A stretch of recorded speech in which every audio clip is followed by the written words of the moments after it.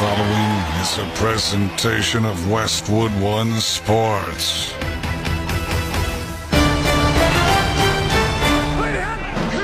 If it's the NFL, it's on Westwood One. Slot right, single man left is McMillan. Jatavian Sanders in motion from left to right. Young back, pump fake to his right. Rush coming, throws deep down the field. Got a man caught. Touchdown, Carolina. It's Tanneroa McMillan. Mayfield heads dribbling back and forth, moves his tight end, gets the snap, hands off the wide over the guard, spins, corkscrews in, and it is a touchdown! It is a touchdown for Tampa Bay! Darnold under center. He's got Walker behind him. In motion 3 steps to his left. Darnold to throw on first down, looking for the end zone. Throws. It's Smith and Jigba with the catch. And then he slams the football over the upright to celebrate the touchdown. 13-0 Seattle. Williams looking, spinning in the backfield, gets away from Huff, rolling to his left, flips his hips, backpedaling now, still looking, as he throws, and it is incomplete! Incomplete in the end zone, and the 49ers win! The 49ers will play next week for the #1 seed in the NFC. From now until Super Bowl 60, Whatever it takes! the NFL is on Westwood One. Let's go, man! Now, let's head to the stadium and join J.P. Shadrick and Mike Mayock. We welcome you to Raymond James Stadium in Tampa, Florida. It's part one of our special NFL Saturday doubleheader, a crucial game as the NFC South comes down to the final weekend. The Carolina Panthers at 8-8 meet the Tampa Bay Buccaneers at 7-9. Today's broadcast of the National Football League on Westwood One is sponsored by Barbasol Shaving Cream, by Progressive Insurance, by Granger, by AutoZone, by Indeed, and by the official NFL app.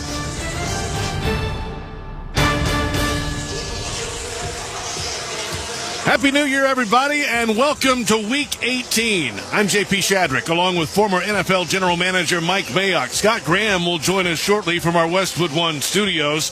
The NFC South title comes down to the Panthers and the Buccaneers, though we might have to wait a day to see which of these teams takes the division. It's simple for Carolina. If they win or tie today, they secure the division title. For the Buccaneers, they need a win and help.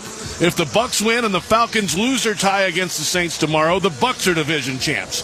If the Bucs win and the Falcons win tomorrow, then the Panthers would be division champs via a 3-way head-to-head tiebreaker. And Mike Mayock, it's just another year of carnage in the NFC South. Yeah, and I think the NFL likes that. You know, personally, you'd probably like to see a higher level of play in the NFC South rather than a 8 or 9 win team win the division each year.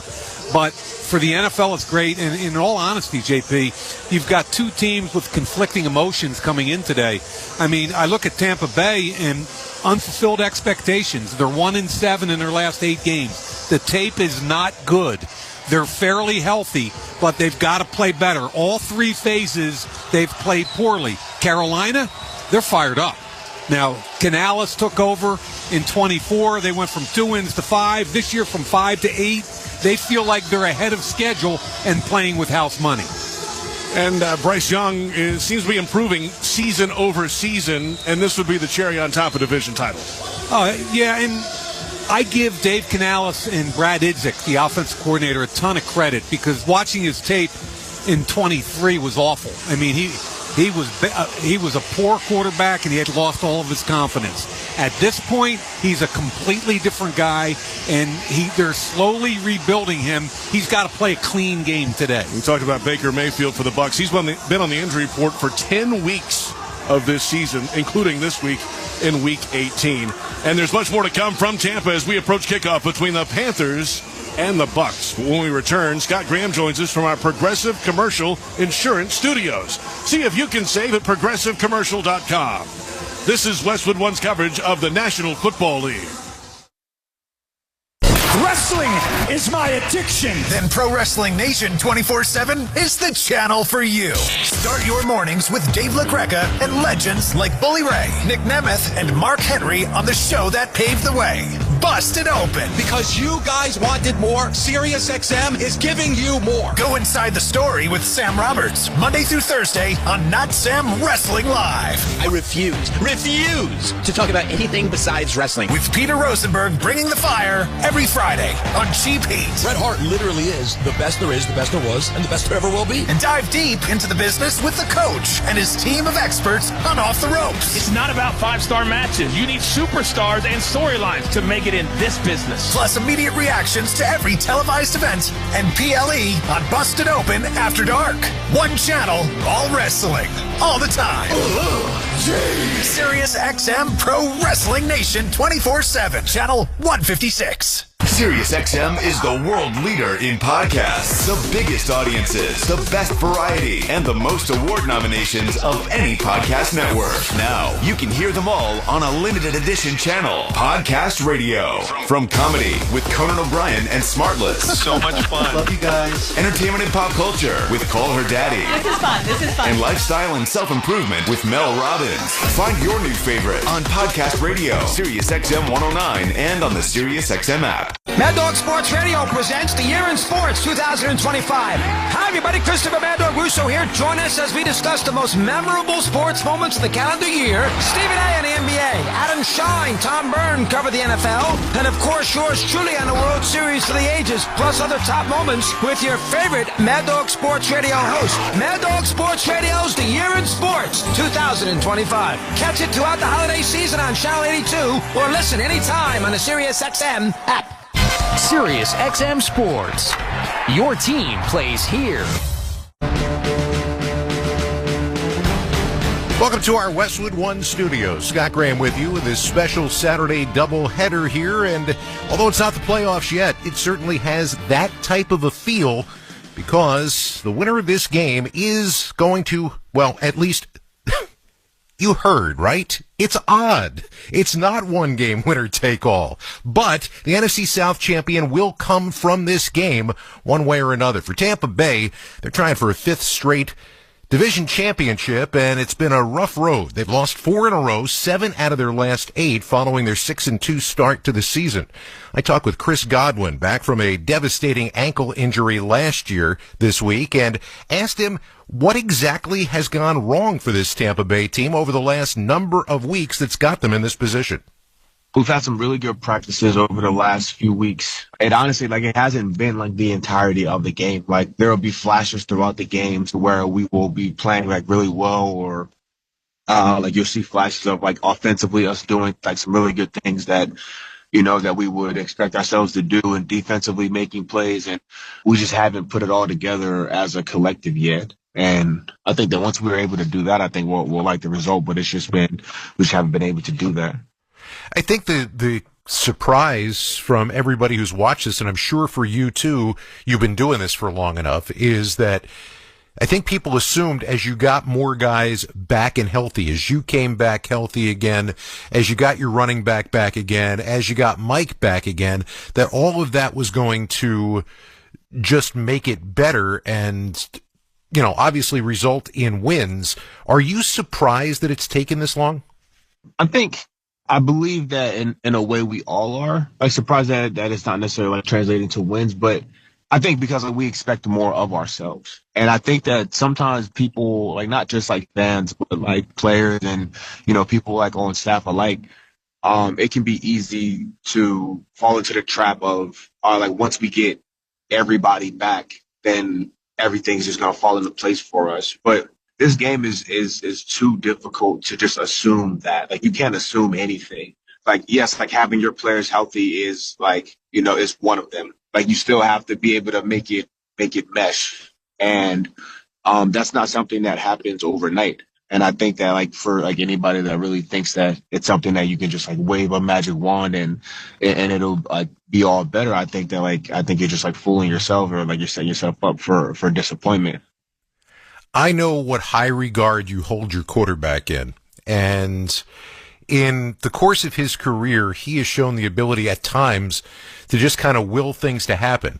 I'm putting that up against the other side of things, and I've talked to a number of veterans over the last couple of weeks, Chris, about this. We're in to January now. We're into the end of the season. There are guys that are playing that are not 100% healthy.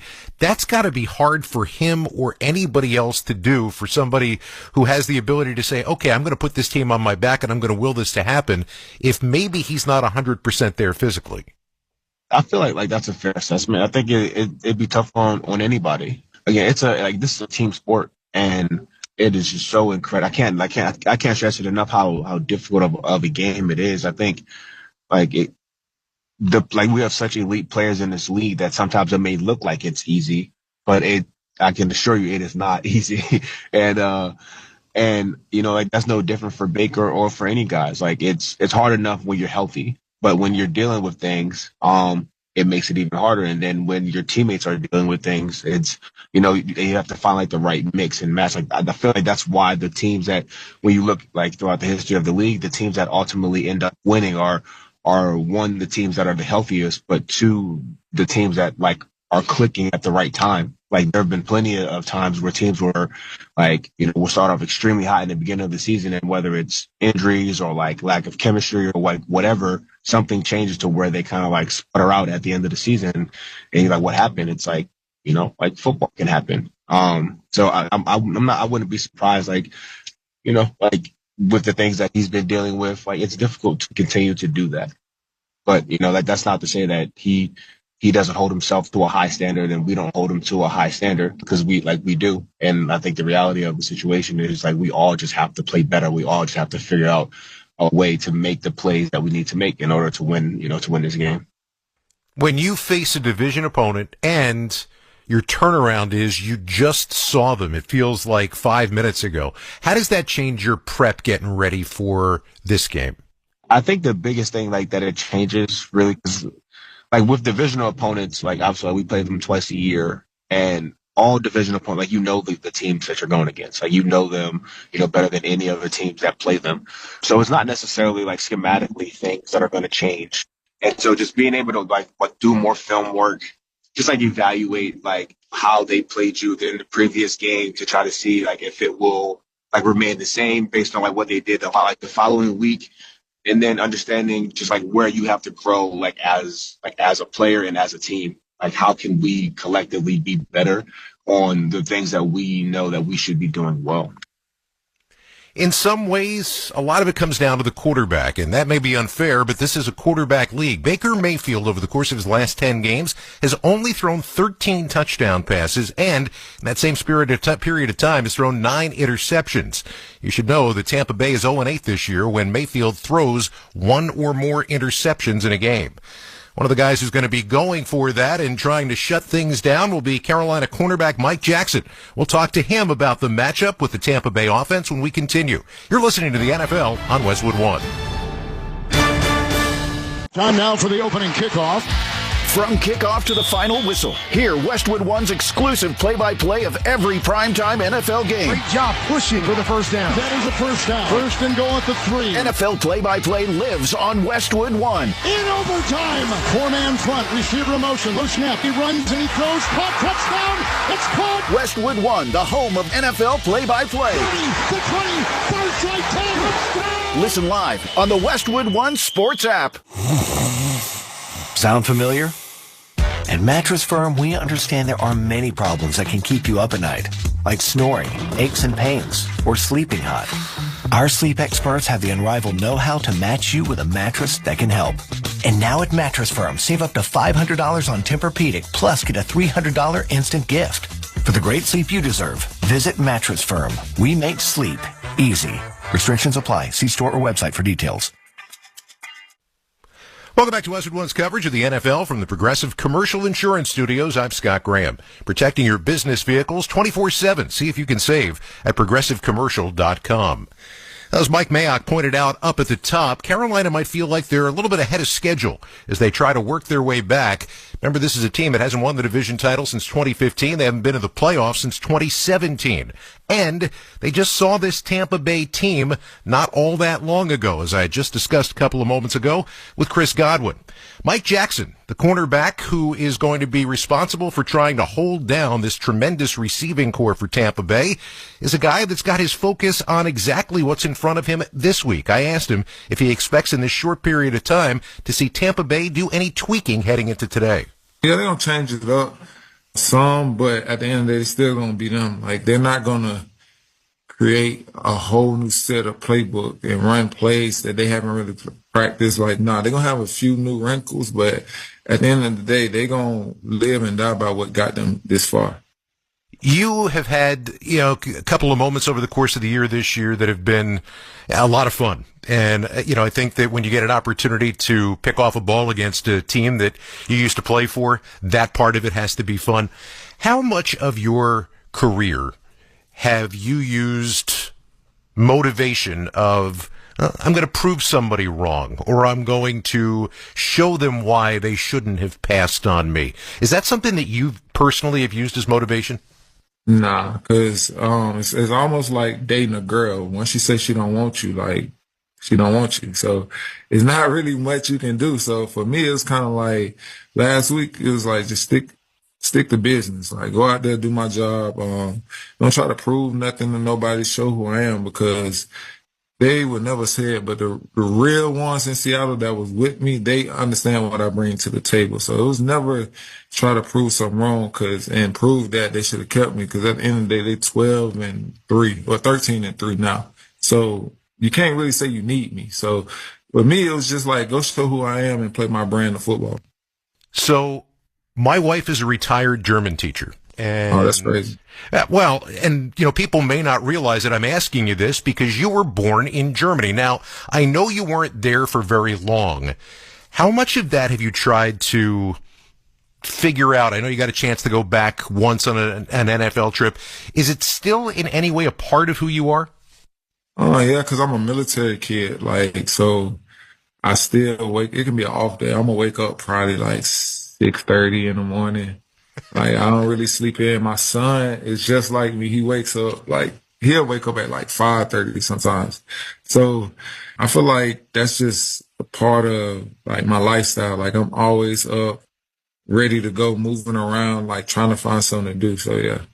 Last thing, you are an intense person, it seems like, in life, and it certainly appears that way on the football field. Where is your head? What's going through your head? What's your prep like as you get ready to walk out onto the field? So every game, every week has its own story. So like last week was like, just don't make it personal. Like, stick to business, don't make it personal. But most of the time it's kind of like, man, fall back on your technique. You know who you are. Like, go be a dog. Don't shy away from the moment. Like kind of just, I say a prayer and I just kind of like keep telling myself, like, bro, I know I'm going to make the play, because you can't go out there with belief on game day, because I feel like belief is kind of one of those words that's up in the air. Like, you don't believe you're successful. You know you are. Carolina Panthers cornerback Mike Jackson, who had a dad who played in NFL Europe, a mom who was in the military. That's how he was born in Germany. But right now, he is sitting in Tampa Bay getting ready for a big-time showdown today with a great receiving corps. Still to come, we're going to look ahead to Game 2 of our doubleheader. This is Westwood One's coverage of the National Football League. Metallica! Hey, Metallica family. This is James. It's Lars. This is Kirk. It's Robert. We got our own channel, Maximum Metallica. So along with your favorite Metallica songs and ours, we want to celebrate what we love with all of you. Deeper Metallica cuts, the live performances, the bands that have inspired us over the years. On Maximum Metallica. Channel 42 and the SiriusXM app. The 2025 NBA season featured unforgettable games. Halliburton unloads a three. Oh! a trade that altered NBA history. The Dallas Mavericks traded Luka Doncic to the Los Angeles Lakers for Anthony Davis. And history in OKC. The Oklahoma City Thunder are the NBA champions. We're looking back at the top 10 NBA stories of 2025. Hear it all week on NBA Radio, Channel 86, and anytime on the SiriusXM app. Johnny is on his couch. It's almost game time, and he's fiddling with the remote. He can't find the game. He's really struggling. He's not going to find it. He threw the remote. He has thrown the remote. Is this your sports experience? With live sports on the SiriusXM app, all the big games are just a tap away. Wait. Johnny's pulling out his phone. He's got the SiriusXM app. He's listening to the game. Have yourself a day, Johnny. Have yourself a day. Your home for the biggest stories in the league is SiriusXM NFL Radio. For 4 teams, the NFL playoffs start on the final week of the regular season. It's win or go home as the Ravens visit the Steelers. The king is in! Derrick Henry! And in the NFC South, the division championship is on the line with Carolina taking on Tampa Bay. Listen, to have a chance at home to get into the playoffs and win the division, wouldn't have it any other way. We're previewing all the games with playoff implications all week long. SiriusXM NFL Radio Channel 88 and the SiriusXM app. Wherever you are, your team and your sport is on SiriusXM. Back in our Westwood One studios, getting you ready for Carolina, Tampa Bay. While the outcome of this game may not decide everything, our next game is not that case. Seattle and San Francisco. Kyle Shanahan, head coach of the Niners, knows what they're playing for. One, it's nice to rest guys, help guys recover and stuff, which is always good. But I think the simplest way to say it is, everyone's goal is to win a Super Bowl. You'd always rather play at home, no doubt about it. I think in football, out of all sports, home field advantage is the biggest advantage because I think crowd noise truly affects the game in terms of pass rush and things like that. But the main thing is just it's one less game. And I'd love to be home. That's our goal. If that doesn't work out, we're excited to go on the road, too. Kyle Shanahan and his team playing for the number 1 seed in the NFC tonight. If they win, they don't have to leave Levi Stadium for the rest of the year, including if they make it to Super Bowl 60. Up next, we'll get you one step closer to kickoff time. You're listening to the NFL on Westwood One. It's your last chance to get Disney Plus, Hulu, and the ESPN app for one incredible price. With the ESPN app, you can watch some of football's biggest postseason games, including epic bowl matchups, the college football playoff, and NFL wildcard and divisional playoff games. Get it all for $29.99 a month for 12 months. Visit Disney Plus Hulu ESPNBundle.com for details. Ad-supported plan auto-renews at regular price. Currently $35.99 a month. Subject to change unless canceled. Ends January 5th, 2026. Terms apply. The Lowe's Closeout event means the final savings of the season are here. It's your last chance to get deals on seasonal decor, tools, flooring, and so much more. Refresh your home, check off your project list, or simply stock up on the brands you trust. Shop now to grab amazing deals before they're gone. Lowe's. We help, you save. Valid through 1/7. Selection varies by location while supplies last.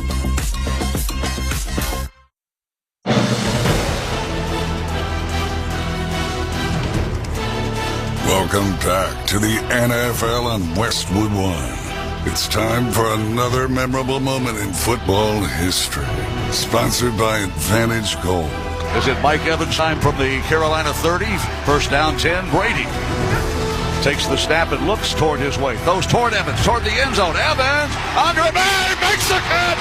Touchdown Tampa Bay. Evans has 3. Fire the cannons. Fire them. Evans with a remarkable catch. Gene Deckerhoff of the Buccaneers Radio Network with the call back on New Year's Day 3 years ago when Tampa Bay grabbed a 30-24 victory over the Panthers and secured its second of 4 straight NFC South titles. This week, Deckerhoff announced his retirement from the Bucs booth after 37 seasons on the job. Congrats on that remarkable run, Gene.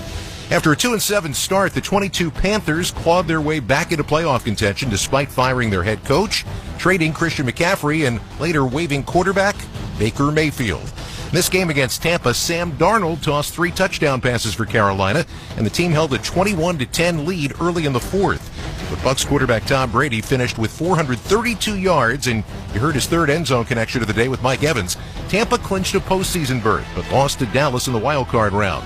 Brady then retired once and for all, making the win over Carolina the final victory in the 7-time Super Bowl champion's career. Wow. A lot to unpack in one game. Just ahead, we're going to get you back to Tampa. J.P. Shadrick and Mike Mayock will have the keys to the game. This is Westwood One's coverage of the National Football League. Buckle up, Buttercup, as Adam Shine brings unique opinions and passionate sports talk to Shine On Sports. I'm just giving you some facts. And hear exclusive interviews with some of the biggest and hottest names across the National Football League. Sean Payne is nice enough to give us a few minutes. This show makes me feel like it's Super Bowl time. My guy, Aaron Rodgers. The leadership that we have gives you a chance. That's all we can ask for. Tune in to Shine On Sports. Weekdays at 9 Eastern on Mad Dog Sports Radio, SiriusXM 82. You gotta love sports. Johnny is on his couch. It's almost game time, and he's fiddling with the remote. He can't find the game. He's really struggling. He's not going to find it. He threw the remote. He has thrown the remote. Is this your sports experience? With live sports on the SiriusXM app, all the big games are just a tap away. Wait. Johnny's pulling out his phone. He's got the SiriusXM app. He's listening to the game. I did it. Have yourself a day, Johnny. Have yourself a day. Your 2026 fitness journey deserves a better soundtrack. Start walking. Find it with over 20 app-exclusive workout channels, including channels built to walk, jog, and run. Listen now for a limited time on Channel 105 and wherever your workout takes you. Baby, we were born to run. With the SiriusXM app. What does your favorite MLB team need to make a move in 2026? There's a difference between talent and building a baseball team. The experts of MLB Network Radio on SiriusXM analyze the latest news and rumors shaping the offseason. Hear interviews with decision makers and expert analysis of every move. This is a huge, huge deal. On MLB Network Radio, Channel 89, and on the SiriusXM app. Take live sports wherever you go with the SiriusXM app. Welcome back to Raymond James Stadium in Tampa, Florida. Week 18, a Saturday showdown in the NFC South. The Carolina Panthers and the Tampa Bay Buccaneers moments away. J.P. Shadrick with Mike Mayock. And time now for today's winning playbook, sponsored by LinkedIn Ads. With LinkedIn Ads, every ad gets served to the MVPs you need. Get a $250 credit when you spend $250 on your first campaign. Go to linkedin.com/campaign. Terms and conditions apply. All right, Mike Mayock, let's start with the Carolina Panthers, looking for their first winning season since 2017, first division title since 2015. Yeah, for Carolina's offense, try to run the football and play action off of it. Get Chuba Hubbard and Dowdle downhill.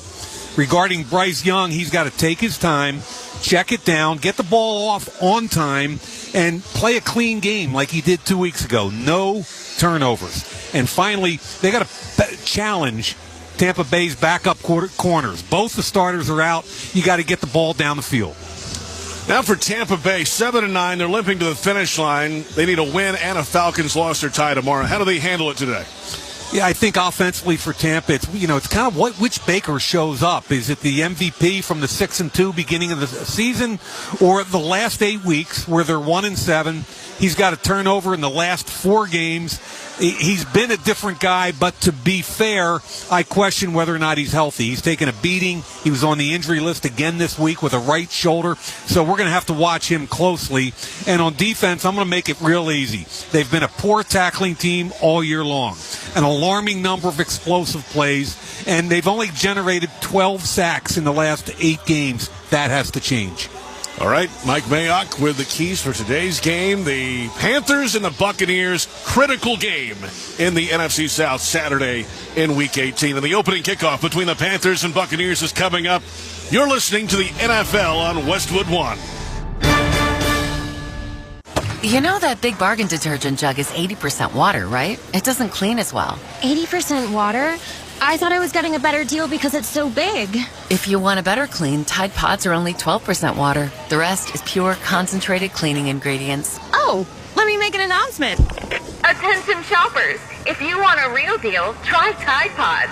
Stop paying for watered-down detergents. Pay for clean. If it's got to be clean, it's got to be Tide Pods. Water content based on the leading bargain liquid detergent. Chumba Casino brings non-stop fun straight to your screen. Anytime, anywhere. Explore hundreds of games like slots, blackjack, and instant scratch-style cards. Sign up to unlock your free welcome bonus and daily login bonuses. And enjoy your chance at exciting prizes without spending a thing. Just click, play, and enjoy the ride. Sponsored by VGW Group. No purchase necessary. See terms at ChumbaCasino.com. Must be over 21 and present in a state where it's legal to play. Welcome back to rainy Tampa, Florida. Week 18 in the National Football League begins with this Saturday special. The Carolina Panthers and the Tampa Bay Buccaneers moments away. Raymond James Stadium opened in 1998. Capacity about 68,000. Panthers in their white jerseys, black pants, silver helmets today. Buccaneers red jerseys, white pants, and pewter helmets. 69 degrees, rain in the forecast most of the day. It is windy, 10 to 15 miles per hour from the southwest. It's right to left in the stadium. The Panthers take the division with a win or tie today. The Bucs need a win, and they need anything short of a win for the Falcons tomorrow to take the division for the 5th straight year. Week 18 NFL football, Mike, here we go. What the NFL wanted. Final day, final weekend, and a lot of drama.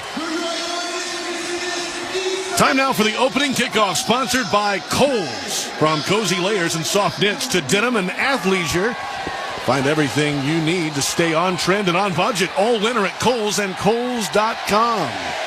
Carolina won the toss. They deferred their option to the second half, so the Tampa Bay Buccaneers will get the football to begin the festivities from Raymond James Stadium. In Tampa, Florida, rain and the smoke from the cannon fire from the pirate ship in the end zone to our left is drifting over the field. The wind has died down for the moment. The ball is on the tee for kicker Ryan Fitzgerald for Carolina at the 35-yard line to our right. 2 men deep for Tampa. The swing of the right leg. The knuckleball line drive lands in the landing zone at the 17 on one hop. Sean Tucker from the 10. Past the 20 left numbers. Hit just past the 25-yard line and brought down between the numbers in the left boundary, where it's first down and 10 for the Tampa Bay Buccaneers. Baker Mayfield, 8th year out of Oklahoma. He's been on the injury report for 10 of the 18 weeks this season, Mike. You know, I've watched a lot of tape on Baker over the years. I'm talking about going back to college all the way through his career, and I admire his toughness.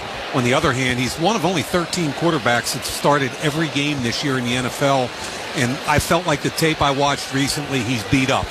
And he's fighting through with shoulder injuries to both shoulders and a knee, and it'll be interesting to see at what level he can play this afternoon. There is a Tampa Bay player down after the kickoff return. The athletic training staff is out to take a look and have not been able to catch a number yet. There is a pause in the action. We're back in a moment. Tampa Bay about to get the football to begin the game. Just underway from Raymond James Stadium. This is Westwood One's coverage of the National Football League.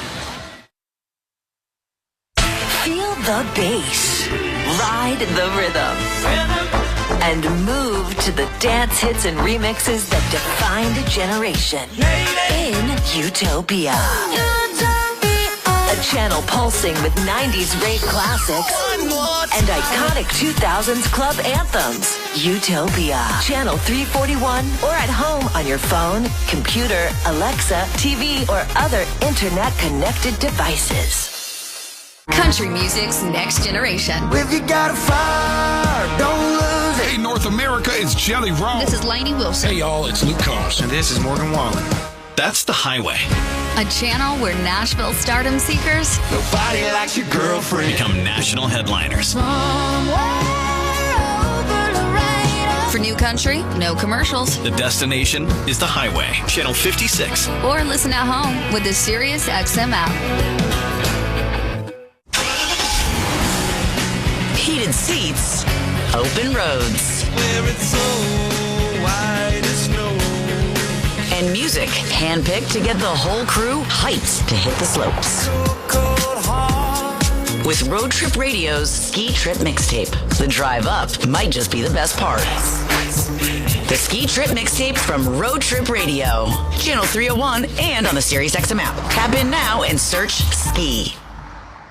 Mad Dog Sports Radio presents the Year in Sports 2025. Hi, everybody. Christopher Mad Dog Russo here. Join us as we discuss the most memorable sports moments of the calendar year. Stephen A. on the NBA. Adam Shine, Tom Byrne cover the NFL. And, of course, yours truly on the World Series for the ages, plus other top moments with your favorite Mad Dog Sports Radio host. Mad Dog Sports Radio's The Year in Sports 2025. Catch it throughout the holiday season on Channel 82 or listen anytime on the SiriusXM app.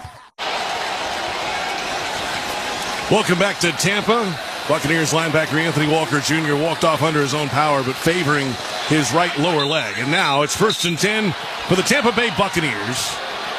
On the opening possession of the game, Baker Mayfield, as we mentioned, been banged up all season long. Bucky Irving is the starting running back, just over 500 yards. And healthy receivers now, finally. Evans, Godwin are back. Ibuka is out there as well. Under center, Baker Mayfield. Single back behind him, Irving. And in motion, it's a handoff over the left side. Cutting back over the middle, finds a hole, past the 30. Between the hash marks, spinning ahead past the 35. And he's close to the first down. 9-yard gain. And just a yard short. Nice run on the first play. A lot of push on the offensive line on the right side. Dan Feeney, the guard. Gedeke, the right tackle. And the tight end, Cade Otton. They basically just closed off the backside and allowed the cutback. Got really good yards on first down. And this Carolina team has big bodies on the defensive line as well. Derek Brown, 6-year out of Auburn, 6'5", 320. Really leads the way up front. Bobby Brown as well. Fifth year out of A&M. Single back look. Mayfield under center on second down and short. And play action. No, it's a handoff again. Cutting back over the right side of the line. Twisted up near the line of scrimmage by Nick Scorton. But he falls ahead. Bucky Irving has a first down for Tampa Bay. The Bucs on 2 plays move to 6. 2 weeks ago, the same 2 teams played in Carolina, and I thought that Tampa Bay had a very conservative game plan. They ran the ball 33, 34 times, did not pass as often, and they're starting off with heavy formation, Baker under center, and running the football. Single receiver each way, tight end off of each tackle, man in motion from right to left, play action fake, back to throw Mayfield, right boundary. It's a sliding catch near the midfield stripe, and it's Mike Evans, a 12th-year receiver out of Texas A&M, a gain of 12. J.C. Horn in coverage, first down. Those 2 guys have done that about 1,000 times, right? Under center, heavy play action fake. Evans gets the corner's hips turn. The ball comes out before he even makes a break. Beautiful throw. He slides and catches it on the sideline. That's about as good as it gets with 4 yards of separation before J.C. Horn was there. Evans has missed 9 games this year, Mike, with various injuries. So has Godwin. Yeah, both of those guys have been out a lot this year for Tampa Bay. 1st and 10 from the midfield stripe. Under center snap. Handoff again. Over the center. Weaving his way through. Backpedaling through the defense to the linebacker level. Just past the 45 of Carolina to the 44-yard line for Irving. And in that game 2 weeks ago, Mike, Irving, 19 carries, 71 yards on the ground for Tampa Bay. Which was his best output since he's been back from injury. And he's been very open about his issues on the mental side once he came back from the injury. And they've had some real problems consistently running the football. And what this early session tells me is they're going to try and cure this early. 2nd down and 4 at the 43 officially. It's a handoff over the left side of the line, pushing the pile ahead, close to the 40 along the left hash marks. 2 yards shy of the first down for Irving, getting a heavy workload.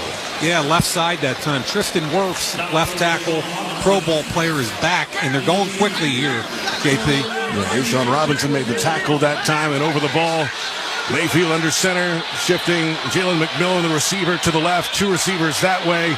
Tight receiver just off the tight end on the right. And a handoff over the center. Jump cutting out to the right. Falling ahead into contact. He's got enough for a first down. Mike Jackson made the tackle. But Bucky Irving with another carry, his 5th on the opening drive. First down. I think Todd Bowles is trying to make a statement here. We're bigger, stronger, and tougher than you guys. Just stop us. It's been all quarterback under center. It's been all double tight ends, and it's been all downhill with the exception of 1 pass. And, of course, that was play action to Mike Evans. 5 carries, 24 yards for Bucky Irving on the opening possession. Tampa with a 1st and 10 of the Carolina 37-yard line. 0-0 score, opening possession. Baker Mayfield Under center, making some changes at the line. Tight splits for the receivers. The snap, play action fake, rolling to the left. Plants, looks downfield, has to run with it. Past the 40, going to run past the 35. Into contact.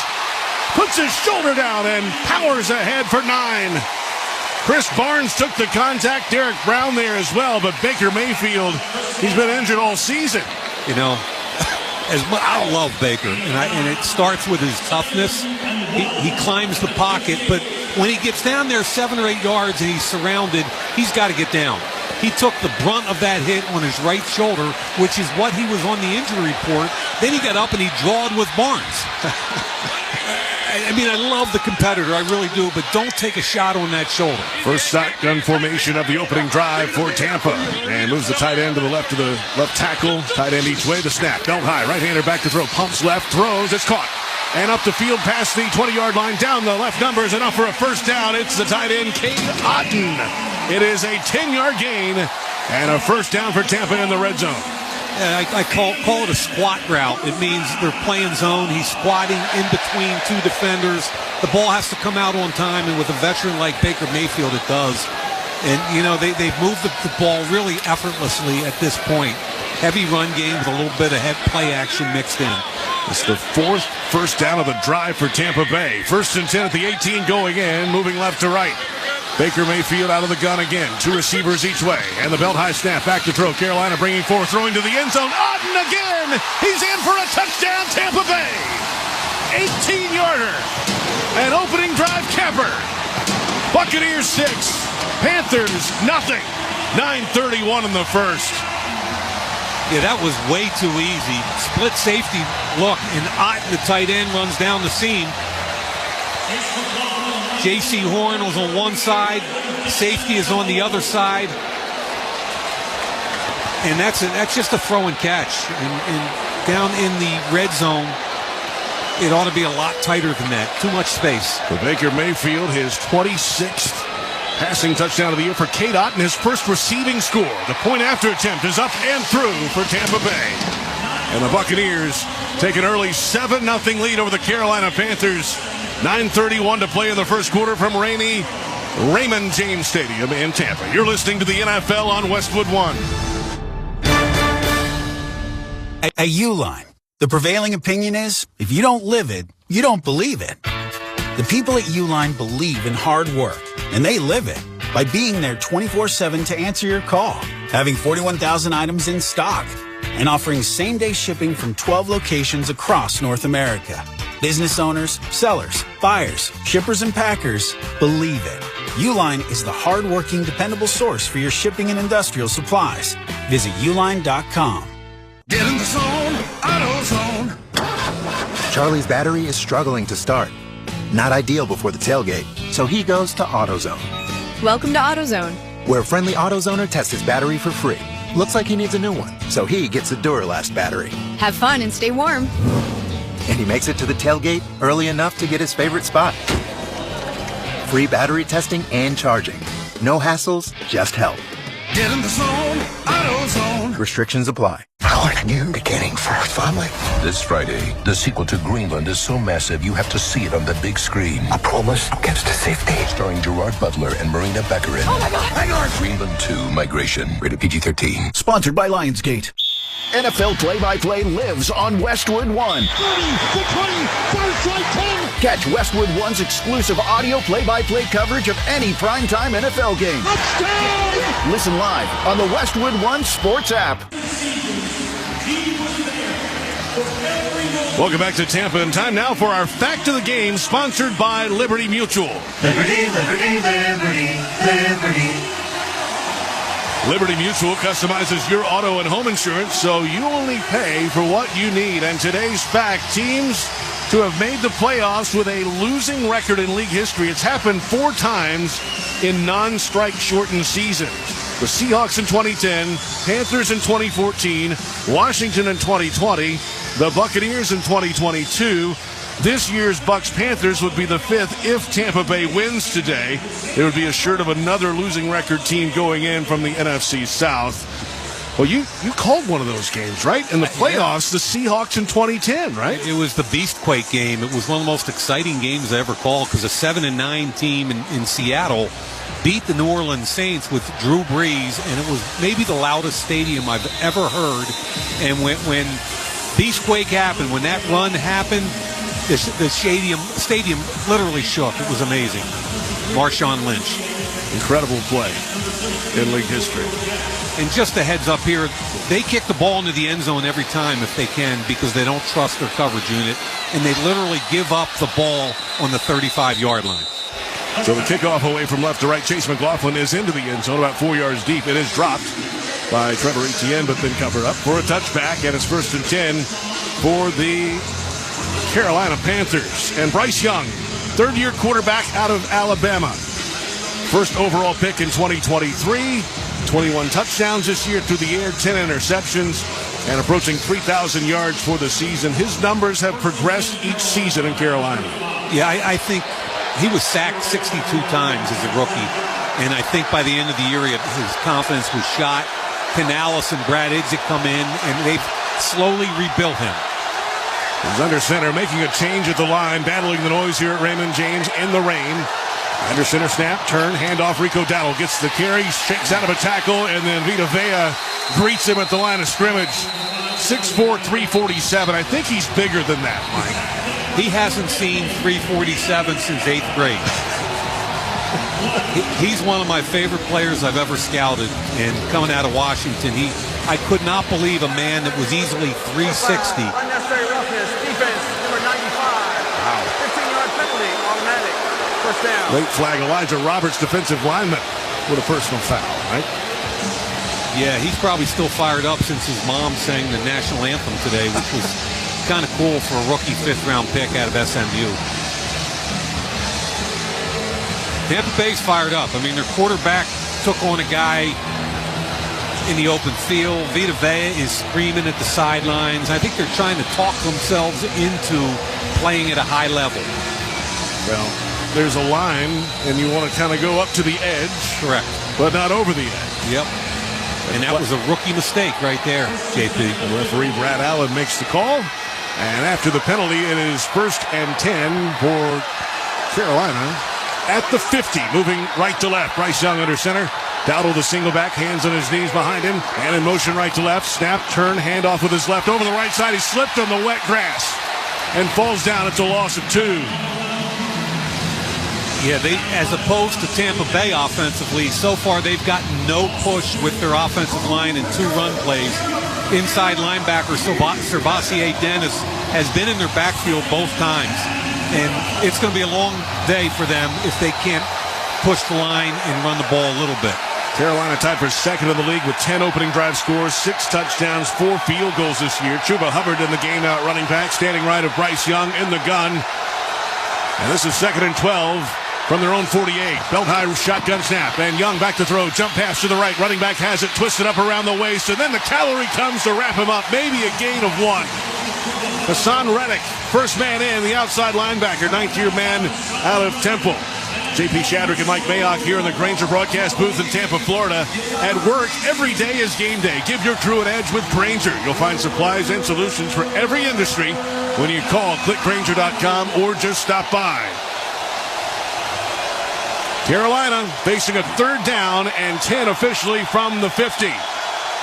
3rd down this year, 23rd in the league, 37%. Working out of the gun, 5 in the formation. Belt high snap. Young back to throw. Pressure from his right is picked up, thrown over the middle, deep downfield, and knocked away just shy of the 30 of Tampa Bay. Antoine Winfield with the coverage. Xavier Leggett, the intended receiver. The punt team out there for Carolina. Yeah, he's running a deep in route. They're sitting in a 2-deep zone, and Leggett's a former 1st-round pick with a ton of talent. I think he's still learning how to run routes. He didn't cut that off. And I'll tell you, Winfield, the veteran safety, took advantage, made a play on the football. Sam Martin is on to punt for Carolina. Cameron Johnson to return for Tampa Bay, standing at his own 8-yard line. The snap on target. He puts the point down, swings. It's a high and over-end kick, and a let it go, landing at the 5, and then bounding into the end zone to our left for a touchback. 50-yard punt and no return. Timeout on the field, 7:24 to play in the first quarter in rainy Tampa, Florida. The Buccaneers lead the Panthers 7-0. You're listening to the NFL on Westwood One. What's up, football fans? Picture this. You bet on your favorite player to score the first touchdown in the game, but his teammate scores instead. If this happens, BetMGM wants to give you another chance at the end zone. With BetMGM's second chance promotion, you'll get your stake back if your first touchdown scorer scores second instead. That's right. Bet on any pro football player to score the first touchdown of the game. If you're right, you win. If your player scores second, you get your stake back in cash. With BetMGM's second chance offer, you have a chance to keep the fun going after the first player crosses the goal line. Try a first touchdown scorer wager with confidence today. BetMGM. Make it legendary. BetMGM and GameSense remind you to play responsibly. See BetMGM.com for terms. 21 years of age or older. This specific promotional offer is not available in Mississippi, Pennsylvania, Puerto Rico, or Ontario. Gambling problem? Call 1-800-GAMBLER. Available in the U.S. 877-8-HOPE-NY or text HOPE-NY 467-369 in New York. In Arizona, 1-800-NEXT-STEP. In Massachusetts, 1-800-327-5050. 1-800-BETS-OFF in Iowa. 1-800-981-0023 in Puerto Rico. Existing customer offer. Subject to eligibility requirements. Rewards paid back in unrestricted withdrawable funds. In partnership with Kansas Crossing Casino and Hotel. Welcome to NFL Flag. Are you ready? Yeah! Are you ready? Yeah! No matter who you are, lace up your cleats, smear on your eye black, step out on the field and chase something. Chase a goal. Let's get it. Chase the big time. Get that, ladies. Chase rings. Chase gold medals. Chase all of it. It's all up for grabs now. NFL Flag. Chase something. Visit NFLflag.com to find a league and start the chase today. The NFL playoffs are almost here, and it starts with Wild Card Weekend, powered by Verizon. 12 teams, 6 games, 3 days, and 1 epic weekend. Wild Card Weekend, powered by Verizon. January 10th through the 12th. Visit watch.nfl.com for the full schedule. And you can also hear those games right here on Westwood One and the Westwood One Sports app. JP Shadrick, Mike Mayock, our entire crew from Tampa. 7:24 in the first quarter. Buccaneers lead at 7-0. The rain coming down. This is the Sunshine State, Mike. It was beautiful this morning. And then as it happens in Florida, it can change in a hurry. And now the pouring rain is here. Yeah, I noticed. And we went down on the field pregame to kind of talk to some people. And as soon as it started to rain even a tiny bit, I turned around and you were gone. I mean, I just noticed. I don't know. Maybe you were working. I don't know. I might melt. You know, you never know. You didn't look like you were from Florida. Under center, 1st and 10 for Baker Mayfield and the Buccaneers offense. 1st and 10 from the 20. And a handoff. This is Rashad White with the carry into the pile over the left side of the line. A couple yards. Christian Roseboom made the tackle for Carolina. But it is fair to talk about the elements a little bit, and they are going to affect the game. You're going to see slippage with the wideouts and the running backs and the defensive players correspondingly. I think the special teams game is always critical in the rain, catching the football, securing it. And again, we mentioned Tampa Bay special teams. You start out at a disadvantage every week because your unit is going to give up hidden yardage. Buccaneers crowd comes to a whisper as Baker Mayfield is over the ball in the shotgun. White, the running back beside him, belt high snap. Right-hander throws in the right side. Otten makes a catch again, but hit immediately by Mike Jackson, 5th-year corner from the University of Miami. You know what? J.C. Horn gets a lot of attention around the league, but I think Mike Jackson, the other corner, is every bit as good. I mean, he's 6'1", 210, a long corner. They traded with Seattle back in 24, extended his contract heading into this season. I mean, he's got 19 passes broken up, which is more than any other corner in the league. There's a 4-yard gain to Otten, and now it sets up a 3rd down and 4 from their own 26. Shotgun snap. Blitz coming straight up the middle. Mayfield fadeaway throw down the left side looking for Evans. Has it past the 40. Out of bounds, far sideline at the 45-yard line. Shaw Smith-Wade in coverage. There is a penalty flag out. 21-yard gain if it stands. Nick Scott, the safety, came right up the pipe untouched. Pass interference. Defense, number 26. The penalty is declined as a result of the play is a first down. And I'll tell you the beauty here is that the quarterback, Baker Mayfield, and the wideout, Mike Evans, that ball was in the air even before the contact, the illegal contact. He threw it to a spot, and he let Mike Evans run to it. Beautiful throw and catch, so the penalty doesn't even matter. And with the pressure right there in his face as well. It was gorgeous. It was gorgeous. Great throw. Under center, Baker Mayfield on 1st and 10 for Tampa Bay from their own 47, moving left to right, leading at 7-0. And the snap, delayed handoff over the left side, some penetration, but he jumps outside to the left. and then powers his way back to the line of scrimmage from maybe a yard. Nick Scott made the tackle. The big boys up front with some penetration. Derek Brown, Bobby Brown making moves. You know, JP, not enough is made of veteran quarterbacks and what it gives them in this league. At some point, Bryce Young might learn how to make that throw that was just made, but he's not there yet. You know, that was just instincts and a lot of reps and understanding. Here comes a free run or a blitz. I got to get it out there early, and I'm going to trust my wideout. Mayfield out of the gun again on 2nd down and 9 of the Tampa Bay 48. Bucky Irving in the game at running back. Number high snap, back to throw. Clean pocket, throws to the right. It is Irving. Past the 50, outside the right numbers, slips out of a tackle past the 45, and then out of bounds on the right boundary near the 40-yard line. Enough for a first down for the Buccaneers. Bucky Irving for 13 yards. Little check down in the right flat to the running back, which they tried to do a bunch of times last week against Seattle. Seattle's linebackers and defensive backs are so fast that they nullified that play immediately. Whereas today with Carolina, he ran through an arm tackle of Shaw Smith-Wade and got up the field for first down yardage. It's just a big difference in team speed versus an elite team like Seattle. Baker Mayfield 6 of 6 for 79 yards so far today. Under center, single back behind him. It's an end-around toss coming around the left side. Here comes Tez Johnson looking for some blocking and then falling ahead into the contact outside the left numbers just across the 40 and across the 35-yard line before he's brought down at the 34. Christian Roseboom, the linebacker, made the tackle. Tez Johnson, the rookie out of Oregon, with another carry. That's now his 7th of the season. Yeah, how about his production, though? I mean, he's a 7th-round pick. They have him listed at 165. I doubt if he's like he's the size of one of Vita Vea's legs. He's got 5 touchdowns as a 7th-round rookie, and they give him manufactured touches, screens, jets, handoffs. They want to get the ball in his hands. 5-yard gain, 2nd and 5 from the 34. Play action fake, steps up in the pocket. Mayfield looking to run with it across the 35, angling outside near the 30, along the boundary, into contact again. Runs into Mike Jackson, the corner. Penalty flags are out after the play. Baker Mayfield having words with Mike Jackson back and forth. Mayfield came downhill and attacked him. He could have gotten out of bounds. And I think they're going to get Mike Jackson for getting in his face afterwards. After the play was over, unsportsmanlike conduct, taunting, defense number 2, 15-yard penalty, automatic first down. This is number 2's first. Look, disqualification. This is Baker Mayfield at his best here. He has not played well the last 8 weeks. He's put a challenge out there, and he is playing physical and tough.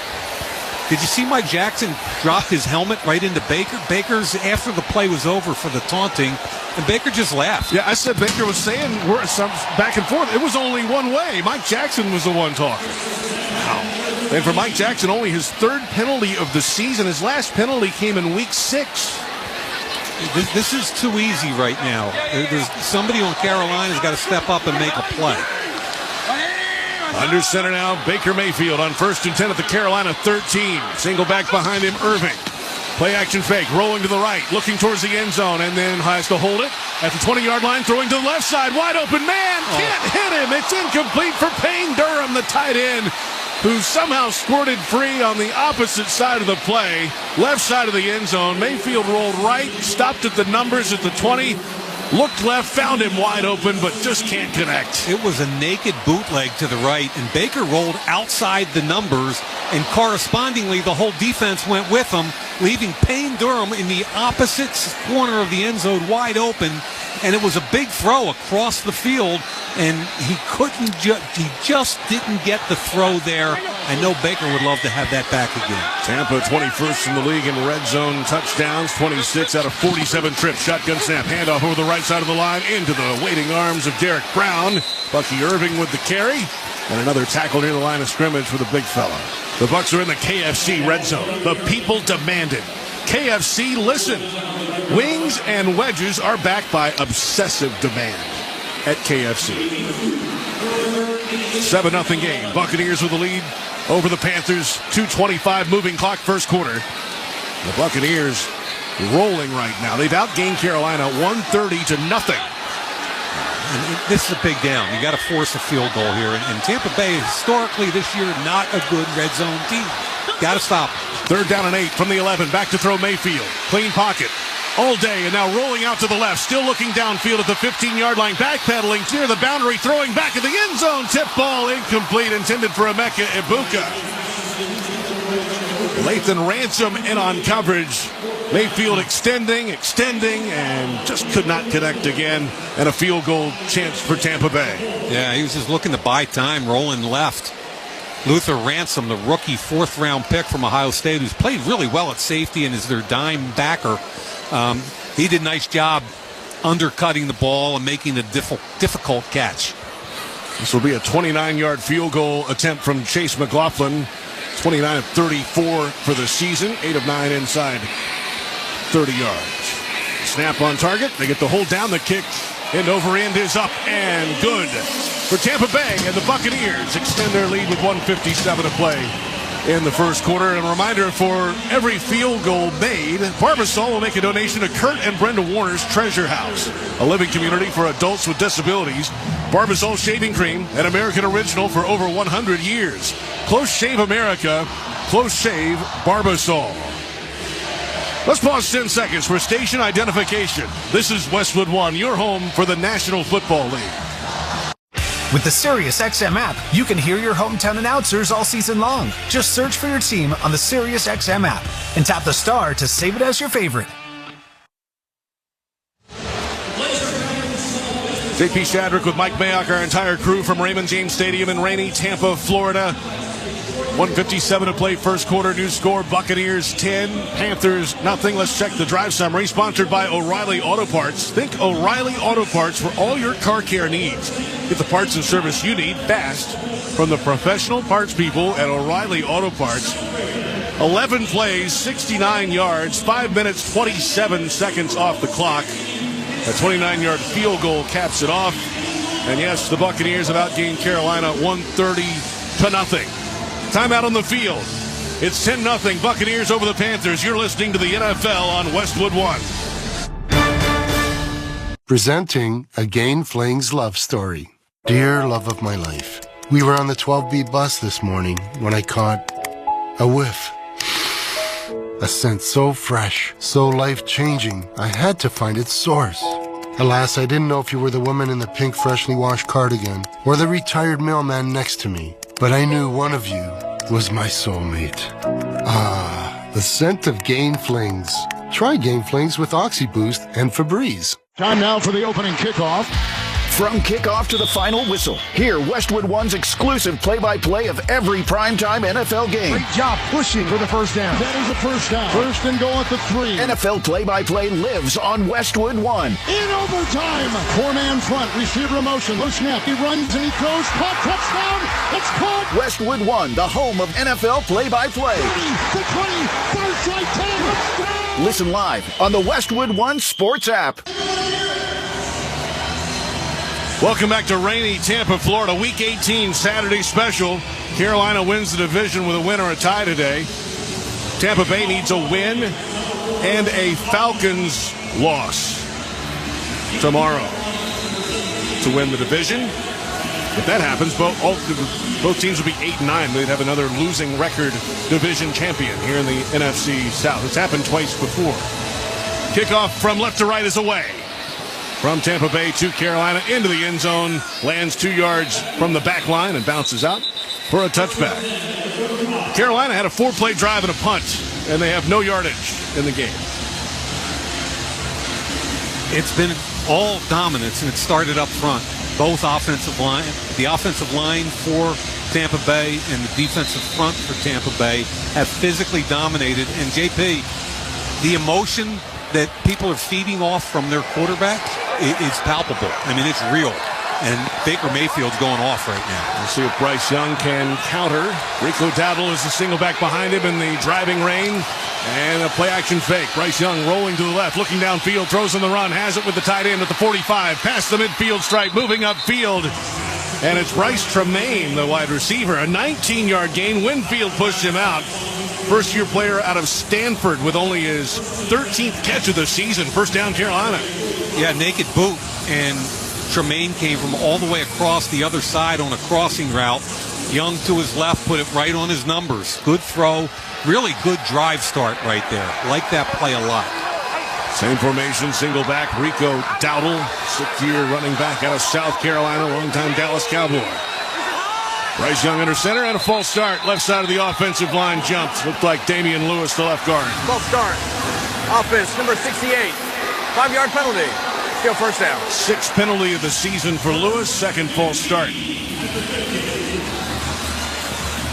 We'll move him back 5. Yeah, 2 weeks ago, Carolina wins this game 23-20, and I thought offensively they played a clean game. No turnovers, very few penalties.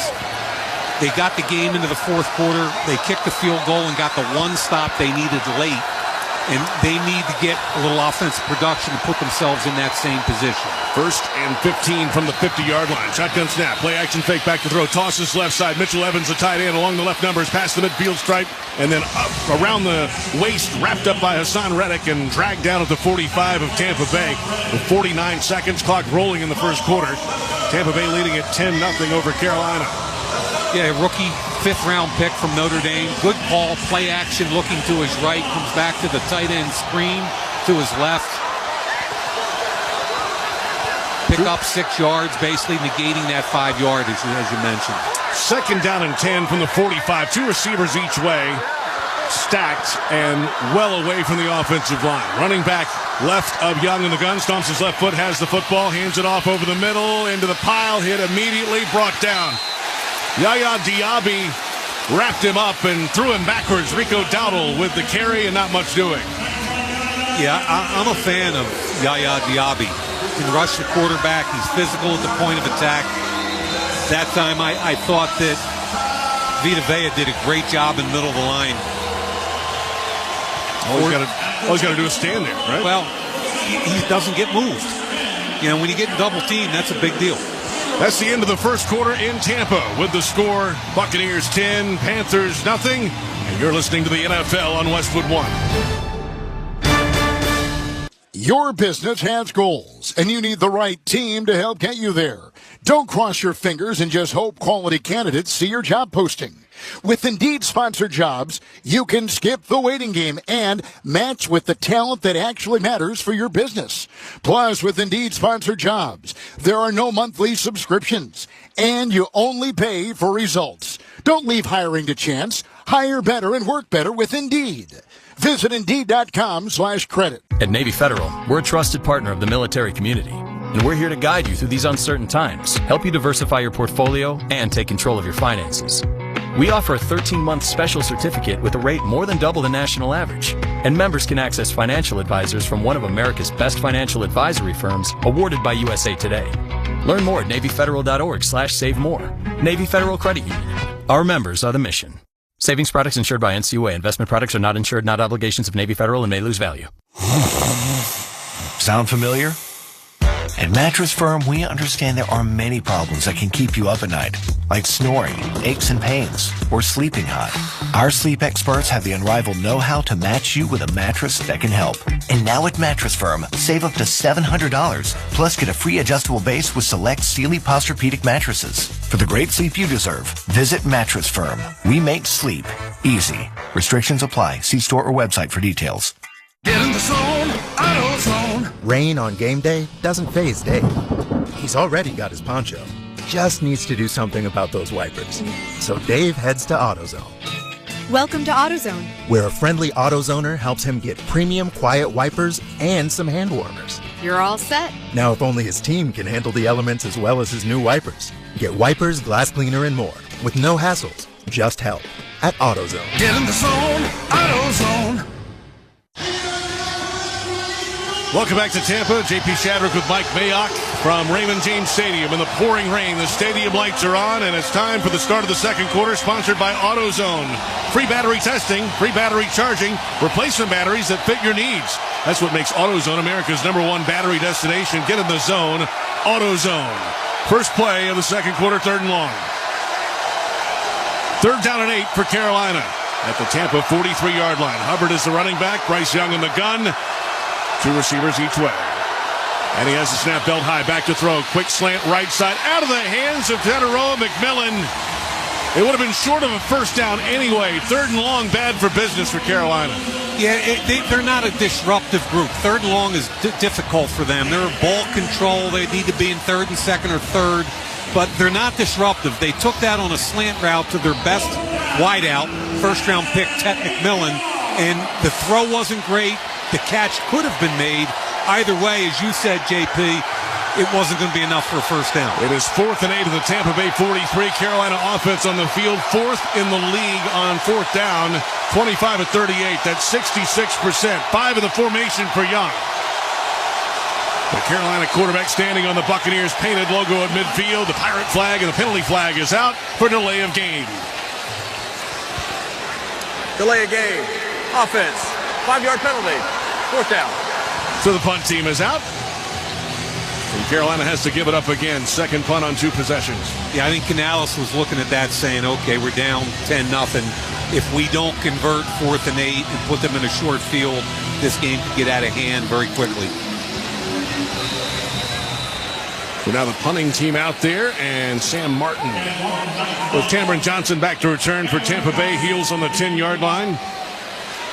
10-0 score. Buccaneers with the lead. The snap on target. He puts the point down, hits a high hanger. End-over-end kick. Lands at the 11. Bounces inside the 5 and stops at the 5-yard line. Good punt. Covered by Carolina. 43-yard punt. No return. Sam Martin with now 55 punts in the season, only 2 touchbacks. Pins them deep, and with the Westwood One Sports app, you can stream every Westwood One broadcast live right from your phone for free. NFL, college football, NCAA, March Madness, and more.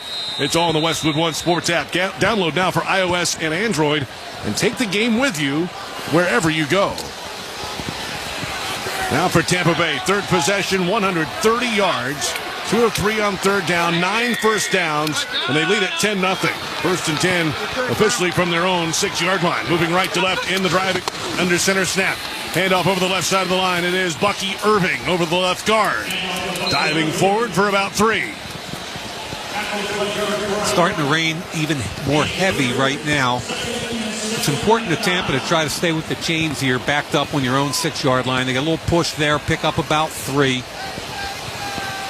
I think the weapon they have here are the legs of Baker Mayfield, whether it's on 2nd or 3rd down. He's run it twice today for 17 yards. And he is challenging people. He is. Running over defenders. No fear whatsoever. What bad shoulder? 2 receivers right. Man in motion from right to left is Chris Godwin. Make it 2 receivers left side. Shotgun snap. Mayfield looks left, throws that way through the hands of Bucky Irving. Could have been intercepted on the back end. Nick Scott was back there, but it one hop to him. They had Irving open. It's incomplete. Yeah, don't know if that was weather or not. Bucky Irving was kind of led into a linebacker and might have short-armed it a little bit, but it's a wet football right now, and it's a lot more comfortable to catch in close to your body. After the incompletion, 3rd down. Mayfield with Rashad White to his left. 3 receivers right. Shotgun snap. Number high. Right-hander back to throw. Pumps. Fires right side. Caught. First down and more. Turning upfield. It's Jalen McMillan with the catch. Wrapped up near the 20-yard line. Mike Jackson made the tackle. 11-yard gain. First down, Tampa Bay. Pretty cool to see Jalen McMillan just back playing football, isn't it? I mean, this is a kid that went out early in the season with a significant neck injury. 2nd-year player out of Washington, really good wide out. They weren't sure he was ever going to play football again, and he came back week 15, and last week against Miami had 7 catches for 114, and you could make an argument that when healthy, this is maybe the deepest receiving core in the league. High formation, Rashad White, the tailback. It's a toss out to the right from Mayfield. Outside the numbers 20. Twisted up, chopped down from the secondary. Nick Scott comes in to bring down Irving, who was trying to run wide. Got a few yards, maybe 3 on the play. And from cozy layers and soft knits to denim and athleisure.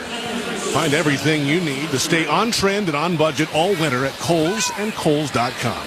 I learned today what athleisure is. What is it? It's what you're wearing. Sweats and a sweatshirt? You know what? You could go run a 40 right now if you want. No, I really couldn't. That'd be ugly. I couldn't run a 40 when I was 23. and doing my best and in shape. 3-yard gain, 2nd and 7. Tampa Bay from their own 23, leading at 10-0. Shotgun snap. Carolina bringing 4. It's picked up for the moment. Mayfield tosses over the middle. One hopper incomplete. Dirted the ball intended for Otten. Derek Brown had the late push. Before the draft my senior year, a team came in to work out me and a guy named Tim Sherwin, who was a 4th-round pick. Okay. And the scout put his briefcase down where we were supposed to start and then turned his back and walked away to measure 40 yards with an old-school measuring stick. And as he did it, Timmy was kicking his briefcase forward. So we ended up running like a 36-yard 40, and it was by far the fastest I ever ran. I bet. 3rd down, 3 of 4 on 3rd down for Tampa Bay. This is 3rd and 7. Shotgun snap for Mayfield. Back in the clean pocket. Steps up, fires down the middle. It's intercepted at the 40. Coming back past the 35. Roseboom past the 30. Into the pile near the 20-yard line. Christian Roseboom with his first interception of the season. 3rd in his career. Big-time turnaround for Carolina. And it's his 5th straight game for Mayfield with an interception, the longest streak since he's been a Buccaneer. The Bucs are 0-8 when Baker Mayfield throws an interception, and there's been all too much of it in the 1-7 streak. This time, he stares down his intended receiver. Rosenboom was underneath it the whole time. I'm not sure what Baker thought he saw, but that was way too easy. Great job by the linebacker Roseboom, just reading the eyes and taking in the football, but that ball should have never been thrown there. The Bucs are 7-1 when he does not throw an interception. And now Carolina in the red zone, and maybe a jump start for the Panthers. In the rain here in Tampa, trailing at 10-0 with the football at the 19 going in. Bryce Young with Chuba Hubbard beside him. Shotgun snap. Right-hander back to throw. Tosses over the middle on a crosser. Caught inside the 15. Turning upfield. McMillan. And then upended near the first down marker. He's short by about a half yard. Benjamin Morrison made the tackle. Yeah, Benjamin Morrison is a 2nd-round pick out of Notre Dame. They're in man coverage, and he got caught in traffic on a shallow crossing route, trying to get through linebackers and wideouts and everybody else. Easy throw and catch. I like Ben Morrison, but you got to be a little bit more aware of the mesh routes when you're coming across the field. I said short. They gave him the first down, so it's officially 1st and goal at the 8-yard line. Hubbard, the single back. Bryce Young under center for Carolina in the driving rain. Has the snap and then hands it off. Hubbard looking for the left side. Breaks out of a tackle at the 10 outside the numbers. And then 2 more Buccaneers are there to make the tackle. Levante David, the first in to make the play in his 14th year out of Nebraska. Could be his last in the NFL. And he's closing in the Buccaneers' all-time career tackle mark. He needed 7 coming into the game. I mean, think about it. The guy had 1,708 tackles coming into today. I can't even fathom that in a 14-year career where he's been the heart and soul of this very special defense. He would pass Derek Brooks, the Hall of Famer, if he can get it done today. 2nd down and goal after a loss in the play. No gain on the play. Back to the 8-yard line. A quick toss to the right side. Bryce Young has a completion inside the 5, turning upfield and in for a touchdown. Carolina. It's Tommy Tremble, an 8-yard touchdown reception. Bryce Young with a shotgun snap.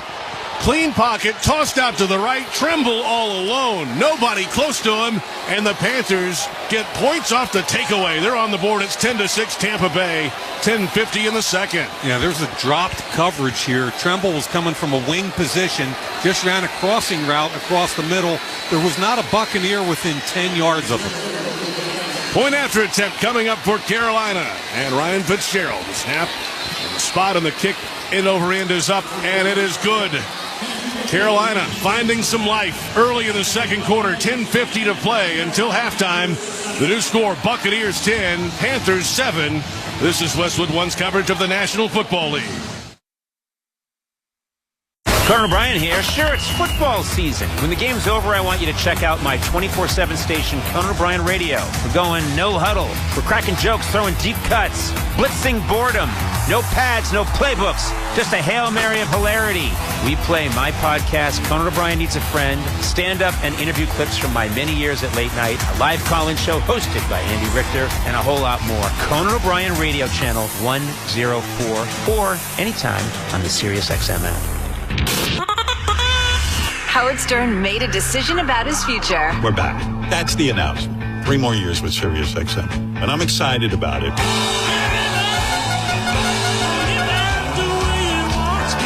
Howard returns Monday, January 5th. Let's hear it! I do love my audience. I love Sirius. All right.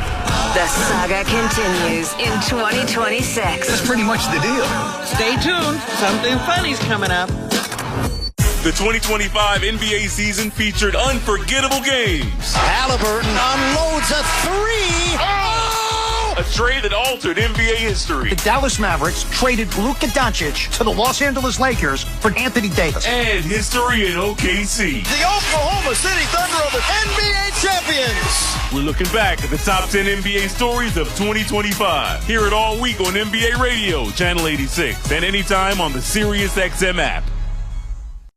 Hey, football fans, Jeff Foxworthy here. And I'm Larry the Cable Guy. Jeff, we ought to tell folks about our very own comedy channel. That's right, folks. When you're done listening to the game, hop on over to Jeff and Larry's Comedy Roundup. We even host our own show, like Larry the Cable Guy and the Fun Bunch. And my show, A Comic Mind with Jeff Foxworthy. It's great American comedy 24/7. That's Jeff and Larry's Comedy Roundup, SiriusXM Channel 97. Or listen to us anytime on the SiriusXM app. Welcome back to Raymond James Stadium, Tampa, Florida. The new score, Buccaneers 10, Panthers 7. Panthers with a win would secure the NFC South today. If the Buccaneers win, they need a Falcons loss or tie tomorrow against the Saints. That's at Mercedes-Benz Stadium in Atlanta. J.P. Shadrick, Mike Mayock. And the Buccaneers were controlling this game 10-0, moving the football. And then Baker Mayfield throws an interception. Short field touchdown. Carolina has life. It's a microcosm of the last half of their season. The interception, the defense let them down following that. Sidewinder end-over-end kick brought in by Sean Tucker from the 5. Pass to 10, left number is 20. Shakes past the man, lost the football. There's a pile at the 25-yard line. There's a penalty flag out as well. Let's see who recovered first of all, and then check out the laundry. They're still unraveling the pile at the 25. Tucker put it on the deck. Wet ball, rainy conditions, and it is a mess down there at the 25-yard line. Yeah, and they're fighting like crazy. The refs can't get to the bottom of the pile. Yeah, you don't want to be on the bottom of the pile. Yeah, I've been there. It's no fun. Tampa Bay says they have it, but no official ruling yet. They're still unpiling bodies. And no ruling yet, even still. The Tampa Bay offense is walking on the field. Have not seen an official point either way. Boy, that is a fight down there. Continuing still. There's like 5 players there. The officials just can't get to the bottom of it. It's awful by Tucker putting the ball on the ground. Awful. They did officially give Tampa the football. And now coming out of the pile, upset about it is Isaiah Simmons, the safety, being dragged out of the pile and having to go back to the far sideline. During the return, illegal blocking the back, deceiving team number 32. 10-yard penalty from the spot of the foul. It's first down, Tampa Bay. It's Josh Hayes, the cornerback, on kickoff return. It's kind of just where this team has been this entire season. They throw an interception. The defense drops 2 coverages and gives up an easy touchdown. And then special teams on the ensuing kickoff puts the ball on the ground. I mean, that's what it is. It's 3-phase failure, and that's why they've been 1-7 the last 8 weeks. They were 6-2 before their bye week. They've lost 7 of 8 since. Under center, Baker Mayfield with Bucky Irving, the single back behind it. The snap, turn, handoff, hit in the backfield immediately. Brought down Umanmielen, the outside linebacker. It's a loss of 4 for the rookie out of Ole Miss. Yeah, 3rd-round pick out of Ole Miss, known for his pass rushing, but this time beats both pullers. It's supposed to be counter, and the lead puller is left guard Mike Jordan. Too quick for him. Drills Bucky Irving in the backfield, and literally, JP, a little while ago, it's looking like all Tampa Bay. And again, now what happens?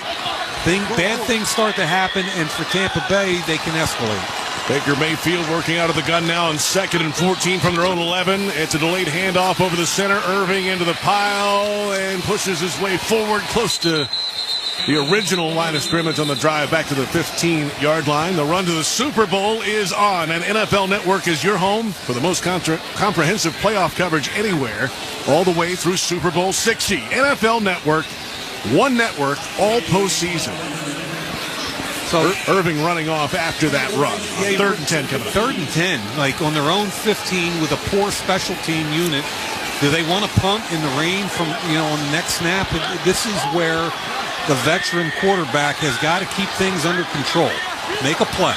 3rd and 10, 3 receivers right, single receiver left, shotgun snap for Baker Mayfield, and tosses to the running back. It's Rachaad White cutting upfield, breaking through a tackle, close to the first down, diving, and he's got it! It's a conversion of 11 yards. First down, Tampa Bay on 3rd and 10. When it's 3rd and 10 and you're in the defensive huddle, everybody's looking around at each other going, screen, draw, watch screen, watch draw. This was Rachaad White sneaking out to the right side on a little screen. The center, Barton, former first-round pick, out in front with the key block. So they kind of took any danger out of throwing the ball down the field and did a nice job on the execution of screen. Lucky Irving back in at running back. Shotgun look for Baker Mayfield in the rain. Has the number high snap. Puts it in Irving's belly. Running over the right side of the line. Not much doing. Maybe back to the line of scrimmage. Derek Brown, Uman Mielen combine for the tackle. Looks a lot different than those first 2 drives. I mean, they were chopping them up on the run game. Derek Brown, who a lot of people think should have been a Pro Bowler this year. That's kind of a crowded defensive tackle room when you start talking about who belongs in the Pro Bowl from that position group. But Derek Brown is a man. He's a really good football player. 5 tackles for loss for the season coming in, but he's been impactful already in this game with 5 total tackles. And we're at 7:58 to go in the second quarter. 2 running backs, White and Irving. And a quick toss to the left side. White outside the left numbers, past the 25, stutters past the man, hesitates, drives forward past the 30. And wrapped up just shy of the 35-yard line. DJ Wanham in on the tackle. Nice gain there, and a 3rd and short. Called a flare screen. Bucky Irving just flares to his left. They get a tight end and a wide out in front of him. Ball comes to him quickly, parallel the line of scrimmage, and let him get vertical, and he did a nice job with it. 3rd down and 3 for the Buccaneers from their own 33-yard line. Tampa Bay 4 of 6 on 3rd down in the game. Bucky Irving, the running back, left to Baker Mayfield in the gun. 2 receivers right, single receiver left. McMillan, the snap. Pumps to the right, rolls to the right. Mayfield pumps, gets past the defender 30, to the 35, up the numbers 40. Foot first slide at the 45. Playground football from Baker Mayfield. First down. He got the rookie, Nick Skirton, the defensive end, with the pump fake. And he wasn't going to throw it, but Nick Skirton went airborne, and he pulled it down. And like Baker usually does, got it down the field. And this time, what did he do? He slid. Yeah, 21st time this year he has converted a 3rd down on a rush. Tied for 3rd most in the league. Sean Tucker, the running back, down behind him. Mayfield under center, man in motion left to right. They turn and hit him in the backfield. Ran into the running back as he tried to hand it to him. Tucker, first snap of the game for the 3rd-year man out of Syracuse. Runs into the quarterback, and he's lucky to hang on to the football. Loss of 4. Been a tough start for Sean Tucker today. Fumbled the kickoff, and he and Baker ran into each other. Pretty good tackle by Baker. I was just going to say, I'm going to give Mayfield credit for a tackle there. Tucker went on his back. And, it's a TFL. That's an unintended TFL, tackle for loss, that shouldn't happen. And that's on the offense, not the defense. 4-yard loss, 2nd and 14 from their own 40. Shotgun snap. Lost the football in the backfield. Picked up by Mayfield, hit in the backfield and dropped. It just slipped out of his hands in the driving rain, wet conditions. You see what he just did? Baker was upset with the football because it slipped out of his hand, and he threw it to the sidelines. He didn't even give it to him. He picked it up and threw it out of the sideline. Get that thing out of here. Yeah, I don't want to see that again. He goes a little RPO and trying to throw the football.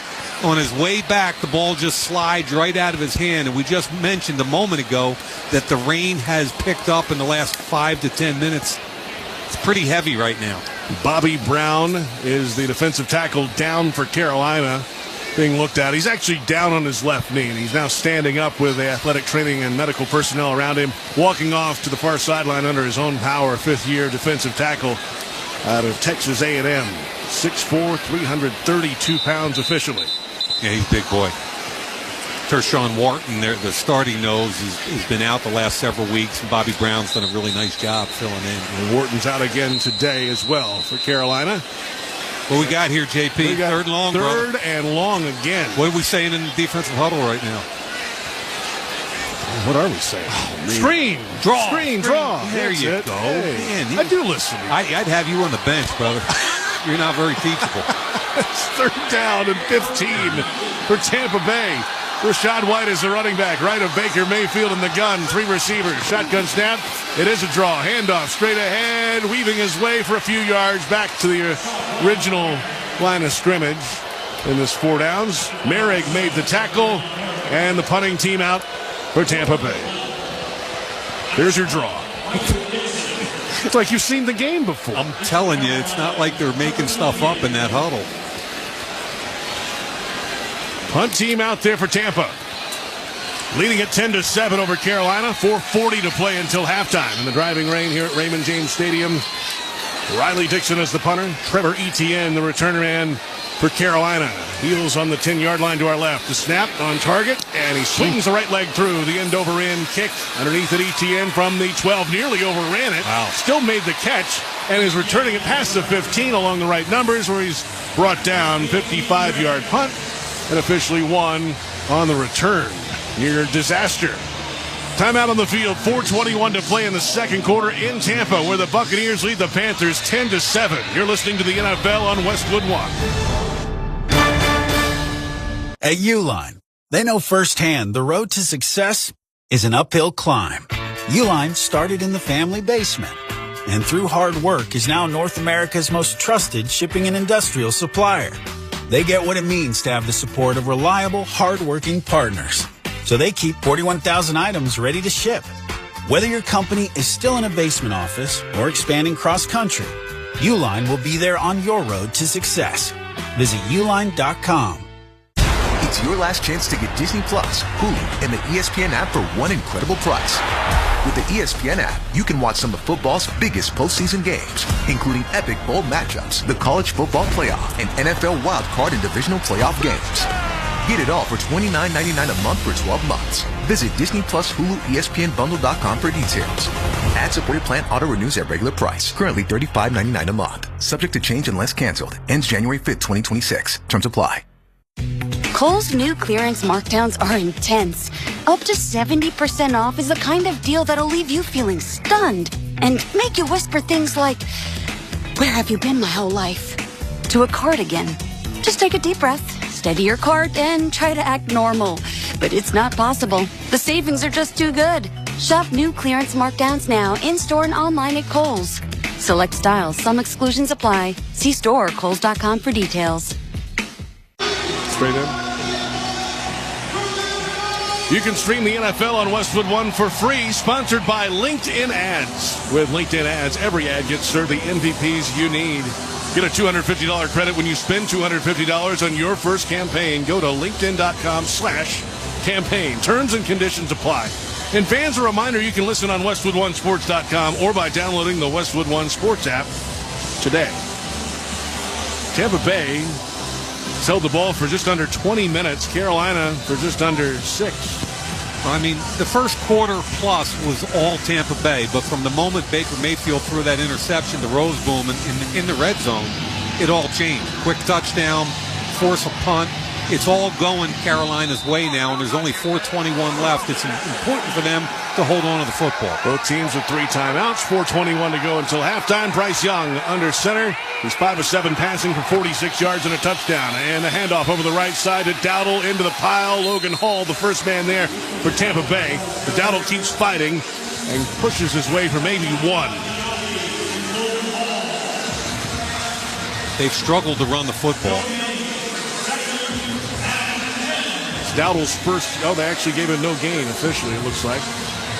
Looks to me like they've got what? How many carries for no yards rushing? Yeah. They actually did give him 1. They gave him 1 yard. The first rushing yard of the game for Carolina. Yeah, it's been a struggle for them up front. Vita Vea and his boys have dominated the interior of the line. Second down and 9 from the 18. Moving left to right. Shotgun snap. Blitz coming from the left. Spinning out of it. And now Bryce Young has to roll out to the left. Throws to the left boundary. Is caught by McMillan. Enough for a first down. Outside the left numbers. Past the 30. Defenders get there fast. Levante David makes the tackle.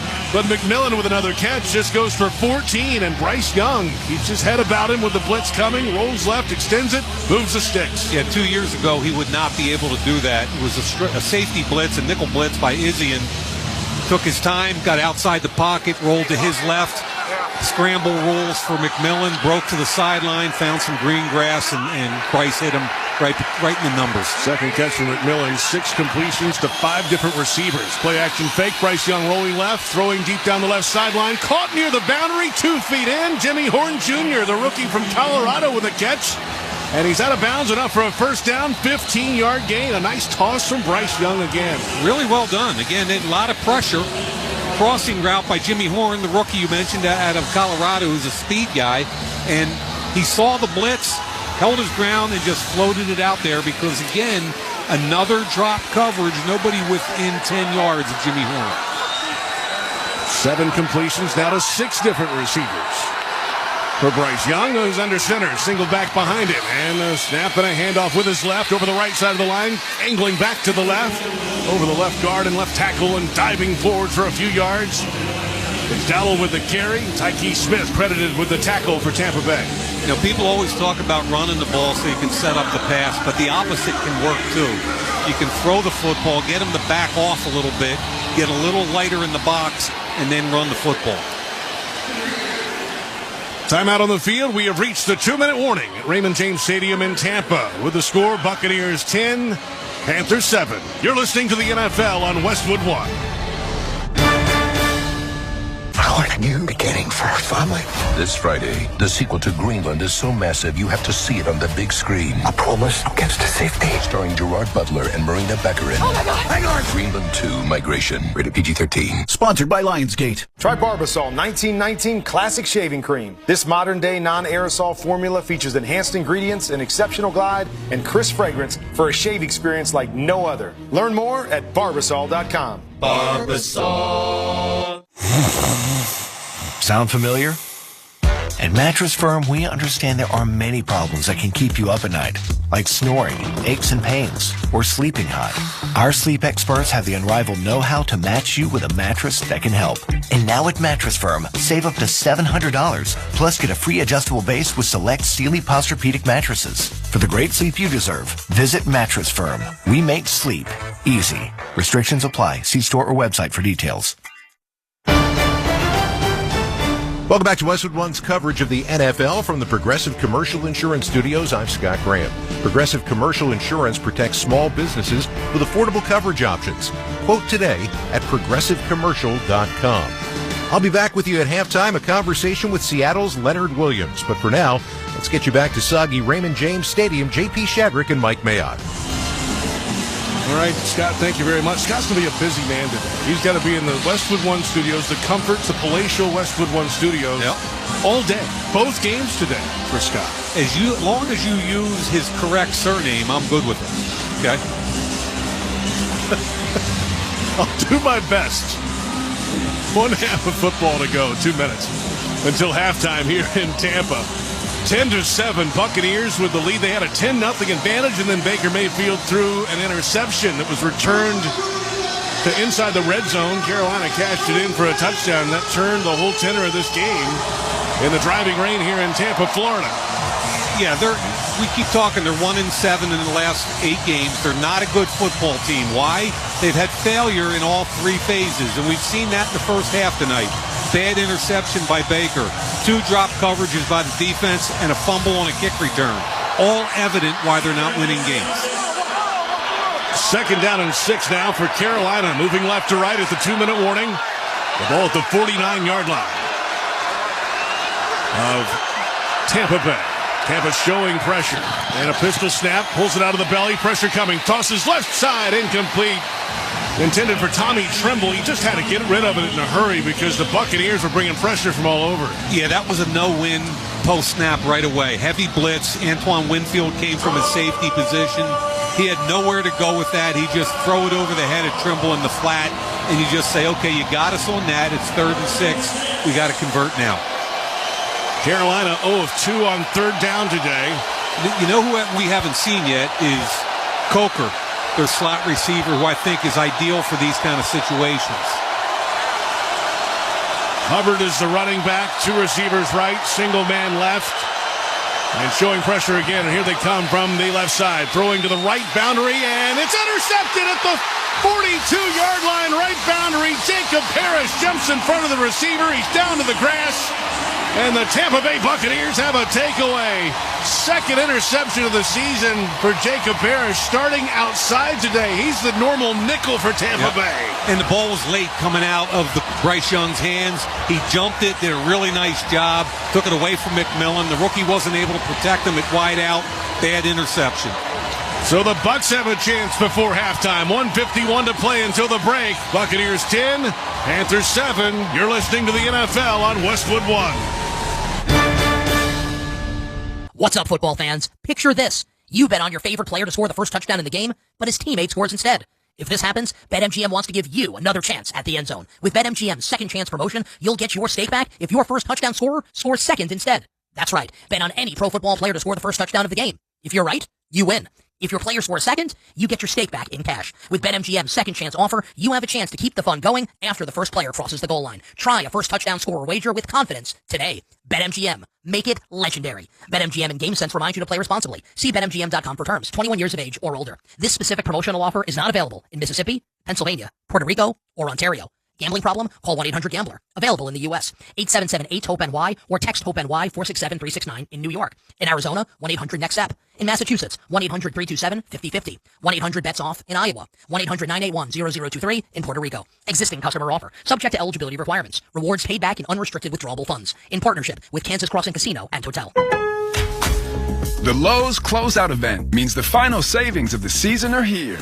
It's your last chance to get deals on seasonal decor, tools, flooring, and so much more. Refresh your home, check off your project list, or simply stock up on the brands you trust. Shop now to grab amazing deals before they're gone. Lowe's. We help, you save. Valid through 1/7. Selection varies by location while supplies last. Don't miss all the NFL excitement on NBC tomorrow night when the Seattle Seahawks meet the San Francisco 49ers. And you can also hear that game right here on many of these same stations on the Westwood One Sports app or online at westwoodonesports.com. Bryce Young with an interception, 11th of the season.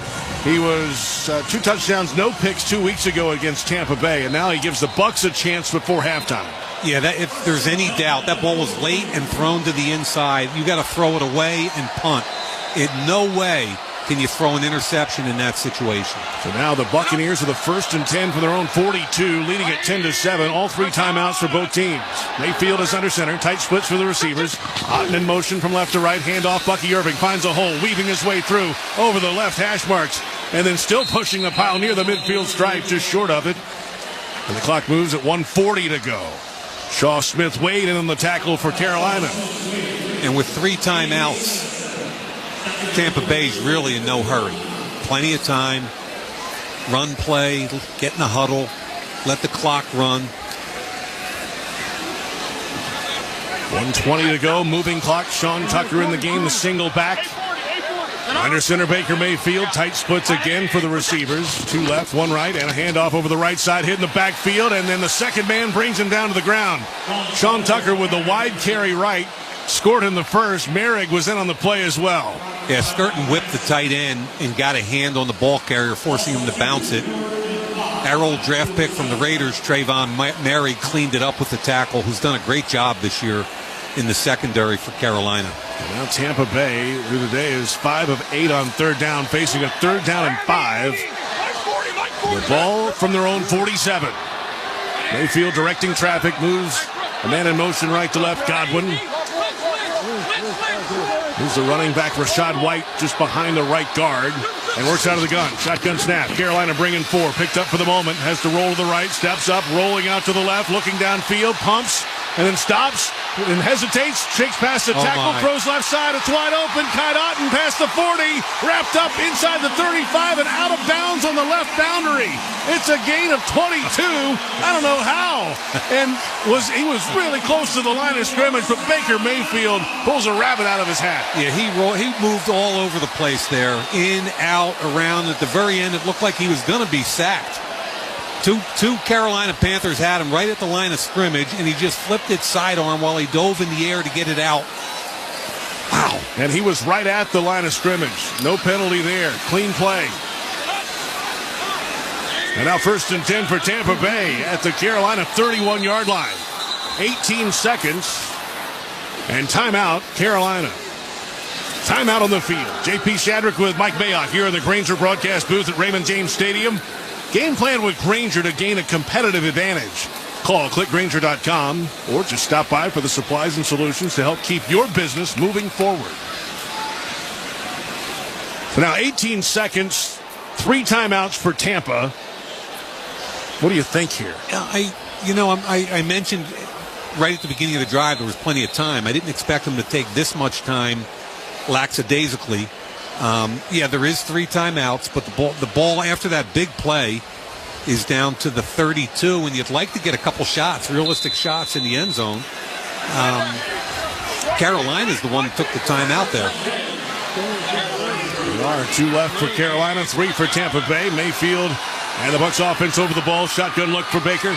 And Bucky Irving to his left. Mayfield has the number high snap. Hands it to Irving. Cutting up the middle. Finds a crease. Powering forward. Driving. Twisting. Turning inside the 25. Timeout called for Tampa Bay. And he's short of the first down. 13 seconds to play. A 7-yard gain. 2nd and 3 coming up for Tampa Bay. That's over 80 rushing yards for Tampa Bay against 5 for Carolina. You can tell who's dominating this line of scrimmage. So a timeout, a short one. Baker Mayfield went to the near sideline and now has returned to the huddle.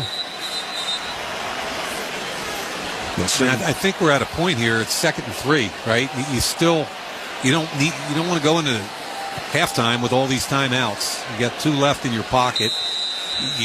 I'd take a shot here. We'll double move, give Mike Evans a chance. He's out wide left. Ibuka in the slot left. Single receiver right is McMillan. 4 defensive linemen for Carolina. Off coverage for the corners. And a draw up the middle. Handoff for Irving. Weaving his way. He's got enough for a first down to the 20-yard line. 9 seconds left. 2nd timeout called by Tampa Bay. Yeah, fans are booing. They want him to be a little more aggressive. It looks like Coach Bowles is going to be happy with a field goal and a 13-7 lead at half. Personally, I thought they should have been a little more aggressive in this drive. Well, they can take a shot here, right? One more shot, and then they've got a timeout in their back pocket, so the whole playbook's open.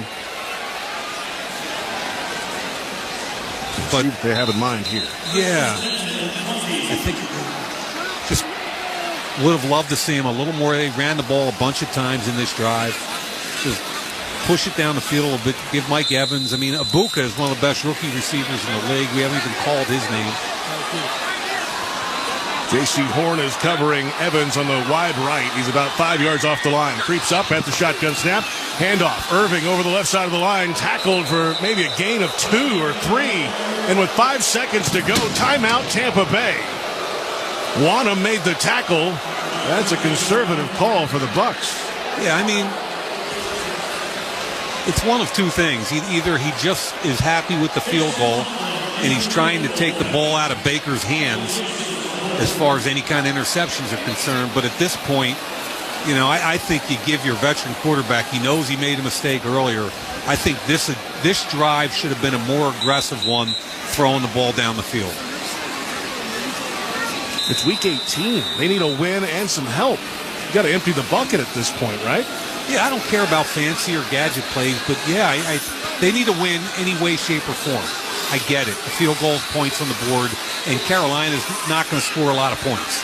I get it. Chase McLaughlin on from 36 yards, middle of the field between the hash marks of snap. The kick clears the line with some pressure from the right. The kick is good. There's a penalty flag out. The field goal is good. Illegal formation. defense. There were 7 players on one side of the ball.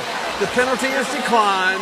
The score is good. That was the side the pressure came from as well. And with that field goal, Barbasol will make another donation to Kurt and Brenda Warner's Treasure House, a living community for adults with disabilities. Barbasol, the trusted choice for a close, comfortable shave. Close Shave America. Close Shave Barbasol. New score, Bucks 13, Panthers 7. 2 seconds remain until halftime. I think you're seeing a little bit of the Todd Bowles defensive pedigree show up here. He's up 10-7. The only reason they even gave up 7 was they gave the ball up in the red zone. I think in his mind, Carolina's not going to score a lot of points tonight. And every chance he gets, he's going to put points on the board. However, I think there was an opportunity there to take a couple shots and be a little more aggressive. We'll have a kickoff before halftime. McLaughlin has the ball on the tee at the 35-yard line to our right. The rain continues here in Tampa. Stadium lights are on. And most of the folks heading toward the concourse for the halftime festivities to get out of the inclement weather for the moment. With their Tampa Bay Buccaneers leading at 13-7. A Carolina win secures the NFC South for the Panthers today. A Bucs win sends it to tomorrow, where the Falcons could ruin everything with a win over the Saints. The swing of the leg, the end-over-end kickoff from right to left into the end zone. A touchback. Or you could have 3 teams finish 8-9. Right, and then Carolina would go even by losing today. Correct. Chaos. As expected in the NFC South. As expected. Happens every year in this division. Did you notice they didn't even squib that, which just about every team in the league would squib that to run the clock out, and Tampa Bay does not trust their coverage unit. Well, you got to hit it in the landing zone. Well, when I say squib, I mean a dirty ball that'll go somewhere in the landing area, not a squib that goes right away. Knee to the turf for Bryce Young, and the teams head to the tunnels. We have reached halftime at Raymond James Stadium in Tampa, Florida. 13-7 Buccaneers over the Panthers. Bucs led 10-0. Interceptions from both sides kind of changed the feel of this game, but it's a 1-score game at the break. Yeah, you kind of feel like Tampa Bay has dominated this football game more than a 6-point differential. Carolina's hanging around, and turnovers, I think, in this rain are going to continue to play a big part of the game. Our halftime score, Buccaneers 13, Panthers 7. When we return, Scott Graham rejoins us from the Progressive Insurance Studios with the halftime report. Get a business insurance quote online in as little as 8 minutes. Visit ProgressiveCommercial.com. You're listening to the NFL on Westwood One. Kohl's new clearance markdowns are intense. Up to 70% off is the kind of deal that'll leave you feeling stunned and make you whisper things like, "Where have you been my whole life?" to a cardigan. Just take a deep breath, steady your cart, and try to act normal. But it's not possible. The savings are just too good. Shop new clearance markdowns now, in-store and online at Kohl's. Select styles, some exclusions apply. See store or Kohls.com for details. At Navy Federal, we're a trusted partner of the military community. And we're here to guide you through these uncertain times, help you diversify your portfolio, and take control of your finances. We offer a 13-month special certificate with a rate more than double the national average. And members can access financial advisors from one of America's best financial advisory firms awarded by USA Today. Learn more at NavyFederal.org/SaveMore. Navy Federal Credit Union. Our members are the mission. Savings products insured by NCUA. Investment products are not insured, not obligations of Navy Federal, and may lose value.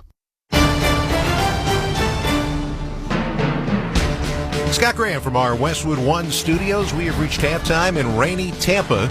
Buccaneers holding on to a 13-7 lead over the Carolina Panthers in a game that might end up giving us a division champion. Let's check the current standings, see what teams need to do to stay alive, sponsored by Lionsgate. Greenland 2 Migration, the sequel to the 2020 disaster hit movie starring Gerard Butler, is only in theaters January 9th. Get tickets now. Tampa Bay needs to win to stay alive. Carolina Panthers actually can afford a loss and then hope to get some help tomorrow from the Atlanta Falcons. Take a look at the Sunday night game. Both of those teams need to win to stay alive. Pittsburgh and Baltimore, one game, winner take all on Sunday Night Football tomorrow night in the final game of the regular season here on Westwood One. If you look at our second game tonight, if you're trying to stay alive for the number 1 overall seed, you've got to win because the winner of Seattle or San Francisco is going to do that. Brock Purdy on one side, and looking across at the other quarterback, well, Sam Darnold is a guy who not all that long ago was in the 49ers quarterback room.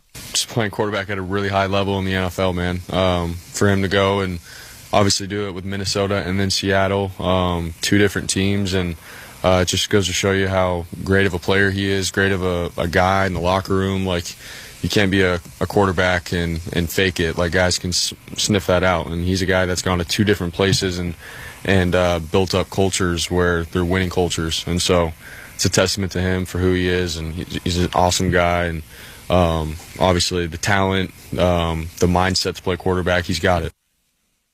Darnold will be trying to dice up a banged-up San Francisco 49ers defense. On the other side of the ball, the Niners have been playing all cylinders offensively. That means that somebody from the Seattle defense is going to try to stop them. Leonard Williams will try to be that guy. You could call him Leo, some people do. You could call him Big Cat. You could also call him a guy who has reclaimed his career. At one time a top 10 pick of the New York Jets, things did not start the way that he hoped they would. There were moments in New York with the Jets and the Giants, but he's a Pro Bowler now the last 2 years. When I talked with Leo this week, I asked him what it was inside of him that told him to keep going to try to achieve the greatness he's trying to get to. I mean, honestly, somebody asked me that question recently, like, what would I tell my younger self? What's the biggest piece of advice? And I told myself, to keep trusting myself and to keep going. Because, there's times we're playing in New York, the fan base, I feel like didn't appreciate me as a player. I feel like it would be easy to, like, get down on myself and, not trust myself. But I've continued the course. I trusted myself as a player.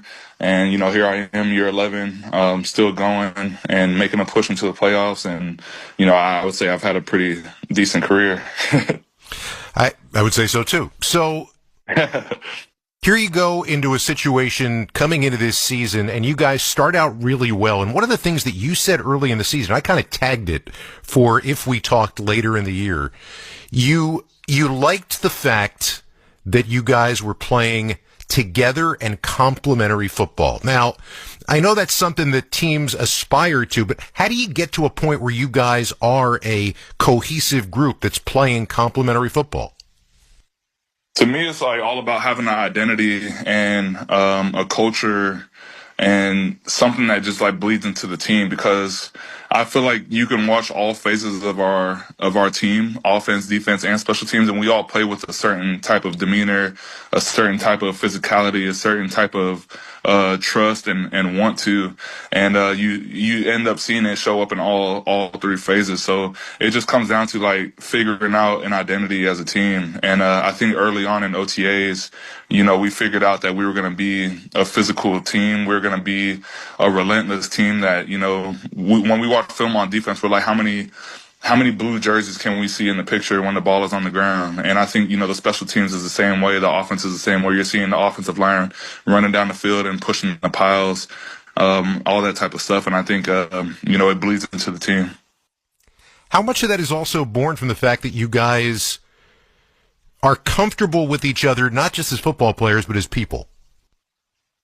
I mean, I think that's huge. From my experience of being in the league, almost every team I've been on has had high caliber talent. It's just like you're not going to be on an NFL team that doesn't have high caliber talent on all sides of the ball. You got Pro Bowl players on, special teams, defense, offense.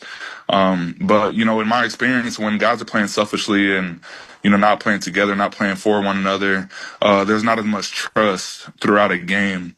So when things hit the fan and when momentum is swinging not your way, it's easy to kind of go into an individual mode, and you can't win games that way. So I think building that trust and just having that connection as people outside of football kind of helps us win games that are tight at times. Seattle's Leonard Williams, he and his teammates in Santa Clara tonight to face the 49ers, the winner, the number 1 seed in the NFC. It comes up right after this one is done. Our halftime score, Tampa Bay 13, Carolina 7. This is Westwood One's coverage of the National Football League. Conan O'Brien here. Sure, it's football season. But when you aren't listening to my pigskin flying around on SiriusXM, come check out my channel, Conan O'Brien Radio. We're cracking jokes, throwing deep cuts, blitzing boredom. No pads, no playbooks, just a Hail Mary of hilarity. It's comedy in the red zone all season long. Conan O'Brien Radio. That's a tough tackle. He's down. He's not getting up. He's dead. Wait, I took it too far. Conan O'Brien Radio, channel 104, anytime you want on the SiriusXM app. It's the final week of the NFL season, and there's no shortage of playoff implications. Follow the action on NFL Radio's The Sunday Drive. Steve Torrey and Bill Leckis bring you all the pivotal plays from all the big games as they happen. Looks like they're in good shape to take the lead. Let's get you to LA and join Rams Radio. Locked in on your favorite team, SiriusXM has the home and away calls of every game. The road to Super Bowl 60 starts now on SiriusXM NFL Radio Channel 88 and the SiriusXM app. When it's time to turn up. Turn to Flex 2K on SiriusXM channel that takes you from 2000s bling to the rise of trap. Let's go, man. Nothing but the hip-hop bangers that define the first 2 decades of the millennium.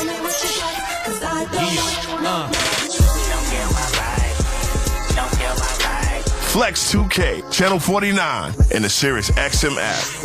Find your game or sport on SiriusXM.com/sports. Books, help your music class get a guitar. You could even supply a classroom like mine with a science project. But what you're really giving is the moment that sparks a brighter tomorrow. To learn more, please visit DonorsChoose.org. That's DonorsChoose.org. Choose students. Shape the future. Furnished by Donors Choose.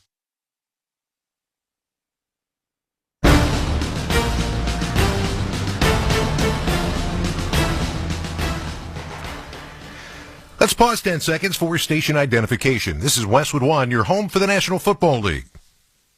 This is Max Crosby of the Las Vegas Raiders. Hear me break down the week in the NFL every Monday night on Let's Go. 6:30 Eastern on SiriusXM NFL Radio, Channel 88. Welcome back to Westwood One's coverage of the NFL from the Progressive Commercial Insurance Studios. I'm Scott Graham. Save on commercial auto insurance from Progressive. Get a fast quote at progressivecommercial.com. 6-point game at halftime. Each quarterback has thrown an interception. Remember what I told you before the game. Bucs have not won a game this year in which Baker Mayfield has thrown an interception. They're 0-8. Our halftime score, Tampa Bay 13, Carolina 7. When we return, J.P. Shadrick and Mike Mayock will have the second half kickoff. You're listening to the NFL on Westwood One. Time now for the opening kickoff. From kickoff to the final whistle, hear Westwood One's exclusive play-by-play of every primetime NFL game. Great job pushing for the first down. That is a first down. First and goal at the 3. NFL play-by-play lives on Westwood One. In overtime, 4-man front, receiver in motion, low snap, he runs and he throws, caught, touchdown, it's caught. Westwood One, the home of NFL play-by-play. 30, the 20, first strike, 10, listen live on the Westwood One Sports app. What's the impact of hiring the right person for the job? Someone who simply doesn't fill a role, but elevates it. Indeed Sponsored Jobs can help you connect with candidates who have the right experience and a proven track record. Find people who don't just complete tasks, they transform how work gets done. Don't leave hiring to chance. Sponsor your job posting on Indeed and match with the right candidates. Sponsor your job at Indeed.com/credit. Welcome back to Raymond James Stadium under the lights in Tampa, Florida. On a 69-degree evening, rain continues to fall. And at halftime, the Buccaneers lead the Panthers 13-7. The Panthers with a win tonight would win the NFC South. The Bucs need to win and have the Saints help tomorrow to get in. If the Bucs win and the Falcons win, then the Panthers would be the NFC South champion. It's time for the halftime stats, sponsored by Indeed. Stop just hoping the right applicants find your job. Sponsor it on Indeed and match with quality talent. Start at Indeed.com/credit. First half statistics, total yardage well in favor of Tampa Bay, 216 to 80. They've run the ball for 87 yards, the Bucs have. Carolina for 5 rushing yards in the first half. Third downs, Carolina 0 of 3, Tampa 6 of 9. Time of possession, 21 minutes, 44 seconds for Tampa Bay, 8:16 for Carolina. It was 10-0 Tampa Bay. Carolina got an interception, a short field touchdown, and here we are, 6-point game. Yeah, I think if you put yourself in the shoes of Todd Bowles, he says Carolina's offense is not going to be able to move the ball on us. The only way they have is with the Rose Boom interception, as you mentioned. So I think the way I look at this, Carolina's struggling with it's got to be play action. It's got to be some of the crossing routes. Tampa Bay has struggled with them over the last few weeks. They've dropped a lot of routes. So I think whether they like it or not, they're going to end up having to put the ball in the hands of their third-year quarterback, and whether or not he's up to that task is another issue. The rain has let up a bit. Very light now at the start of the third quarter. Tampa Bay in their red jerseys, white pants, pewter helmets. Carolina, white jerseys, black pants, silver helmets. In Week 18, Saturday in the National Football League. The NFC South on the line. Maybe today, maybe tomorrow, depending on the result here in Tampa. Glad you're along with us. Another wild one in the NFC South this season. There could be another 8-9 team make it to the playoffs. It will be the third time in division history that a losing record champion makes the playoffs, if that happens. And they're going to kick it off into the end zone because they don't trust their unit again. Swing of the leg from right to left, McLaughlin. 35-yard. They just concede 35-yard line. It drives me crazy. He hits the red-painted C in the end zone, the first C in Buccaneers. To our left, so 1st and 10 now for Carolina. Panthers looking to jumpstart something. They had the short field touchdown after the interception. Bryce Young, 7 of 11 passing, 75 yards, a touchdown and an interception. And as we mentioned, only 5 rushing yards for Carolina, 5 carries, 6 yards for Rico Dowdle in the first half. Yeah, there's been nothing in the run game, and I mean nothing. Vita Vea has been huge in both ways. In the middle of that, he takes on 2 blockers every run snap. Bryce Young under center, single back behind him, and a counter handoff over the middle, looking for a hole, jumps out to the right, closes in a hurry, gets a few yards. Levante David in on the tackle again for Tampa Bay. Hey, I just mentioned Vita Vea and Damian Lewis left guard. It looked like 2 Volkswagens going at each other in the middle of the field, and Damian Lewis ended up putting him on his back. He turtled him. So a good push on the first snap of the second half for these guys. Dowdle over 1,070 yards on the year and a $1 million bonus for that carry. Making some money. Pistol formation. Bryce Young with a belt high snap. Quick release right boundary. Caught on one knee. Short of the sticks. Rolls out of bounds at the 44-yard line or so. It's Jalen Coker with the first catch of the day. I didn't even know who Jalen Coker was when I started prepping for this game. I'm embarrassed to say. He was a free agent a couple years ago at a Holy Cross College in Worcester, Massachusetts. He made the team, and now I think he's probably the most trusted receiver on this team. Does all the dirty work in the run game, plus he understands how to separate with physicality and hands. I really like this kid. 3rd and 2 at the 43 of Carolina. Moving left to right, the Panthers with the football. Shotgun snap, play action fake, quick toss right side, and caught, but short of the sticks again. It's Coker again for a second time, and it sets up 4th down. Carolina now 0-4 on 3rd, Mike. Well, he it looks like they're going to mark it about a half-yard short. Bryce Young has got to put the football on him. And I understand there was some pressure and he had to go sideways with it, but it was just a short, flat route. It's got to hit him right in the chest and be an easy first down. 4th and 1. Hubbard is the running back, right of Young in the gun. 3 receivers in a triangle left. Tight end in motion. And the snap. Handoff left side. Hubbard bounces off a tackle. Falls ahead past the 45. Vita Vea, the first man there. Bounces off of him. Pinballs ahead. First down.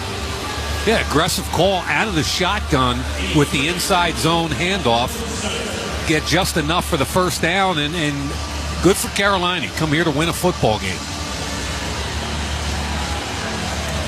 So new set of downs for the Panthers. 1st and 10 from their own 47. 13-7 game. Buccaneers with the lead. Just underway. 3rd quarter. Rico Dowdle back in the game behind Young in the pistol. Tight splits for the receivers, one each way. Tight end in motion to the left. Shot and the snap back to Young. Clean pocket. Rolling out to the right into pressure and then just dirts the football. He put it in the dirt because James Mitchell, the tight end, had his back to the quarterback thinking he was blocking instead of receiving. Elijah Roberts had the pressure from the defensive left off the right tackle. I mean, that's just a wasted, self-inflicted snap. Bryce Young now 9 of 14 passing for the night for 80 yards. 7 different receivers have a reception on 9 completions. 2 receivers left, single man right, tight end just off the right tackle in a 2-point stance. Bryce Young makes a change, claps for the football and has it. Pressure coming from the left, picked up for the moment. Young steps up, looking to throw downfield, middle of the field, caught. McMillan just past the 35 of Tampa Bay. In between the hash marks, brought down by Benjamin Morrison. A 19-yard gain. Bryce Young stood in there with the pressure around him and made a throw down the middle. Love the subtle move in the pocket. They bring pressure, and the ball should come out. When it doesn't, he does a nice job climbing the pocket, but his eyes stayed up, threw a dart, hit Tet McMillan, the rookie wideout. Really nice job by both the young players. 3 catches, 44 yards for McMillan tonight for Carolina. 1st and 10. Football to Tampa Bay 34. Dowdle the single back under center snap. Play action fake. Pressure and a blitz. Tosses it out left side. Dowdle, it looked like a backward pass, but they call it incomplete. Whoa. Incomplete pass. Pressure all around Bryce Young with the blitz coming and just flipped it over the pressure left side to Dowdle, and they rule it incomplete. Yeah, and I'm watching the replay now. Oh, that's backward. Look, and you know, good for Dowdle for picking the football up, but he should have started running with it and forced the referee to blow the whistle or let it go. Don't take a chance with that ball. Very easily, yeah. It was ruled by the official a backward pass, and because he didn't run, at least he got on it, which there was a problem in the NFL a couple weeks ago. Yes. But pick it up and run with it. Yeah, replay assist chimed in that time and helped them with that call. It was a one hop, and Dowdle just caught it and stopped running. So it's a loss. 2nd down 17, a 7-yard loss on the play. Carolina back at the 41 of Tampa Bay. 2 receivers wide to the right. Tight end on each side of the line. Young in the gun, has the belt high snap. Pressure coming again, thrown over the middle, incomplete. At the 35 of Tampa Bay. Intended for Mitchell Evans, the rookie tight end. I think his clock, Bryce Young's clock, has sped up a little bit. They're having trouble blocking the run. They're having trouble giving him enough protection to go through progressions. Felt like that ball came out earlier than it needed to, and it didn't come out with accuracy. It's 3rd and 17. I think it might be a screen or a draw here, right? I don't see that here. 2 receivers left. Single man right. Hubbard is the running back. Young in the gun on 3rd and 17. And the snap. Belt high. Handles it. Back to throw. Clean pocket. Tossed over the middle to the running back. Dumps it down. Slipped in the grass. Churning ahead for just a few yards. Brought down at the 36-yard line by Levante David. And it's 4th down. And it gave them an opportunity, I believe, to kick a field goal here. Yeah, they're bringing the field goal team out, and Ryan Fitzgerald should be a pretty lengthy one for about 54 yards. He's 2 for 4 at 50 plus with a long of 55 this year. And now, from 54, left hash mark to get within 3. Snap on target. They get the hold down, the kick, a line drive, and no chance. It lands a yard short of the back line of the end zone. No good. Yeah, poor contact. I'd like to see if his plant leg slipped at all. The rain has almost stopped, or maybe has, but the field is still chewed up a little bit. Bryce Young is heated down there talking to a ref.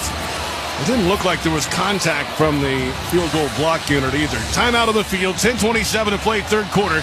Buccaneers lead the Panthers 13-7. This is Westwood One's coverage of the National Football League. Everything an NFL fan needs is on SiriusXM. Every NFL game with your hometown announcers on the SiriusXM app. It's a miracle in Las Vegas! Expert analysis on NFL Radio Channel 88. The difference between hope and belief is what you saw last night. Winning fantasy football advice from the experts on Fantasy Sports Radio and passionate personalities on Mad Dog Sports Radio. Can we mellow out? You're not winning a championship! No matter how you follow the NFL, it's all on SiriusXM.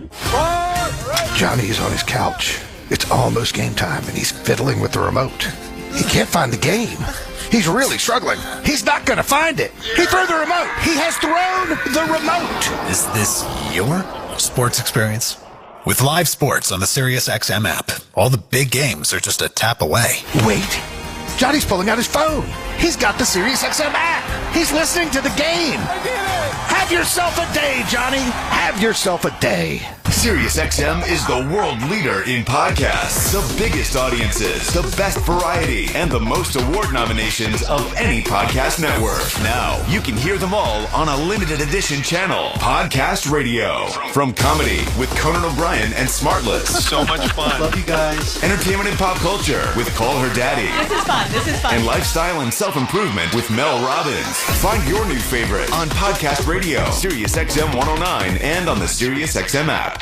What does your favorite MLB team need to make a move in 2026? There's a difference between talent and building a baseball team. The experts of MLB Network Radio on SiriusXM analyze the latest news and rumors shaping the offseason. Hear interviews with decision makers and expert analysis of every move. This is a huge deal. On MLB Network Radio, Channel 89, and on the SiriusXM app.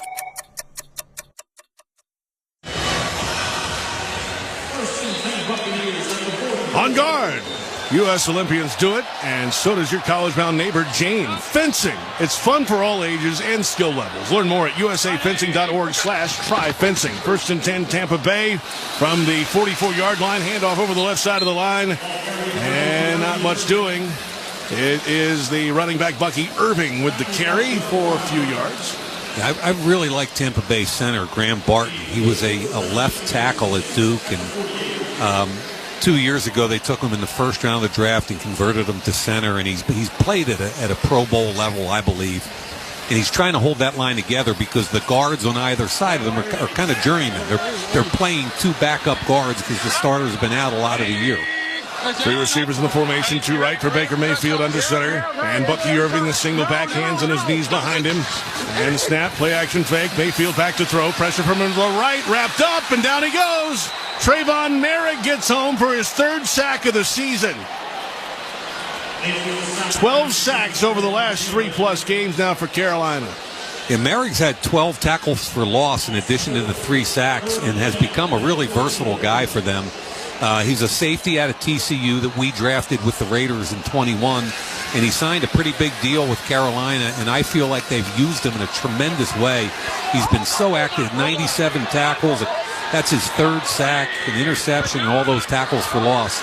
Very, very good around the ball on the line of scrimmage. Loss of 4, 3rd and 10. Shotgun snap for Mayfield. Pumps, cocks his arm, fires over the middle. Caught just past the midfield stripe. Still fighting for yardage, but he's upended short of the first down marker at the 48 of Carolina. Kate Otten with the catch. Roseboom with the tackle and others. And the offense is out there for the moment for Tampa Bay. Yeah, I thought Roseboom got too much depth there, just allowed the squat in front of him, and it was kind of an easy throw, and it almost picked up the first down. So now it is 4th down and 2 at the Carolina 48. Tampa Bay with the lead, 13-7, 8:30 to play, moving clock, 3rd quarter. Otten in motion to the right. Shotgun look for Baker Mayfield. 2 receivers left, single man out to the right. Donovan in motion from left to right. Carolina showing pressure. Mayfield pauses, and they're not going to snap it. I thought they might snap it just because they don't feel like Carolina can move the ball at all. But Todd Bowles is playing this really conservatively. The field goal before halftime, and now right here. Yeah, very conservative. I mean, they're dominating this football game, and despite that, they're only up 6 points. So now the punt team out there. Trevor Etienne back to return for Carolina. He's got his heels on the 10-yard line. And Riley Dixon is out, the 10th-year punter from Syracuse. 13-7, Tampa Bay with the lead. 8:14 to play in the third. Awaiting the snap. Hunter at his own 32-yard line in between the hash marks. The snap, they're bringing some pressure. Picked up, the swing of the right leg, the end-over-end kick high into the Florida night sky. Waves his right arm in the air. Etienne has the fair catch inside the 10-yard line. 8:08 to play third quarter at Raymond James Stadium in Tampa. Buccaneers lead the Panthers 13-7. You're listening to the NFL on Westwood One. What's up, football fans? Picture this. You bet on your favorite player to score the first touchdown in the game, but his teammate scores instead. If this happens, BetMGM wants to give you another chance at the end zone. With BetMGM's second chance promotion, you'll get your stake back if your first touchdown scorer scores second instead. That's right. Bet on any pro football player to score the first touchdown of the game. If you're right, you win. If your player scores second, you get your stake back in cash. With BetMGM's second chance offer, you have a chance to keep the fun going after the first player crosses the goal line. Try a first touchdown scorer wager with confidence today. BetMGM. Make it legendary. BetMGM and GameSense remind you to play responsibly. See BetMGM.com for terms. 21 years of age or older. This specific promotional offer is not available in Mississippi, Pennsylvania, Puerto Rico, or Ontario. Gambling problem? Call 1-800-GAMBLER. Available in the U.S. 877-8-HOPE-NY or text HOPE-NY 467-369 in New York. In Arizona, 1-800-NEXT-STEP. In Massachusetts, 1-800-327-5050. 1-800-BETS-OFF in Iowa. 1-800-981-0023 in Puerto Rico. Existing customer offer. Subject to eligibility requirements. Rewards paid back in unrestricted withdrawable funds. In partnership with Kansas Crossing Casino and Hotel. Sound familiar? At Mattress Firm, we understand there are many problems that can keep you up at night, like snoring, aches and pains, or sleeping hot. Our sleep experts have the unrivaled know-how to match you with a mattress that can help. And now at Mattress Firm, save up to $500 on Tempur-Pedic, plus get a $300 instant gift. For the great sleep you deserve, visit Mattress Firm. We make sleep easy. Restrictions apply. See store or website for details. En garde!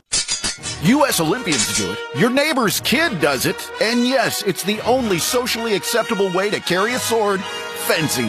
No, not the kind that keeps dogs in. This is the Olympic and Paralympic sport for all ages.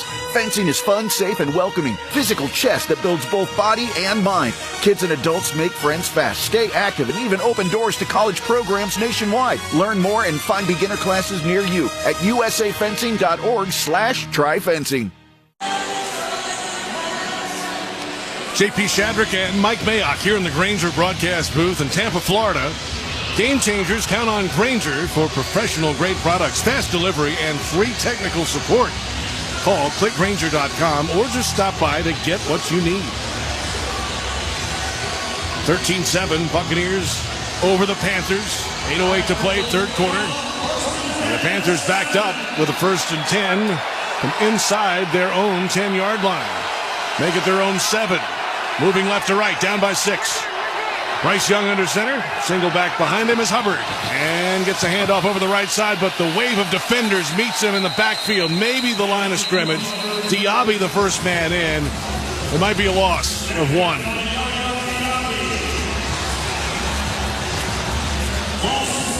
It's hard to call plays when you can't run the ball at all, and it's difficult to protect your quarterback. I give Brad Idzik, their offensive coordinator, a lot of credit. I thought he's done a great job this year. He's a very bright young guy, but they got to find a way to get the ball in some of their playmakers' hands. Ted McMillan, manufactured touch maybe for Jimmy Horn Jr. 5 in the formation for Bryce Young. 5 in the play clock at the snap. Bucks bring 4 in his own end zone. Young throws to the right side for his running back. Caught on a dive and then touched down at the 10-yard line. Hubbard, the running back in the right flat. Parrish gets credit for the tackle. Yeah, that ball's got to be more accurate. It's a check down, and I know he was really nervous because he's throwing out of his own. 5-yard penalty, automatic. First down. Illegal contact call on Levante David. That's huge. Big. They're on their own 7-yard line. Bryce Young is throwing out of his own end zone and throwing too quickly because he's worried about a safety.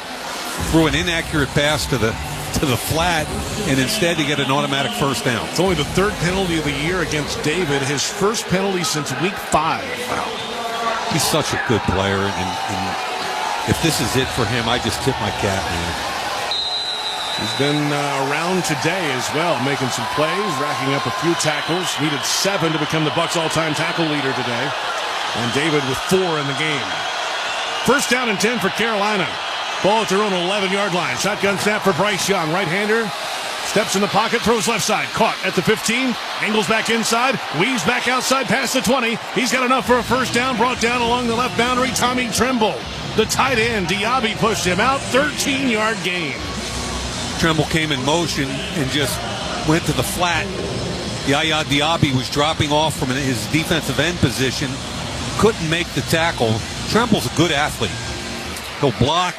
He gets up the field. He's a very good tight end, because he'll compete in all aspects of it.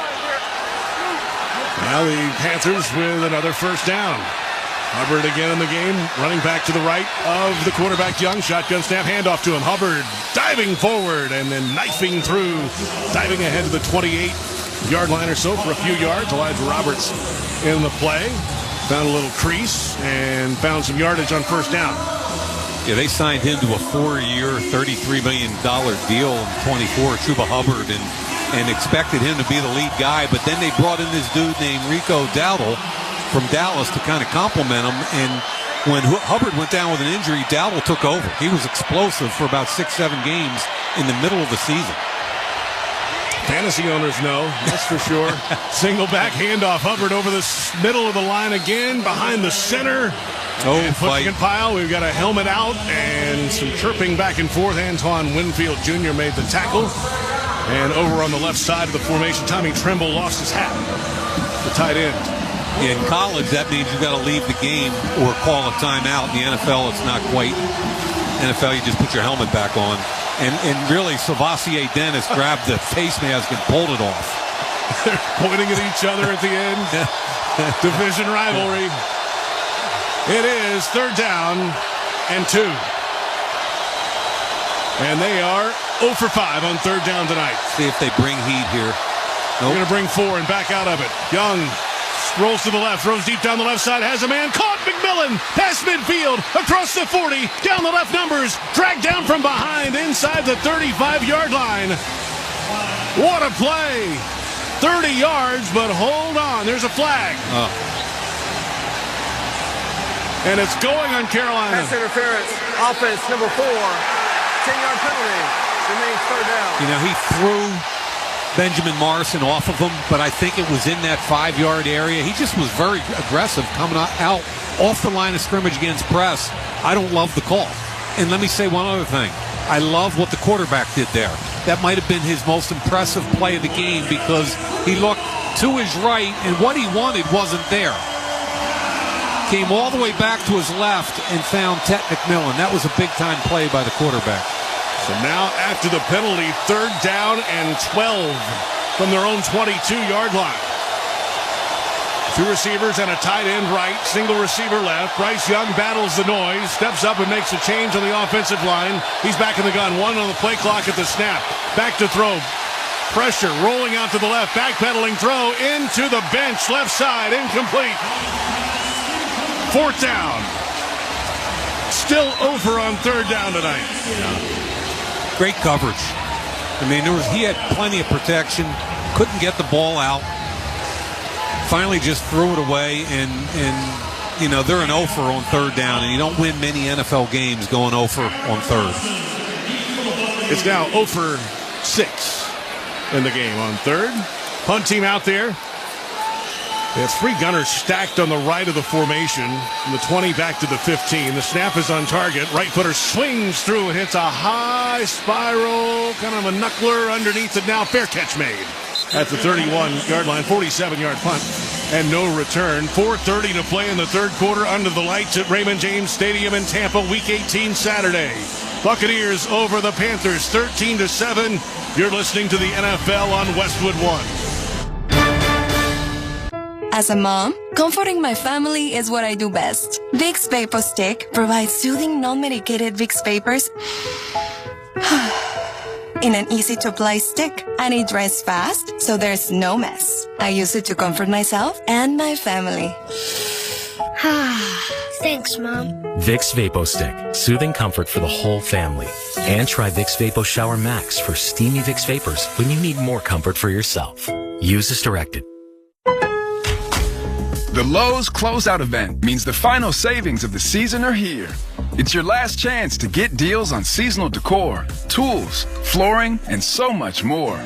Refresh your home, check off your project list, or simply stock up on the brands you trust. Shop now to grab amazing deals before they're gone. Lowe's. We help, you save. Valid through 1/7. Selection varies by location while supplies last. How are new beginning for our family? This Friday, the sequel to Greenland is so massive you have to see it on the big screen. I promise I'll get us to safety. Starring Gerard Butler and Marina Beckerin. Oh my God, hang on! Greenland 2 Migration. Rated PG-13. Sponsored by Lionsgate. Why pay more for a great shave? Choose Barbasol, America's #1 brand of shaving cream. Barbasol's instant thick lather gives you a close, comfortable shave at a trusted value. Barbasol. Time to check the schedule of games coming up on Westwood One, sponsored by VGW Group. Following this one, game 2 of our doubleheader, the Seahawks at the 49ers. Tomorrow night, the Ravens at the Steelers for the AFC North title and a playoff spot. Monday night, 7 p.m. Eastern, it's college football, the FCS championship game, Illinois State and Montana State. And finally, Tuesday night, 8:45 p.m. Eastern, we get the hardwood college basketball action, number 15, Texas Tech, and number 8, Houston. Get in on the game day action with Chumba Casino, your online social casino for big plays, fun spins, and a chance to score from home. No purchase necessary. See terms at ChumbaCasino.com. Must be over 21 and present in a state where it is legal to play. The rain has stopped. It rained all the first half, and the wind has died down a bit, around 5 miles per hour. It's still a wet field, natural grass here at Raymond James Stadium, and the Tampa Bay Buccaneers with a 1st down and 10 from their own 31, leading it 13-7 over Carolina. Under center, Mayfield, Irving the single back behind him.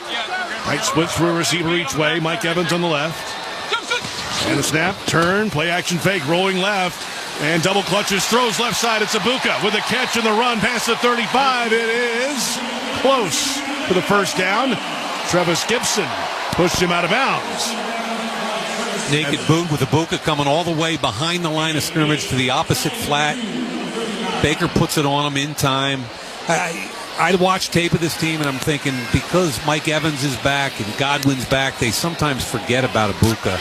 And this kid's going to be a really good football player going forward. It's his first catch of the night, Ibuka. And now 2 receivers left, single receiver right, all tight to the formation. It's a handoff. This is Irving over the left guard, pushing ahead, battling forward. He's got enough for a 1st down. Needed the 41. They gave him the 42. Derek Brown made the tackle for Carolina. By the way, Bobby Brown, defensive tackle, out of the game in the concussion protocol. Yeah, Derek Brown and Ashawn Robinson really are the 2 stout defensive tackles versus run. But if Tampa Bay takes care of the football, it's hard to fathom anything different happening tonight. Irving single back again. Mayfield under center. And snap, turn, handoff with his right over the left side, cuts it back over the middle, and then weaves his way through and dives head first for 6 yards. Smith-Wade with the tackle for Carolina. Every Westwood One football broadcast, once again, available on all Alexa-enabled devices. Just say Open Westwood One Sports, and you'll be taken straight to the action. That's Open Westwood One Sports to listen on Alexa. 6-yard gain, 2nd down and 4. Tampa Bay running the football right at 100 rushing yards tonight. 241 total yards in the game for the Buccaneers. Mayfield under center, man in motion right to left, handoff over the right side, angling back over the middle again, into contact, and then wrapped up short of the 1st down. Right at the midfield stripe, Derek Brown with another tackle on Bucky Irving.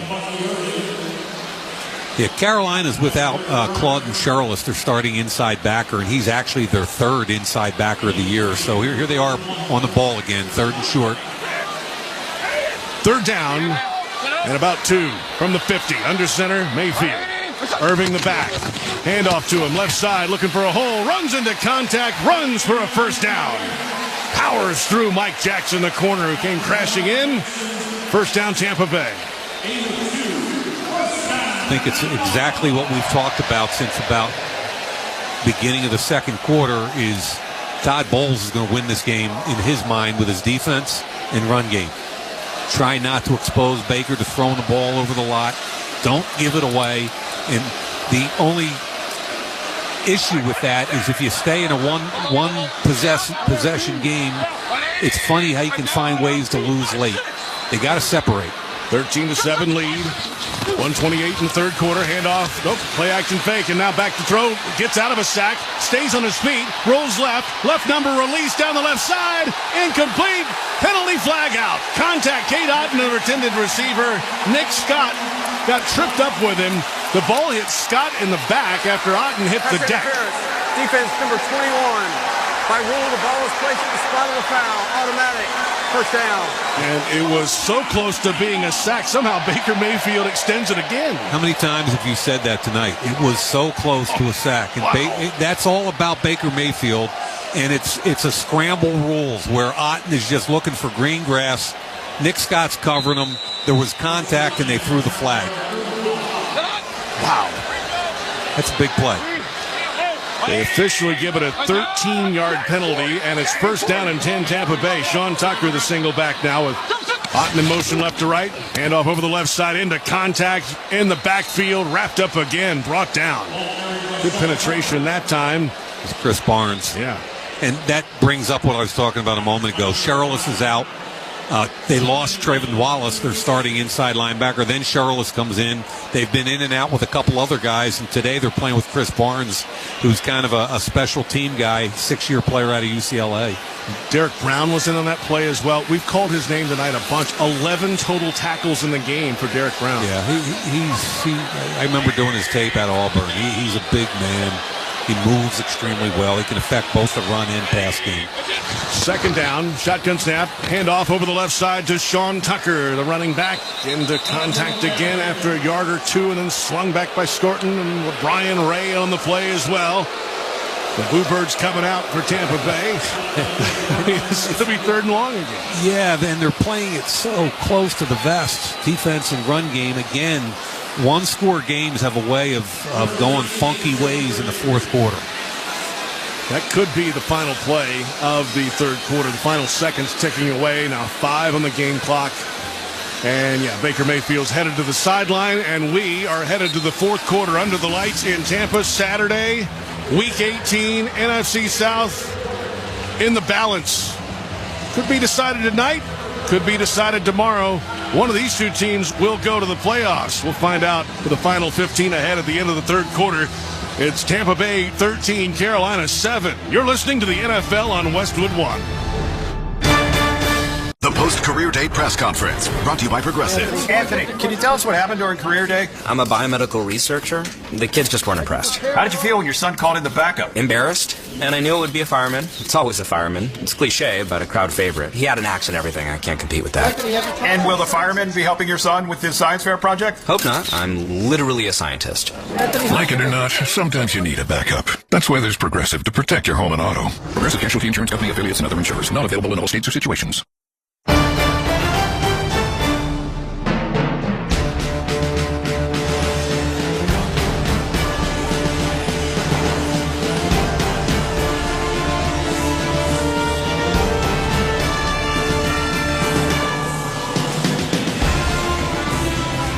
Welcome back to Raymond James Stadium in Tampa, Florida.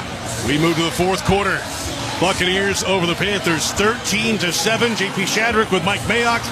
Our entire crew from Tampa. It's Week 18. Everything on the line in the NFC South this weekend. If the Panthers come back and win, they are on to the playoffs and would snap a 4-year streak of division titles for Tampa Bay. If the Bucks win and the Falcons lose or tie tomorrow, then the Bucks are division champs.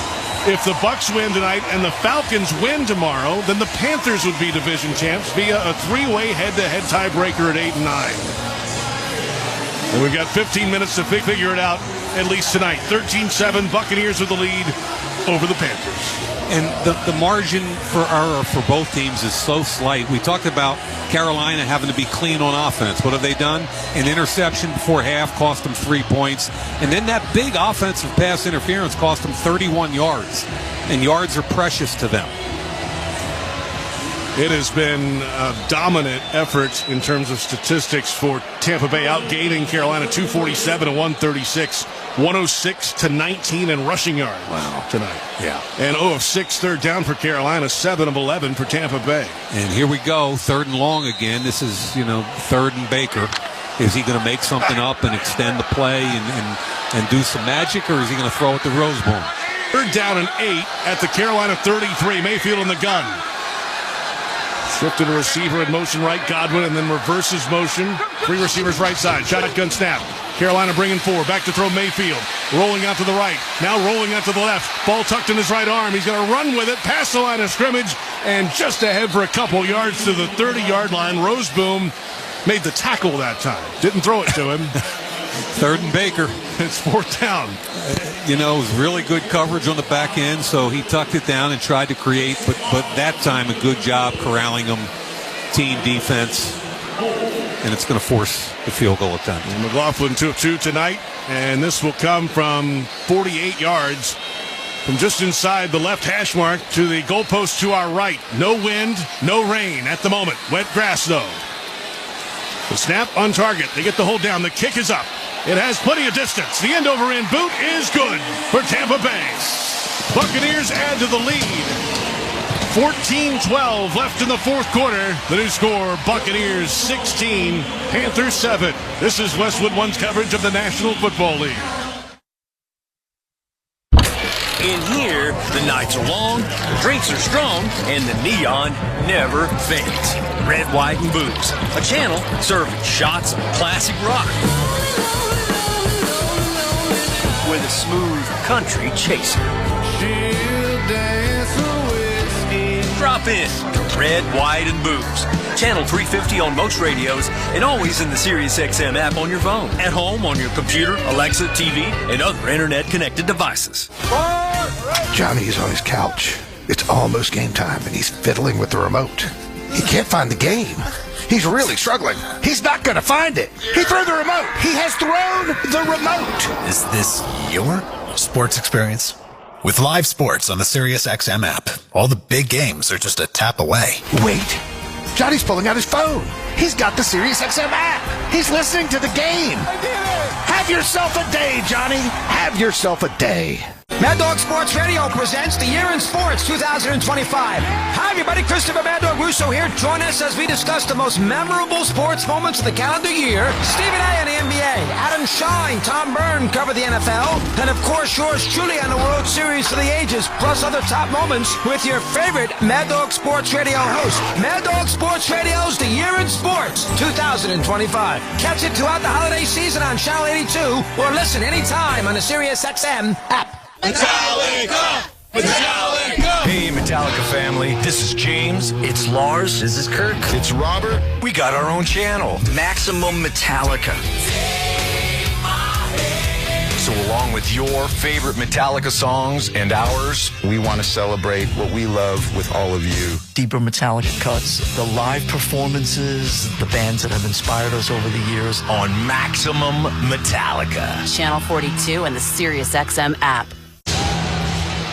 Let's check the drive summary, sponsored by Nationwide. Nationwide is so much more than a great insurance company. They're a financial services company, too. For your insurance and financial needs, Nationwide is on your side. 9 plays, 39 yards, 5 minutes, 18 seconds off the clock. Chase McLaughlin with his third made field goal of the game, 48 yards this time. And he has 10 of the 16 Tampa Bay points, 3 field goals and an extra point tonight. I mean, 9 plays, 37 says it all. There are no chunk plays going either way tonight. Bucs lead at 16-7. They need a win tonight and help tomorrow from the Saints to win the division. And now Carolina will be up against it, down by 2 scores early in the fourth quarter. 14-12 to play. Long approach from McLaughlin. The swing of the right leg. The end-over-end kickoff away. Drifting into the end zone. And Trevor Etienne makes the catch. Puts a knee to the grass for a touchback. Tune in to watch all the excitement of NFL Wildcard Weekend on CBS, Fox, NBC, ESPN, ABC, and Amazon Prime. It all begins next Saturday, January 10th. Check your local listings for games and times in your area. You can also hear every NFL postseason game all the way through Super Bowl 60 right here on Westwood One and the Westwood One Sports app. At what point does Bryce Young and Carolina begin to pick up the pace? Yeah, it's a fair question. Down 9, they have not had any productivity on the offensive side of the ball. It puts a little pressure on Canales and Idzik. 1st and 10 from the 35. Fake to toss to the right. Quick toss to the left to a wide receiver with a catch. Jalen Coker with another catch for about 3 yards or so before he's wrapped up outside the left numbers. David with another tackle for Tampa Bay. Bryce Young looked like a shortstop completing a double play there with the sidearm flip. But to your point, I think Canales and Idzik, the coordinator, have to be sitting there in between series and go, okay, what are we going to have left in this fourth quarter? How many possessions? The way they're running the ball against us, is it 2 or 3 possessions? And we need 2 scores. 2nd down 7 for Carolina from their own 38, moving right to left. Shotgun snap. Blitz coming from the left. Quick release right side. Running back has it. Breaks a tackle. Right number is 40. Past the 45. Out past the 50. Still on the move. Across the 40 of Tampa Bay. Levante David made the tackle. 24-yard gain for Rico Dowdle. And a little flip out to the right flat. Huge. Little screen. You know who missed the tackle, had a chance to make the tackle for no gain, was Kalijah Cansey, who's back off IR tonight in his first action. Yeah, that's a huge play. We just talked about disruptive plays not being made, and all of a sudden you go 24 on a screen. That's huge for their offense. 1st and 10, at the Tampa Bay 37 for Carolina, trailing at 16-7. Early fourth quarter. Shotgun snap. Play action fake. Thrown to the right boundary. Caught. Tiptoeing out of bounds. It's Xavier Legette with a catch. Parrish in coverage. And Legette gets targeted for the 2nd time tonight. His first catch of the game. Yeah, Zion McCollum, starting corner for Tampa Bay, IR. Jamel Dean, the other starting corner for Tampa Bay, got hurt last week, not in the lineup tonight. So there are backup corners, and Jacob Parrish, who's their starting nickel, has moved outside. So you would think if you can protect the quarterback a little bit, you can get into their secondary. Dowdle is still in the game at running back. Move the tight end just off the right side and shift McMillan to the right as well. 2 receivers that way, single man left, back in the gun, and blitz coming. Back to throw, backpedaling throw over the middle, overthrown, falls incomplete. Intended for Jalen Coker again, and across the right to left. That was dangerous. They're really having trouble protecting any kind of heavy blitz. What Todd Bowles likes to do is heat it up with his linebacker. Servassier Dennis came that time from depth. Nobody touched him. Free runner, and it forced the ball out quickly. 3rd down and 5 for Carolina at the Tampa Bay 32, and the Panthers are 0 of 6 on 3rd down. Bryce Young battles the noise. 3 receivers left, single man right. Running back is Hubbard, showing pressure again. Play action fake, rolling left side. Throwing over the middle, caught, past the 20, tripped up at the 20-yard line. Enough for a first down. It's Legette again. This time for 11. First down, Carolina. Tyke Smith in coverage along with Winfield, the 2 safeties. And that time, no significant pressure. They only brought 4. He had plenty of time to drill a deep in cut over the middle. Legette, the former first-round pick, wide open. He had Jacob Parrish, the corner, trailing him. It's been a struggle for Legette this year, under 400 yards for the season. Now Dowdle in the game, single back in a pistol behind Bryce Young. Play clock at 3. Move man in motion at 1 at the snap. And Dowdle, they tried the flea flicker, and it's fumbled. It's in the backfield. Bryce Young can't get on it. It looks like Tampa Bay has it. And they do. Dowdle got the handoff, slipped on the wet grass as he tossed the football back to Bryce Young. It fell short of the quarterback. All heck broke loose. Levante David recovers the fumble for the Buccaneers. Inexcusable, and it started because they were in a hurry to get the ball snapped before they were penalized. Another takeaway for the Buccaneers defense and a timeout on the field with 11:07 to play in the fourth quarter. Buccaneers 16, Panthers 7. You're listening to the NFL on Westwood One. Sound familiar? At Mattress Firm, we understand there are many problems that can keep you up at night. like snoring, aches and pains, or sleeping hot. Our sleep experts have the unrivaled know-how to match you with a mattress that can help. And now at Mattress Firm, save up to $700, plus get a free adjustable base with select Sealy Posturepedic mattresses. For the great sleep you deserve, visit Mattress Firm. We make sleep easy. Restrictions apply. See store or website for details. LinkedIn gets B2B marketing and knows that every win is derived from a well-orchestrated play. With LinkedIn ads, every ad gets served to the MVPs you need. LinkedIn has grown to a network of over 1 billion professionals that you can reach based on job title, industry, and more. Start converting your B2B audience into high-quality leads today. Spend $250 on your first campaign and get a free $250 credit for the next one. Just go to linkedin.com/campaign. That's linkedin.com/campaign. Terms and conditions apply. Only on LinkedIn ads. What a new beginning for our family. This Friday, the sequel to Greenland is so massive you have to see it on the big screen. I promise I'll get us to safety. Starring Gerard Butler and Marina Baccarin. Oh my God, hang on! Greenland 2 Migration. Rated PG-13. Sponsored by Lionsgate. Try Barbasol 1919 Classic Shaving Cream. This modern-day non-aerosol formula features enhanced ingredients, an exceptional glide, and crisp fragrance for a shave experience like no other. Learn more at Barbasol.com. Barbasol. JP Shadrick and Mike Mayock here in the Grainger broadcast booth at Raymond James Stadium. Draw up a winning play with Grainger, offering supplies and solutions for every industry. Grainger will help your business cross the goal line. Call clickgrainger.com or just stop by. The Panthers have crossed the goal line once tonight. That was a long time ago. They had the chance there at the 20-yard line going in. A failed flea flicker fumble. Yeah, I don't have a major problem with the call. They were trying to manufacture a big play in the red zone at the 20-yard line. However, with all the rain and what's going on, running back slipped as he tried to turn and flip it back to the quarterback. It's hard to say, hey, you shouldn't have done that because his instincts are to try and get it to the quarterback. But as soon as he let go of the ball, it was all over. 1st and 10. Tampa Bay with the football from their own 29. Under center snap. Handoff left side. Irving looking for a hole. Has the angle on the boundary along the past the 30 and then falling ahead for a few yards. Mike Jackson made the tackle. About 3 or 4 yards on the play. And that's his 20th carry of the evening.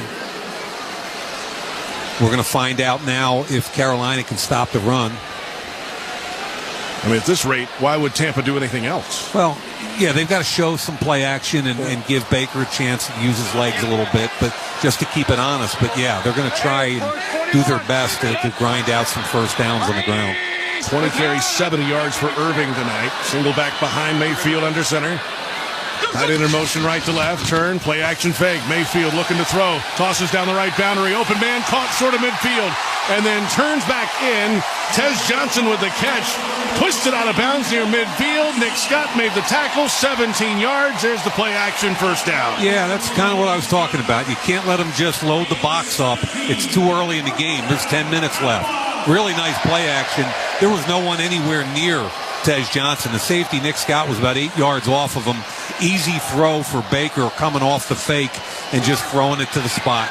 Well done. Mayfield now 13 of 18 through the air, 163. 6 straight completions now. Irving running back to his right, out of the gun now. Baker Mayfield has the number high snap. Quick handoff, looking for an angle to the right, and then cuts it back in along the right numbers. Avoids a big hit, and then falls ahead for about 2 yards. Yeah, Nick Scott was the guy you were referring to with the big hit. The safety came flying through. That was a counter to the gun side, to where the shotgun back was set up, which is rare. Somebody's going to have to make a play on defense here. They need some possessions on defense. Mayfield threw them one earlier from deep in their own end for the Buccaneers. Now the Buccaneers on the move past midfield. 2nd down. 7 to go. Shotgun snap. Mayfield, quick release left side. Caught near the sticks. Diving ahead close to the first down. And he's got it. He's just past the 40. And it's a first down for Tampa Bay. And it's Chris Godwin Jr. with the catch. Is that his first one? It is. Yeah. We haven't said him all night. And again, that's what we call a squat. Zone coverage, sit in between the two defenders. Quarterback gets the ball out of his hands quickly, fall forward, and get the first down. 1st and 10, Tampa Bay at the Carolina 39-yard line. Single back is Irving. Nope, it's Rachaad White. Hands on his knees on the pirate flag at midfield. Painted, and the handoff over the center, into the stack again. Big bodies there for Carolina. Cam Jackson in on that play. And from cozy layers and soft knits to denim and athleisure, find everything you need to stay on trend and on budget all winter at Kohl's and Kohl's.com. I am all about athleisure. Yes, you are. It's a good look. It's very leisurely, but you could be athletic. All right. Tampa Bay with a second down and 9. Rashad White is in a wide receiver spot left side. Irving is in the backfield, pistol behind Mayfield. And in motion left to right is White. Snap, play action fake, toss to the right side. Otten, tight end screen, has blockers in front, past the 35, past the 30, churning ahead for a first down. Brought down to the 25-yard line by Merrick. 13-yard gain. Cade Otten with another catch. Gedeke had a nice block in front, the right tackle. Really like the 2 pass calls on this drive. One was play action, wide open, no problem with any potential interception. And the second one, a little screen call, tight end, another first down. Well done. Otten, 7 targets, 6 catches, 74 yards, and a touchdown tonight. The 4th-year tight end out of Washington. Under center, Mayfield, 1st and 10. White is the single back. And in motion left to right is Godwin. Snap and a whistle. At the snap, penalty flag is out. And here's the call from Brad Allen. Start. Offense, number 88. 5-yard penalty. First down. It's Cade Otten, a little early that time.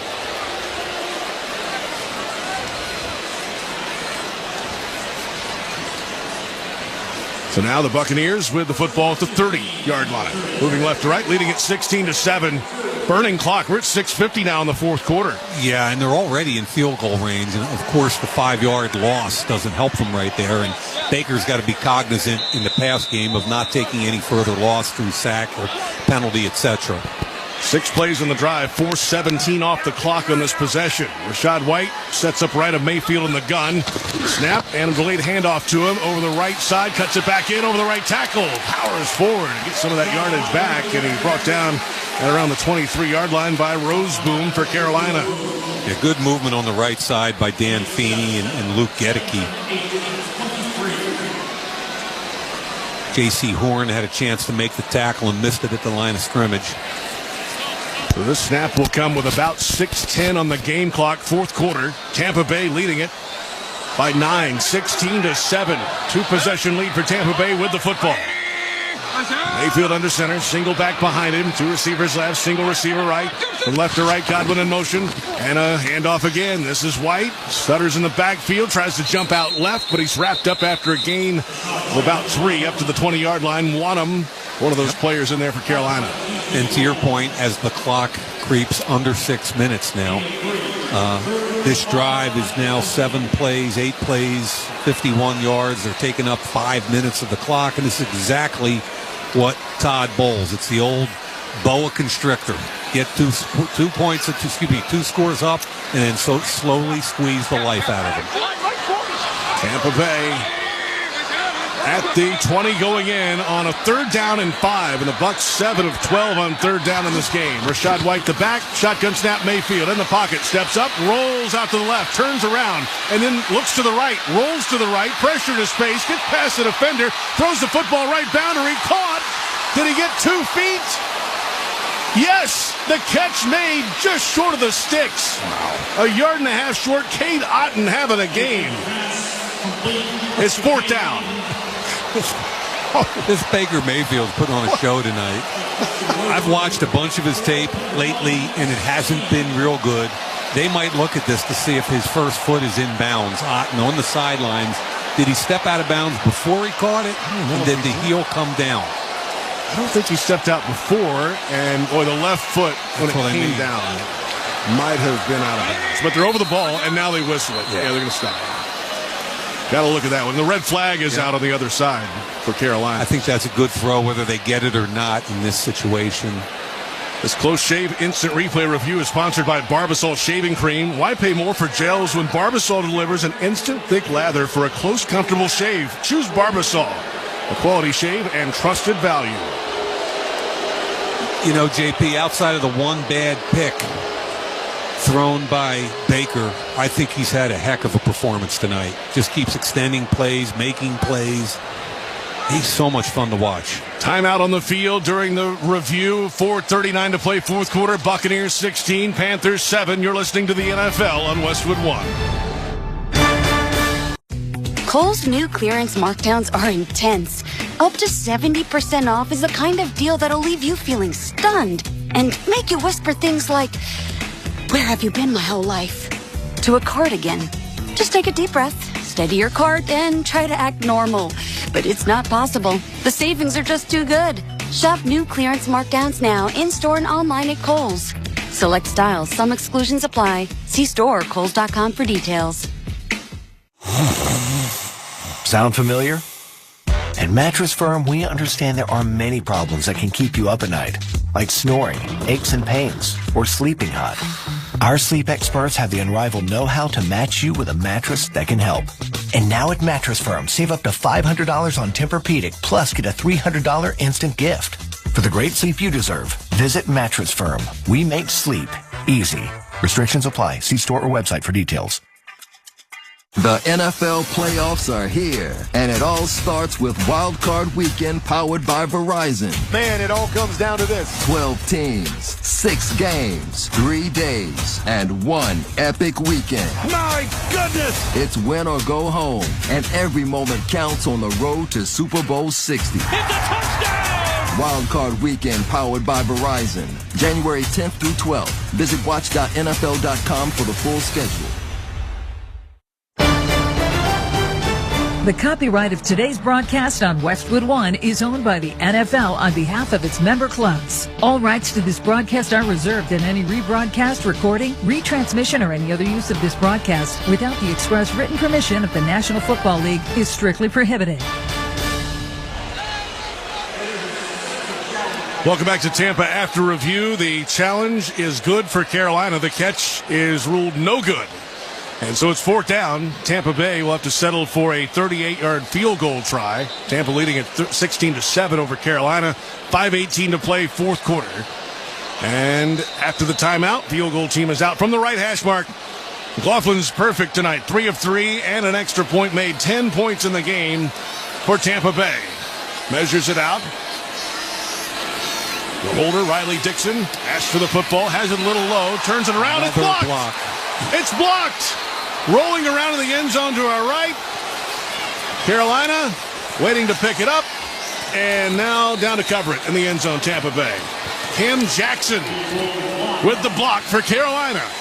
You know, JP, that's the 5th block by a Tampa Bay either punt or kick of the season. If you get 1 or 2 in the NFL, it's a lot. 5 is almost unheard of. Let's pause 10 seconds for station identification. This is Westwood One, your home for the National Football League. This is Matthew Stafford of the Los Angeles Rams. Hear me break down the week in the NFL every Monday night on Let's Go, 6:30 Eastern on SiriusXM NFL Radio, Channel 88. JP Shadrick, Mike Mayock from Raymond James Stadium, Tampa. 5:12 to play, fourth quarter. Buccaneers by 2 scores, 16-7. Panthers with the football. And let's give Cam Jackson a little love, too, who blocked that kick. He's 6'6", 330, rookie out of the University of Florida, 5th-round pick. We just saw the replay. Big fella got up. He had some ups. So now Carolina down by 2 scores. They've had 181 total yards tonight. They've got to get down the field twice. Shotgun look for Bryce Young. 1st and 10 from their own 28-yard line. 4 receivers in the formation. Stomps his left foot, waits for the snap, has it, knee high, handles it. Quick throw, right side, caught, and then brought down right away between the hash marks and right numbers. It's Xavier Legette with another catch. The NFL playoffs are almost here. It starts with Wild Card Weekend, powered by Verizon. 12 teams, 6 games, 3 days, 1 epic weekend. Wild Card Weekend, powered by Verizon. January 10th through 12th. Watch.nfl.com for the full schedule.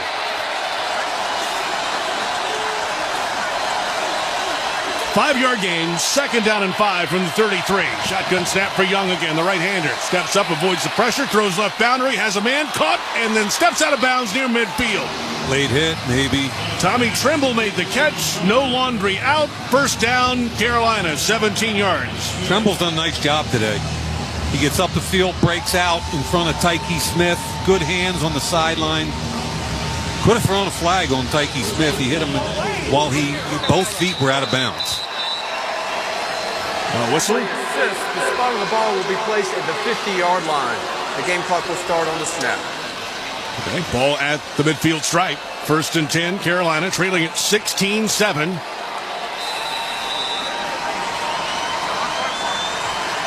Rico Dowdle is the running back, left to Bryce Young. 4 receivers in the formation. McMillan 1-on-1 to the left. And 3 receivers right.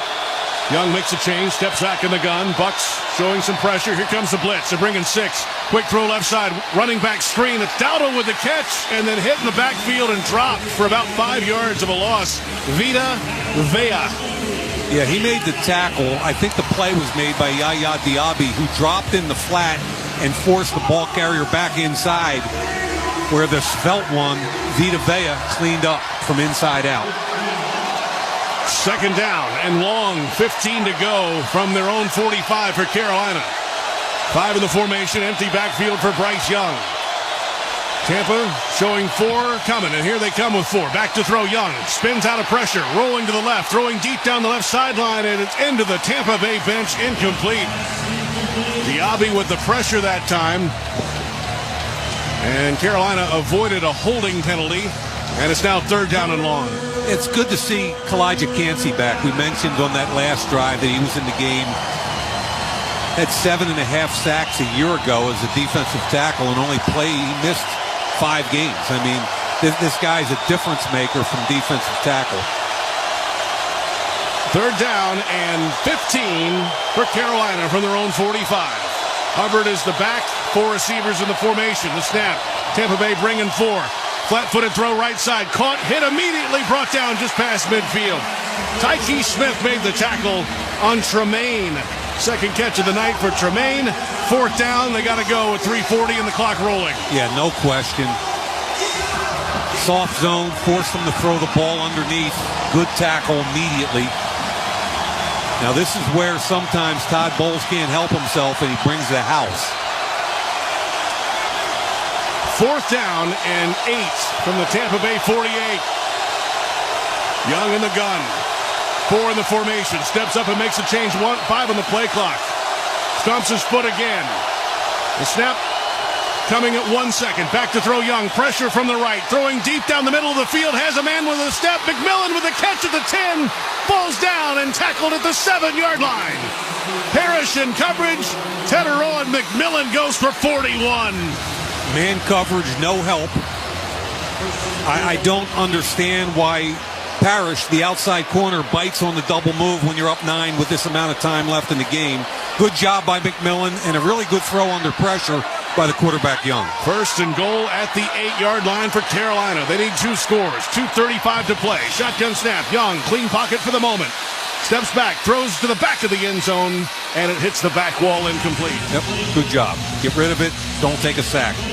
But going back to that last play, it drives me crazy when DBs get beat deep when the only way you can lose this game is a quick score.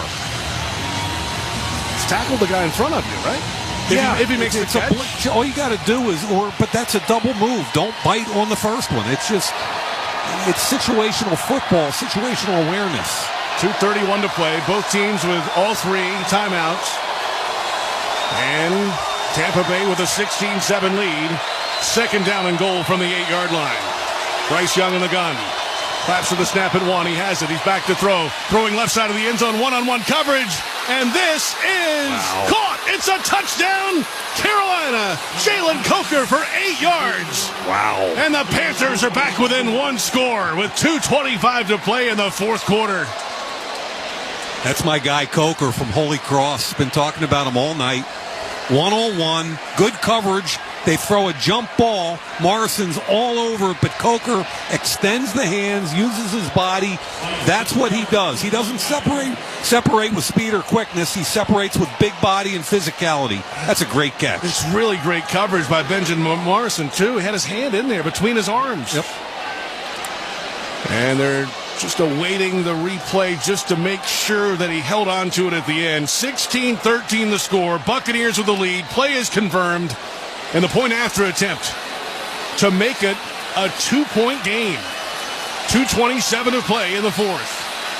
Ryan Fitzgerald from the left hash mark. The snap and the spot are good. The kick is up, and it is good. 2:27 to play in the fourth. 16-14. Tampa Bay with the lead over Carolina. You can stream the NFL on Westwood One for free. Sponsored by LinkedIn Ads. With LinkedIn Ads, every ad gets served to the MVPs you need.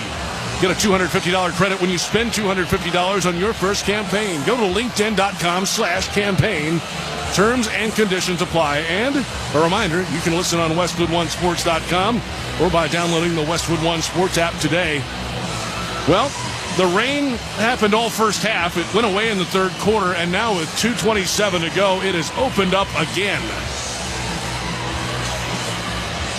Heavy rain falling here at Raymond James Stadium.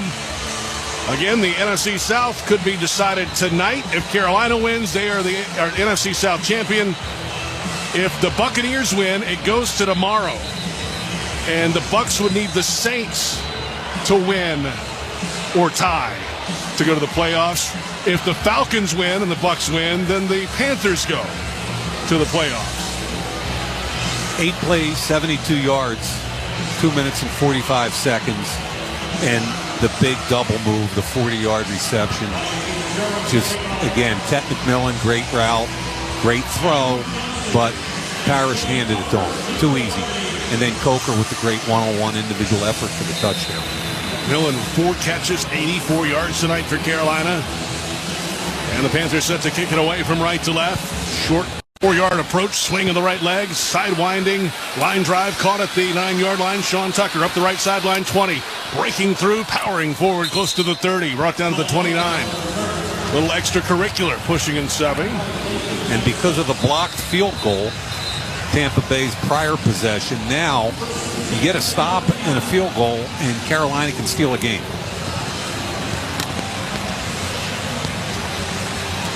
.2:23 to play. Both teams with all 3 timeouts. 2-minute warning still to come. Baker Mayfield and the Buccaneers have outgained Carolina 306 to 253. They've come back to the pack here. Tampa Bay was up big in yardage, dominating pretty much everything. They've run it for 128 yards tonight as well, to Carolina's 19. Bucs by 2 with the football in the monsoon rain in Tampa. 1st and 10, Irving the running back, handoff over the right guard, cuts it over the left side of the line, pushing ahead. The pile continues to drive him forward past the 30. And a timeout called. Carolina calls their first timeout, and stay tuned for part 2 of our special Saturday NFL doubleheader on Westwood One. The Seahawks and the 49ers, Nate Gatter and Ryan Harris. We'll have all the action live from Levi's Stadium, 7:45 Eastern, right here on most of these same Westwood One stations via the NFL and Westwood One Sports apps on Alexa-enabled devices or online at our website, WestwoodOneSports.com. Look, with 2 timeouts and the 2-minute warning, if they get a 3 and out here, Carolina is going to force a punt and have really good field position and a chance to steal a game. Kind of mind-boggling to me. And steal the division. Yep. Good way to put it. And now, under center Mayfield. The 2 receivers left. Bucky Irving, single back behind him, hands on his knees. The snap, the turn, and the handoff. Irving over the left side of the line, powering forward for just a few. Rolls ahead to about the 36. Timeout. Carolina, their second. 2:12 to play in the fourth. 3rd and 4. Okay, this is kind of where it comes down to right here. Tonight, Tampa Bay 7 of 13 on 3rd down. How do you play it if you're the Bucs? If you're the Bucs and you want to be aggressive and win a division, it's a play. You get under center, you put big guys in there, and you play action and put the ball in the hands of your quarterback. Now, if they go gun and 11 personnel, they still can throw it. But it's third and what? A good 4. Yeah. And Mike Evans just ran off the field. Ibuka is in. Tez Johnson is in. Rashad White is the single back. Mayfield under center on 3rd down and 4. The snap, the turn, a play fake, rolling out to the right. Mayfield looks to throw, has his tight end caught past the 40. First down, angling down the sideline past the 50, and then wrapped up around the waist and brought down. Cade Otton with another catch, and it goes for 20. Another Buccaneers 3rd down conversion, and it could be a game winner. Exactly what I just said. Get under center, heavy look, play action, naked boot, wide open in the flat. Really nice job. We have reached the 2-minute warning at Raymond James Stadium in Tampa with the Buccaneers leading the Panthers 16-14. You're listening to the NFL on Westwood One. Kohl's new clearance markdowns are intense. Up to 70% off is the kind of deal that'll leave you feeling stunned and make you whisper things like, "Where have you been my whole life?" to a cardigan. Just take a deep breath, steady your cart, and try to act normal. But it's not possible. The savings are just too good. Shop new clearance markdowns now, in-store and online at Kohl's. Select styles, some exclusions apply. See store or Kohls.com for details. Welcome back to the NFL on Westwood One. It's time for another memorable moment in football history. Sponsored by Advantage Gold. 1 second. There it is. 0-0-0. Bucks win. Bucks win. Bucks win the Super Bowl 55. Tom Brady engineers the offense. The Buccaneers scored late in the first half, early in the second half. And then the cannons come. Fire them. Keep on firing them. Keep on firing them. Gene Deckerhoff on the Buccaneers radio network. Super Bowl 55 final call here at Raymond James Stadium, a home Super Bowl win for the Bucs. That's tonight's memorable moment in football history, sponsored by Advantage Gold. Defense wins football games and protects retirements, too. Call Advantage Gold at 800-900-8000 now. Leave your email and get your free gold information kit. It was announced earlier this week, Gene Deckerhoff, the voice of the Bucs, retiring after this season. 37 years as the announcer for the Tampa Bay Bucs. Was also the voice of the Florida State Seminoles football team and basketball team starting in 1979. Covered both the Noles and Bucs concurrently from 1989 to 2022. He and his wife Ann would ride RVs from Tallahassee and back. They would tape the Bobby Bowden show at 2 a.m. after getting back from a road trip, and then overnight RV trip, park in the parking lot here, take a nap, call the game, and he did it for that many years. And I had an opportunity last night. We were in the hotel lobby. He happened to walk in. We got 20 minutes with Gene Deckerhoff last night. Sure that wasn't in the bar? It was in the lobby. I'm just going to say it's in the lobby. In the lobby. It's an extension of the lobby. Our engineer, Ben Blevins, and I were there. And those kind of guys, I don't know if they make them anymore, but the next generation, guys like you, JP, you got something to look after and respect. No doubt about it. One of the best in the business. Now Tampa Bay with a 1st and 10 from the 45 of Carolina. Irving the single back behind Mayfield. And 2 minutes to play. Handoff over the right side of the line into the pile, falling ahead for maybe one. And a timeout. Carolina, Derek Brown with yet another tackle for the Panthers. And 1:56 to play, 4th quarter. Carolina now out of timeouts. And I'm trying to do the math here. It feels like they can't run the clock out. It'll be somewhere plus or minus 20 to 25 seconds, I think, if they get it to 4th down. So now, 2nd down and 8 for the Tampa Bay Buccaneers. If they win tonight, it's all eyes to Atlanta tomorrow. The Saints and the Falcons would determine if either Carolina or Tampa Bay is the NFC South champ. Under center, Mayfield. Calling for the snap at 8 seconds. Turn, handoff left side of the line. Hit at the line of scrimmage. Powering forward for a couple yards. And the clock runs at 1:49 to go. Roseboom with the tackle on Irving.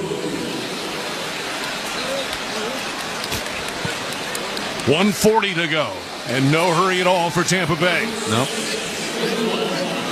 3rd down and 6 now for the Buccaneers. Just run it all the way down. Run that clock all the way down. You'll snap it somewhere around 1:10. They might call timeout at the end here, too. They got 3 left. Yeah, Baker Mayfield's nowhere near the huddle, so they're going to let the play clock go down. Yep. And they'll call timeout. 1:11 to play in the fourth quarter. 3rd down and 6 coming up for Tampa Bay at the Carolina 41-yard line. Buccaneers lead it 16-14 over Carolina. And now, 3rd and 6, you're going to just run it and kill the clock out some here? Yeah, no play action here, right? Yeah, I'm the aggressive piece of me was the last series to say, okay, let's put this game away. Right. Now we're saying the only way that they could actually beat us is if we turn the ball over, do something dumb. So run the ball. If they get the ball back with 15 or 20 seconds left, that's fine. Cade Otton with the big catch for the first down there, his 9th catch of the game, tying a career high in a single game. 3rd down and 6. Ball at the 41 going in. Irving, single back behind Mayfield. 1:11 to play in the fourth. Snap, turn, handoff. Irving left side, finding a little bit of room, but not much. Brought down for a gain of 2. Inside the 40 to the 39-yard line. Clock will run at now the 1-minute mark. Yeah, don't even think about field goal. You just had your last field goal attempt blocked, right? It'd be a long field goal, very long. You punt it, call another timeout, run it all the way down, and then punt it. Because remember, a field goal can beat you, so you don't want to go for it on 4th and 4, obviously, on the plus 39-yard line. The rain is still coming down, though lighter than it was a moment ago. Under center, 4th and 4. There's no way they're snapping. No chance. Nope. Going to try to draw them off, and they didn't fall for it. Penalty flag out, delay a game. Punt team coming up. 5-yard penalty. 4th down. So now, a punt, and the Panthers will get the football back with 18 seconds or so left. Yeah, kind of what we talked about, plus or minus 20 seconds. Now, Riley Dixon, the punter, only has 4 touchbacks all season, coming in off 60 punts entering the game. Yeah, this is all about protection. Any good NFL punter ought to be able to hang this up really high at around the 10-yard line. And there's no returner back for Carolina. Yep. All 11 on the line. Yep. They're going to go after it. All hands on deck. Trying to come block this punt off the foot of Riley Dixon. I was about to say there's no tomorrow, but there could be if you're Carolina. Waiting for the snap. And time. Timeout, Tampa Bay. Yep. Charge timeout. They've had this special teams unit bite them once too often here. They're going to make sure on this play. The Men's FIFA World Cup is coming to the United States this summer. Keep up with everything going on with U.S. Soccer's national teams with the official U.S. Soccer podcast, wherever you get your podcasts. Tampa Bay with the lead by 2. Fourth quarter, 26 seconds to play, 16-14 score. If the Bucks win and the Falcons lose or tie against the Saints tomorrow, the Bucks are division champs. If the Bucks win and the Falcons win tomorrow, the Panthers will be division champs. If the Panthers win tonight, they're division champs tonight. No returner. Punt team out there for Tampa Bay on 4th down and 9. They're going to bring all 11. Actually bringing 10. The snap, they get the punt away. The high end over end kick. Bounces at the 8-yard line, skims inside the 5, rolls down, and then is covered up by the returner. One of the men on the line went back and covered it at the 4-yard line. He's trying to stop the clock. Yeah, and does it with 16 seconds to go. Actually, a heads-up play to save a couple seconds there, but they are backed up at their own 3-yard line officially. Bryce Young leads the NFL with 12 game-winning drives since he was drafted in 2023. This would be the best yet. It would send them to a division title. Tampa Bay is going to line up deep and wide. Wide because no timeouts left for Carolina, so the only way to stop it is an incomplete or get out of bounds. Ryan Fitzgerald's long this year is 57 yards for the rookie kicker. From the 3, 1st and 10, 18 seconds, down by 2. Carolina with the football. Bryce Young out of the shotgun from his own end zone. 3 rushing. Plenty of time. Throws right boundary. And Leggett with a catch. Turning upfield. No, it's Coker with a catch. Breaking out of a tackle, but he's inbounds. Clock moving. 8 seconds. 7 seconds. 6 to go. They're over the ball at 5. At 3. Good and job. they get the spike at 3 seconds. Really well done. Coker made the catch. Everybody was hustling up as he was making the catch, and they got the spike. Good job by Carolina. They're too far back, clearly, for a Hail Mary. Desperation pass here, so it is now the final play, barring a defensive penalty. Exactly. It's now desperation lateral time. Strike up the Stanford band. It would be an all-time division winner if that were to happen. All-time winner, really, in any game. 3 seconds to go from the 21-yard line. Down by 2. Final play. There are defenders, and 8 of them past the 50-yard line. 4 lined up at the 50, 1 at the 45 of Tampa Bay, 3 back at the 30. It'll be like a rugby play now. We're just going to get a completion somewhere short, and then all heck will break loose. Bryce Young with a shotgun snap. Tampa bringing 3. Thrown over the middle. Caught ball. Lateral back. McMillan at the 40. Running left side. Throws it back again to an offensive lineman who dropped the football. Tampa Bay will recover. And this one is over. Week 18 Saturday belongs to the Tampa Bay Buccaneers. Final score, Tampa Bay 16, Carolina 14. The Bucs are cheering for the Saints tomorrow. If the Saints knock off the Falcons or tie, the Bucs would be division champions. If the Falcons win tomorrow, then the Panthers would be division champions. We go to Week 18 Sunday in the NFC South. They won a conservatively called game, and I give them credit. Dominated on defense, did what they had to on offense. Big win for Tampa. Levante David, 6 tackles tonight.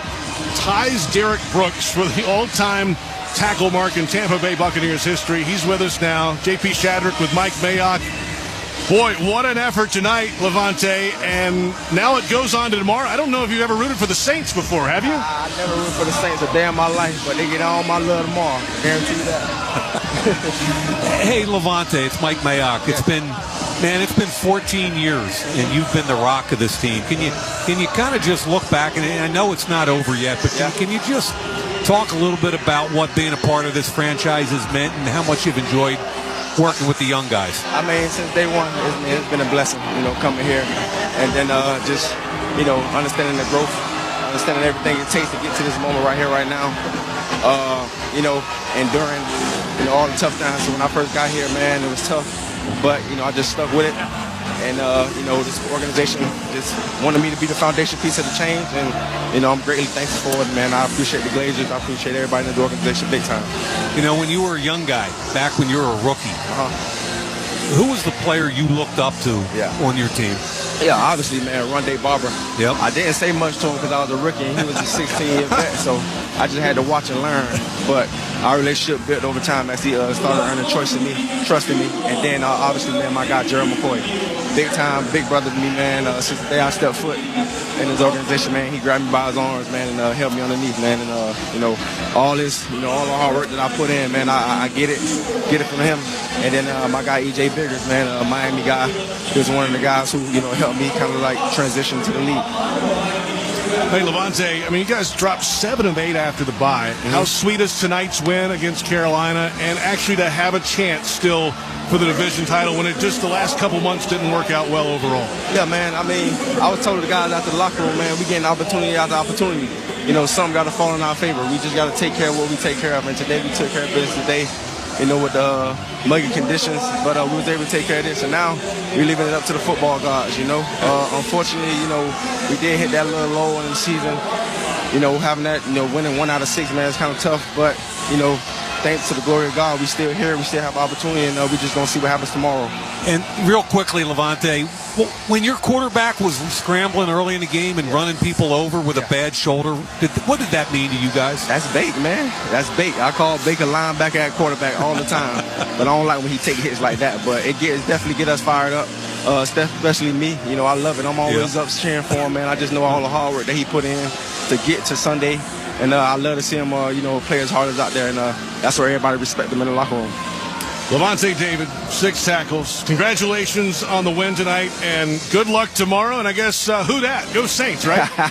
I'm not going to say who dat. I'll give a shout-out to DeMario and Cam when I get back in the locker room, but they know what to do.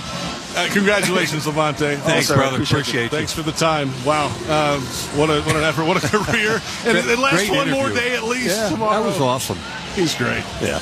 Great player as well. And it's time to select our defensive player of the game, sponsored by Allstate.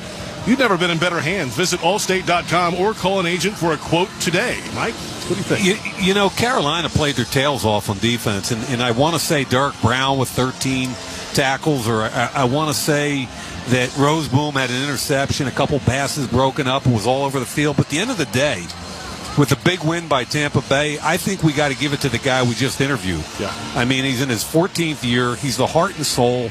They came out on fire today and played great defensively, stopped the run completely, and that's the guy in the middle of all of it. So Levante David is our player of the night. 6 tackles tonight and a fumble recovery, by the way, and now ties Derek Brooks as the all-time Tampa Bay tackle leader. How appropriate is that? Unbelievable. It's so cool.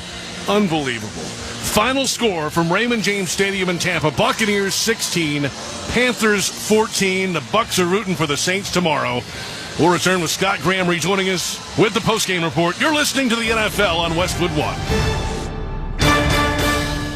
As a mom, comforting my family is what I do best. Vicks Vapor Stick provides soothing, non-medicated Vicks Vapors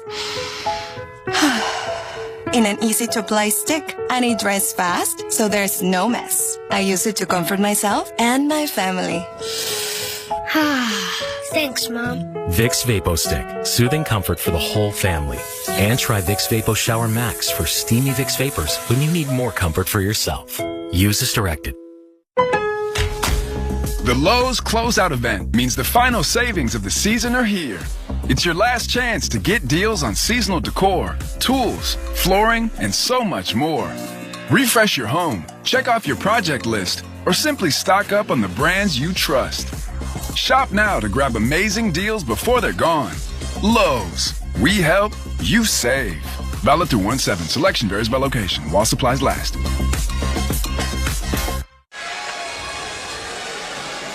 Welcome back to Raymond James Stadium. Final score: Buccaneers 16 and the Panthers 14. And let's check the final stats, sponsored by Good RX for simple, smart saving prescriptions. Check Good RX. Go to goodrx.com or download the free Good RX app. Tampa Bay dominated this game most of the day in terms of yardage, but kind of came back close together at the end with Carolina moving the ball a bit. 336 to 283. The final total yardage in the game in favor of Tampa Bay. Rushing yardage well in favor of the Bucs. 140 to 19 rushing yards for Carolina. Third downs, Carolina 1 of 8. Tampa Bay 8 of 15 tonight. 3 turnovers. Carolina gave it up 3 times. Tampa Bay once. The early interception set up the short field for Carolina. The interception from Mayfield.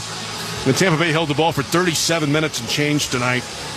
There you have it, the final stats. Mayfield 16 to 22 through the air, 203, a touchdown, an interception, 2 defenders run over, and he's scrambling and moving and running all over the place. And as you heard Levante David say, I mean, that brings energy to everybody on that sideline. Yeah, I thought the beginning of the game was important because a lot of people were doubting Tampa Bay, and I think some of them in their own locker room. You lose 7 out of 8, it's hard to keep the faith. And I thought coming out with some fire, Baker taking on some people, Levante firing up the defense, I thought that meant a lot early in the game. Buccaneers win their 5th straight NFC South title if New Orleans ties or beats Atlanta tomorrow. It's a 1 o'clock kickoff. If not, Carolina wins their first division title since 2015. All eyes on Mercedes-Benz Stadium, Atlanta. Yeah, and I think most people after Atlanta upsetting the Rams last week are saying Atlanta's going to win this football game. But I look at it, and the way Tyler Shuck has played and some of those young guys, they've been re-energized the last 6-7 weeks of the season. I think it's going to be a heck of a game. And now we are guaranteed a losing record division champion for the 5th time in league history in a non-strike shortened season. 3rd time it's happened in the NFC South. Yeah, you really would hope that this division is going to pull itself out of that. I like where Carolina's heading. they were playing with house money today. They're not ready to be a division winner, in my opinion, yet. But you hope going forward over the next couple of years this division gets better as a whole, and it doesn't take 8-9 or 9-8 to win it every year. That gets frustrating. And then for the Panthers, since mid-October, they have been alternating wins and losses, win-loss each week. This is the first time they've lost back-to-back since weeks 1 and 2 this season.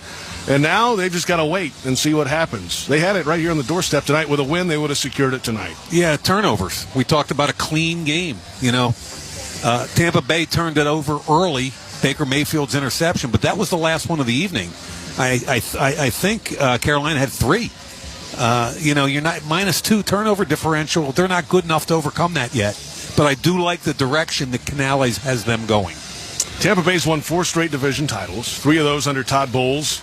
There are murmurs of some hot seat talk around here in Tampa if they miss the playoffs. Yeah. They've got some veteran players who might not be back. The wide receiver Evans, we just heard from Levante David in 14 years.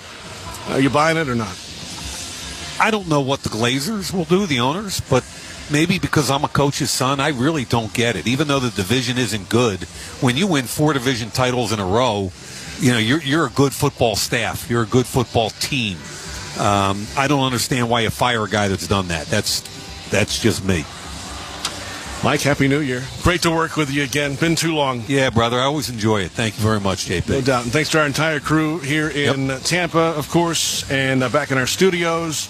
And the final score for the final time from Raymond James Stadium in Tampa, the Buccaneers 16, the Panthers 14. All eyes on Mercedes-Benz Stadium in Atlanta tomorrow. The Bucs are rooting for the Saints. For our entire crew, I'm JP Shadrick, and let's send it back to Scott Graham in our Westwood One studios. Scott? Hi, thank you very much, guys. A soggy game today, and a game that potentially could have given us a definitive answer about the division winner and could have left us dangling. How did we get to where we got to? Well, in the rain. Take a look back at how this game went. Tampa Bay had the first opportunity in this one, and with their opening drive, they put together a deliberate but really impressive first drive of the game. Mixing run and pass downfield. They went 9 plays and 74 yards. Baker Mayfield looked like he was on top of his game. And facing a cover 3 from the 18-yard line of the Carolina Panthers, he looked the right way. It's the 4th first down of the drive for Tampa Bay. 1st and 10 at the 18 going in, moving left to right. Baker Mayfield out of the gun again. 2 receivers each way. And the belt high snap back to throw. Carolina bringing forward, throwing to the end zone. Otten again! He's in for a touchdown, Tampa Bay! 18-yarder. An opening drive capper. Buccaneers 6. Panthers nothing. 9:31 in the first. Early going of this game, Tampa Bay looked like they were controlling just about all of it. Not only time of possession, but also yardage on the field. They added to their lead late in the first quarter at the end of an 11-play, 69-yard drive. It took 5.5 minutes. Chase McLaughlin hitting on a 29-yard field goal. And Tampa was sitting on a 10-0 lead that actually felt bigger at the time. But early in the second quarter of this game, Carolina turned the game around, and they did so. Baker Mayfield missed Christian Roseboom, who was coming over the short zone in front of a Baker Mayfield pass, picked it off, brought it back 20 yards to the 19-yard line of Tampa Bay. This meant opportunity time now for Carolina. It took them only 3 plays to cash in on it. Second down and goal after a loss on the play. No gain on the play. Back to the 8-yard line. A quick toss to the right side. Bryce Young has a completion inside the 5, turning upfield and in for a touchdown. Carolina. It's Tommy Tremble, an 8-yard touchdown reception. Bryce Young with a shotgun snap. Clean pocket, tossed out to the right. Tremble all alone. Nobody close to him. And the Panthers get points off the takeaway. They're on the board. It's 10-6 Tampa Bay. 10:50 in the second. Fitzgerald hit on the extra point. It was a 10-7 game early in the second, and there's no doubt that the entire feel of the game had changed at this point. Carolina still struggled, though, to get the ball downfield consistently. They had the ball in their hands late in the half with an opportunity to drive and potentially find their way to a game-tying field goal. However, that's when Bryce Young ran into his only big mistake of the game. Hubbard is the running back. 2 receivers right, single man left. And showing pressure again, and here they come from the left side. Throwing to the right boundary, and it's intercepted at the 42-yard line, right boundary. Jacob Parrish jumps in front of the receiver. He's down to the grass. And the Tampa Bay Buccaneers have a takeaway. Second interception of the season for Jacob Parrish, starting outside today. He's the normal nickel for Tampa Bay. And so, after the Parrish interception, the opportunity was there for Tampa Bay. They held the ball for just about the remainder of the first half before McLaughlin hit on a 36-yard field goal and extended it to a 13-7 lead for the Bucs. That is where we stood at the break. The second half, Carolina looked like they were showing some signs of life after Tampa Bay hit on an early field goal on their first possession from 48 yards and took a 16-7 lead. A drive for the Panthers got them down to the edge of the red zone. This was their opportunity, down by 2 scores, potentially to punch it in and make it a game again. The problem is, was it the conditions? Was it a miscommunication? Just on the edge of that red zone, they forgot the football. Dowdle in the game, single back in a pistol behind Bryce Young. Play clock at 3. Move man in motion at 1 at the snap. And Dowdle, they tried the flea flicker, and it's fumbled. It's in the backfield. Bryce Young can't get on it. It looks like Tampa Bay has it. And they do. Dowdle got the handoff, slipped on the wet grass as he tossed the football back to Bryce Young. It fell short of the quarterback. All heck broke loose. Levante David recovers the fumble for the Buccaneers. You take a look back at the play when you get an opportunity to do it. Should he have held the ball once his feet went out from underneath him? Should Bryce Young have made a dive on the ball just to recover it instead of trying to pick it up and move with it? All of those things conspiring against the Carolina Panthers as Tampa Bay recovered it. They dodge a bullet as Carolina can't get in from just on the edge of the red zone. In fact, Carolina wasn't going to get in until late in the fourth quarter of this game. They trailed by a 16-7 score as they took over on their own 28-yard line. It took them 8 plays to get downfield, trying to keep the game alive, and outside of the 2-minute warning, they did just that. Tampa Bay with a 16-7 lead. Second down and goal from the 8-yard line. Bryce Young in the gun. Claps to the snap at 1. He has it. He's back to throw. Throwing left side of the end zone. One-on-one coverage. And this is caught. It's a touchdown.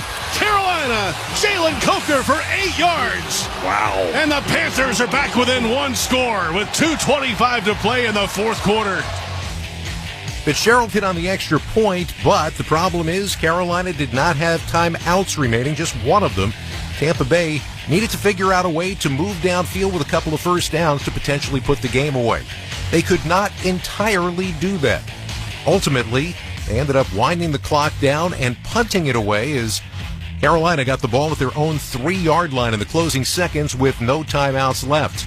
After they advanced it, they were down to just 1 play, 1 opportunity, and it was going to take a miracle for Carolina to get it downfield into the end zone. Bryce Young with a shotgun snap. Tampa bringing 3. Thrown over the middle. Caught ball.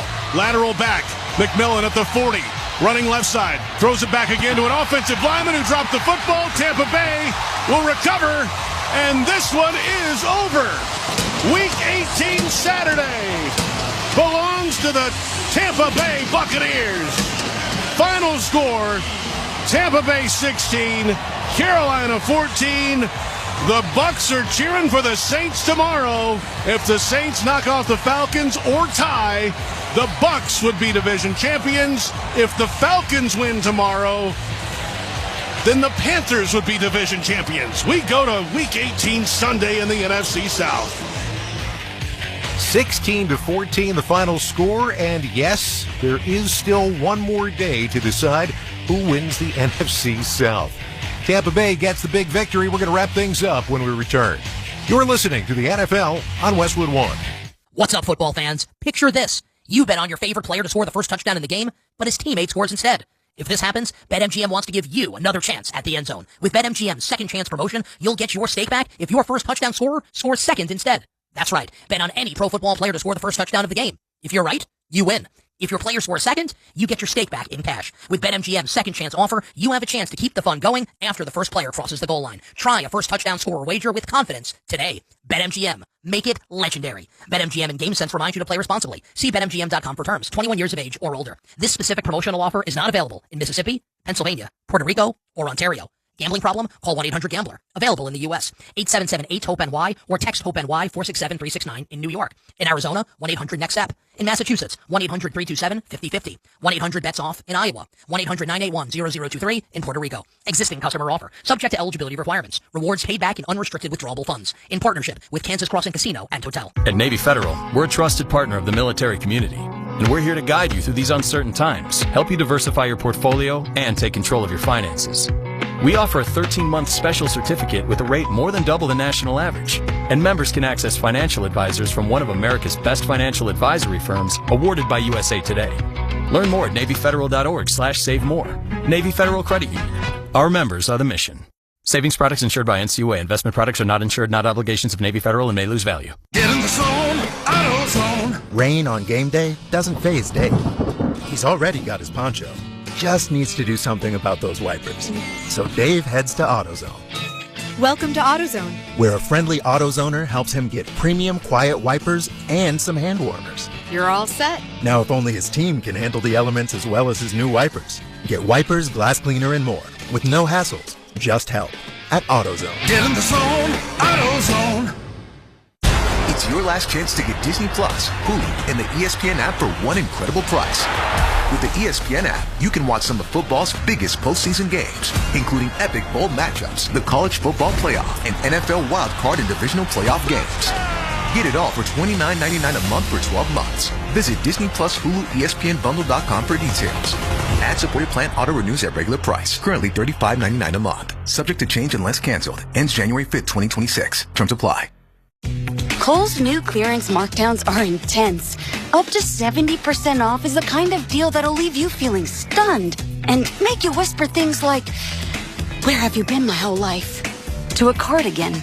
Just take a deep breath, steady your cart, and try to act normal. But it's not possible. The savings are just too good. Shop new clearance markdowns now in-store and online at Kohl's. Select styles, some exclusions apply. See store or Kohls.com for details.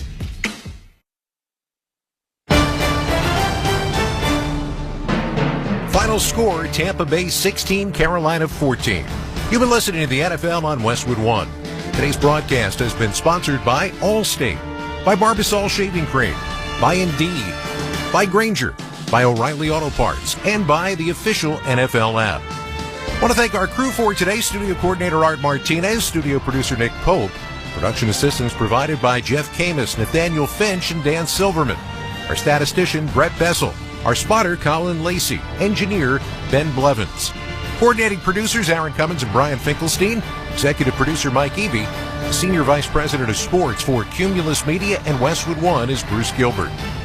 Stay tuned for Game 2 of our special Saturday NFL doubleheader here on Westwood One. Coming up next, it's the Seattle Seahawks and San Francisco 49ers, the game for the number 1 seed in the NFC. Nick Adder, Ryan Harris standing by at Levi Stadium in Santa Clara to bring you all the action. And tomorrow, Sunday Night Football, the Baltimore Ravens and Pittsburgh Steelers. Ryan Radke and Mike Goldick have all the excitement. I'll host NFL Sunday beginning at 7:30 Eastern. Catch those games right here on many of these same stations, the NFL and Westwood One sports apps, or stream live for free on our website, westwoodonesports.com. Once again, our final from Raymond James Stadium, Tampa Bay 16, Carolina 14. Now, for JP Shadrick and Mike Mayock, I'm Scott Graham. Thanks for joining us. You've been listening to the NFL on Westwood One.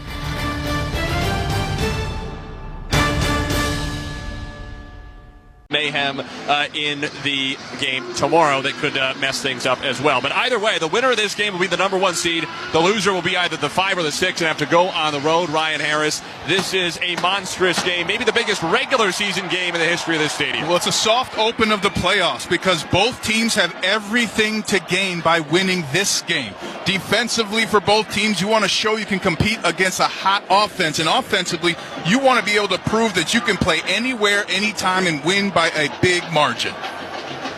Sam Darnold and the Seahawks have won 13 games this year. Normally that'd be enough to win the division. They're going to need to win 14 as it turns out. He was in a game like this last year as a Minnesota Viking, came up on the wrong end. He has some doubters still to prove wrong about his play in big games. Well, he's had a couple of come-from-behind victories this year, and one thing that Sam Darnold wants to do is play the game the way he's been playing it these last few weeks.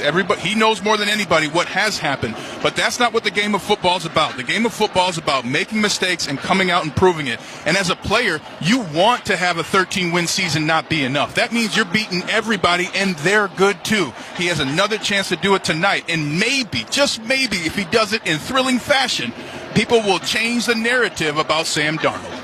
Keep in mind that he might have a lot more time in the pocket than he had when these two teams met all the way back in week 1, because it's a very different San Francisco pass rush. No Michael Williams and no Nick Bosa either. 18 sacks this year, fewest in the NFL. Meanwhile, the Seattle defensive front has been much better than San Francisco's. There are questions, though, on the back end, especially with Kobe Bryant, the safety, out. And I like Nick Emanwari to kind of show himself here. He's a safety. He's a nickelback. And they've got a young player in Ty Okada who's playing really well. And that's exactly who the 49ers are going to test. And then when I watch the film, the number one player on that defense that I would attack if I was the 49ers is Drake Thomas, the linebacker. He's a younger player, inexperienced, not playing very well. So I anticipate they're going to have a run check to wherever he is.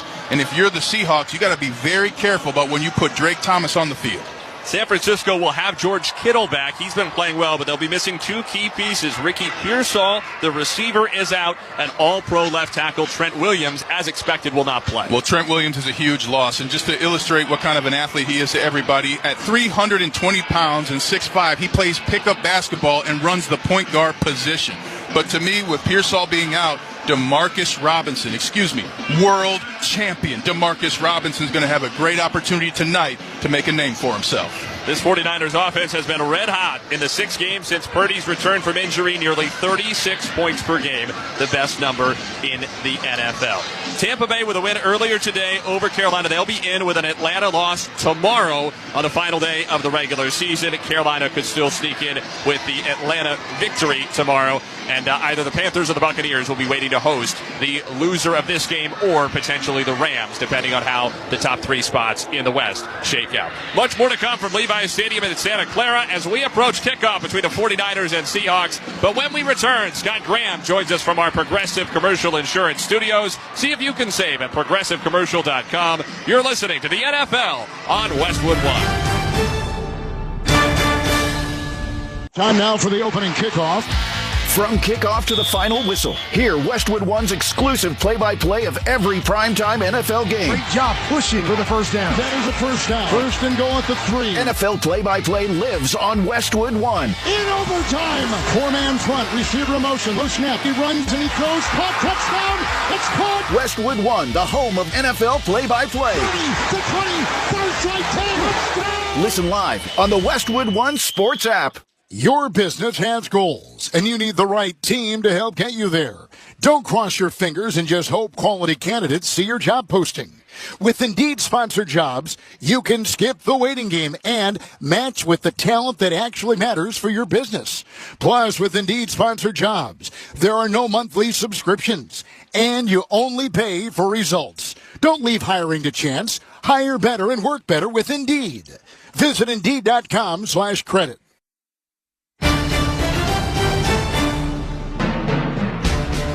Scott Graham from our Westwood One studios, and we welcome you to game number 2 of our Saturday doubleheader. Game number 1, won by Tampa Bay as they live to see another day, potentially able to wrap up the division depending upon the outcome of tomorrow's New Orleans-Atlanta game. But here in game number 2, the stakes are clear. The winner is the number 1 seed in the NFC. As the guys told you at the top, the San Francisco team has been scoring at a stunning clip since Brock Purdy got back from injury. 35.7 points per game over the course of their 6-game winning streak. Seattle can score too. Second in the league in points per game at 29.4, led by Sam Darnold. Now, as they also told you, this is Sam's 2nd straight season playing in Week 18 for the number 1 seed. Last year, he lost 31-9 at Detroit, completing just 44% of his passes for 166 yards. And Sam this week realized he's got to take some learning from that and apply it this week. Great point about going through it last year for myself. just having that experience of going through a game like that. But yeah, I think the biggest thing is just treating it like another game, understanding kind of, when you get out there, it's people make it out to be bigger, and it's prime time, all that stuff. Fans are going to be great. So understanding that it's going to have, that type of feel to it. But once you get out there, between the lines, between the whistles, it's football. And, that's the best part about this game. And so Seattle goes into Santa Clara trying to figure out a way to win and be the number one seed. As we said, trying to deal with a San Francisco team that has been hot. Big win last week against Chicago in a great game. In fact, they've scored 40 points plus in 2 straight games for the first time since 1995. Leonard Williams will be part of the defense for Seattle trying to stop that San Francisco offense. Leo, as he's called by his friends and his teammates, began his career in New York with the Jets and then the New York Giants. Things didn't work out well for a guy who was picked 6th overall in the draft. However, his time in Seattle has produced a couple of Pro Bowls, including this year.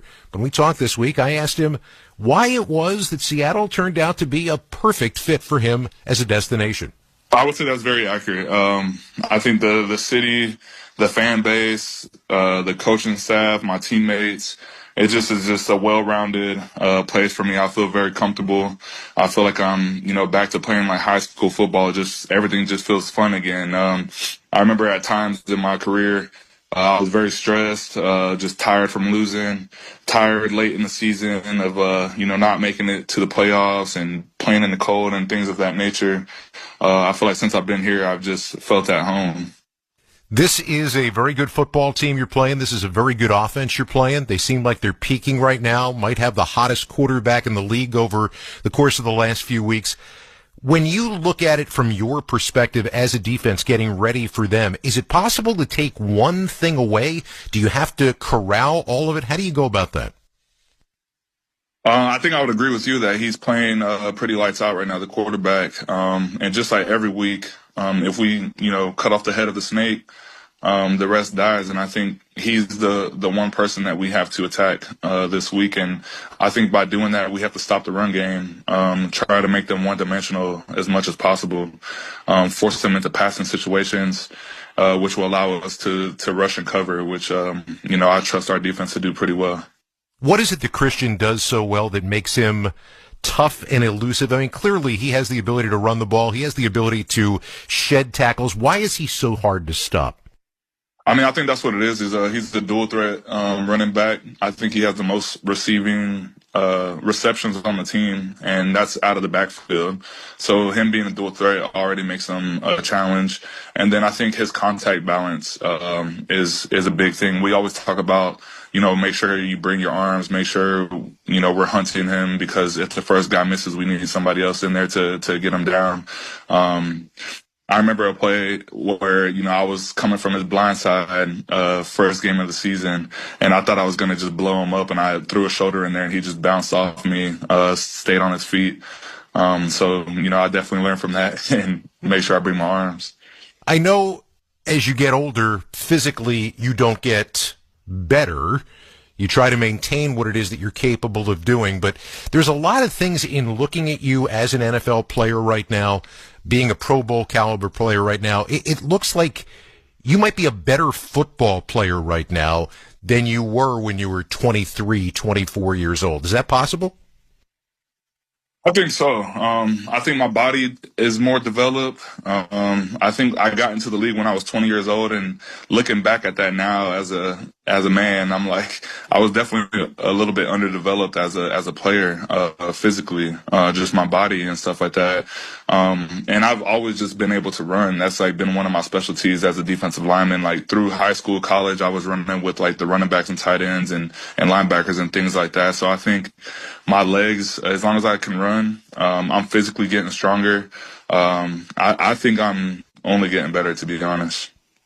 You had a taste with the Giants of what the postseason is like, and this, in a lot of ways, is almost like a postseason game, but one way or another, when this is done, there will be a postseason game following that. Is there something different about chasing that? Is there something different about being on that stage, even in this small period of time that you've gotten to experience it? I think it is different. I think when we made it on the Giants, I wouldn't say we were necessarily surprised, but we weren't ultimately confident that we were going to go all the way. Whereas this team, I think we've been taking it week by week, and we're not looking way ahead at the Super Bowl. We're just looking at this week right now. But I think we almost treat every week as if it's a playoff game, and we find ways to win. And I think the more we find ways to win, the more confidence just bleeds into this team, and just the confidence level of this team just feels a lot different going into the postseason. That is Seattle Pro Bowler Leonard Williams trying to find a number 1 seed for the Seahawks tonight in Santa Clara. Still to come, we'll take a look back at how Tampa Bay beat Carolina in Game 1 of our doubleheader. This is Westwood One's coverage of the National Football League. Country music's next generation. If you got a fire, don't lose it. Hey, North America, it's Jelly Roll. This is Lainey Wilson. Hey, y'all, it's Luke Combs. And this is Morgan Wallen. That's The Highway. A channel where Nashville stardom seekers Nobody likes your girlfriend. Become national headliners. For new country, no commercials. The destination is The Highway, Channel 56. Or listen at home with the SiriusXM app. Heated seats, open roads. Where it's so white as snow. And music handpicked to get the whole crew hyped to hit the slopes. With Road Trip Radio's Ski Trip Mixtape, the drive up might just be the best part. The Ski Trip Mixtape from Road Trip Radio, Channel 301, and on the SiriusXM app. Tap in now and search Ski. Buckle up, Buttercup, as Adam Shine brings unique opinions and passionate sports talk to Shine On Sports. I'm just giving you some facts. And hear exclusive interviews with some of the biggest and hottest names across the National Football League. Sean Payne is nice enough to give us a few minutes. This show makes me feel like it's Super Bowl time. My guy, Aaron Rodgers. The leadership that we have gives you a chance. That's all we can ask for. Tune in to Shine On Sports. Weekdays at 9 Eastern on Mad Dog Sports Radio, SiriusXM 82. You gotta love sports. SiriusXM Sports. Your team plays here. Adopted sooner. Unfortunately, the number of children waiting to be adopted from foster care is on the rise. The Dave Thomas Foundation for Adoption is the only public nonprofit charity in the U.S. focused exclusively on foster care adoption. You can help. Go to davethomasfoundation.org to learn more.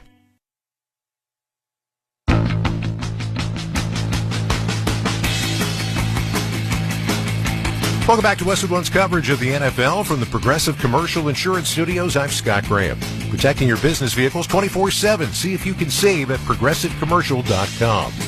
We're getting you ready for Seattle and San Francisco. Earlier, it was game number 1. Tampa Bay Buccaneers against the Carolina Panthers. Tampa Bay trying to stay alive. They ran out to a 10-0 lead in this game.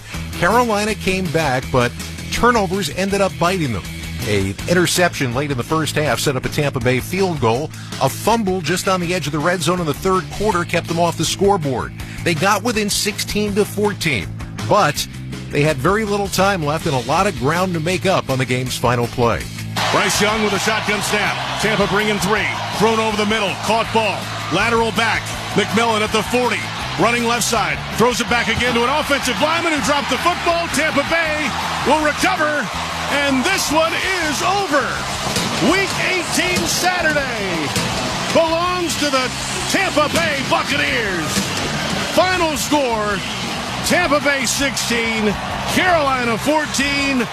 The Bucs are cheering for the Saints tomorrow. If the Saints knock off the Falcons or tie, the Bucs would be division champions. If the Falcons win tomorrow, then the Panthers would be division champions. We go to Week 18 Sunday in the NFC South. JP Shadrick right here on Westwood One. Both teams now 8-9 and watching what's going on tomorrow. For Carolina, though, a missed opportunity on the road at Tampa Bay. Their head coach Dave Canales said it was a struggle today. Missed opportunities, absolutely.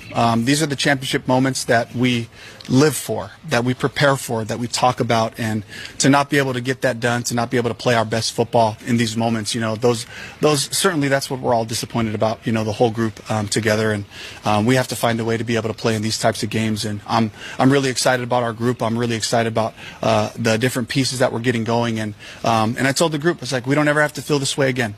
we can build from this. We have to take the next steps and make sure that we show up with a championship mindset. And so they'll figure out whether or not that next game is this year. They're only going to know if Atlanta knocks off New Orleans tomorrow. If New Orleans pulls the upset, then the Tampa Bay Buccaneers would win the division title. Still a lot of focus on what's going on in Week 18. Up next, we'll get you back to Levi's Stadium. You're listening to the NFL on Westwood One. Get in the zone, AutoZone. Charlie's battery is struggling to start. Not ideal before the tailgate, so he goes to AutoZone. Welcome to AutoZone, where a friendly AutoZoner tests his battery for free. Looks like he needs a new one, so he gets the Duralast battery. have fun and stay warm. And he makes it to the tailgate early enough to get his favorite spot. Free battery testing and charging. No hassles, just help. Get in the zone, AutoZone. Restrictions apply. Kohl's new clearance markdowns are intense. Up to 70% off is the kind of deal that'll leave you feeling stunned and make you whisper things like, "Where have you been my whole life?" to a cardigan. Just take a deep breath, steady your cart, and try to act normal. But it's not possible. The savings are just too good. Shop new clearance markdowns now in-store and online at Kohl's. Select styles, some exclusions apply. See store or kohls.com for details. Let's pause 10 seconds for station identification. This is Westwood One, your home for the National Football League.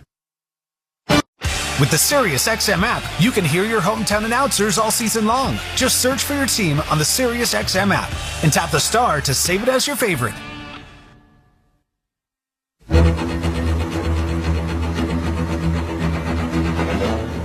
Welcome back to the NFL on Westwood One. It's time for another memorable moment in football history. Sponsored by Advantage Gold. Here's the play to determine the division.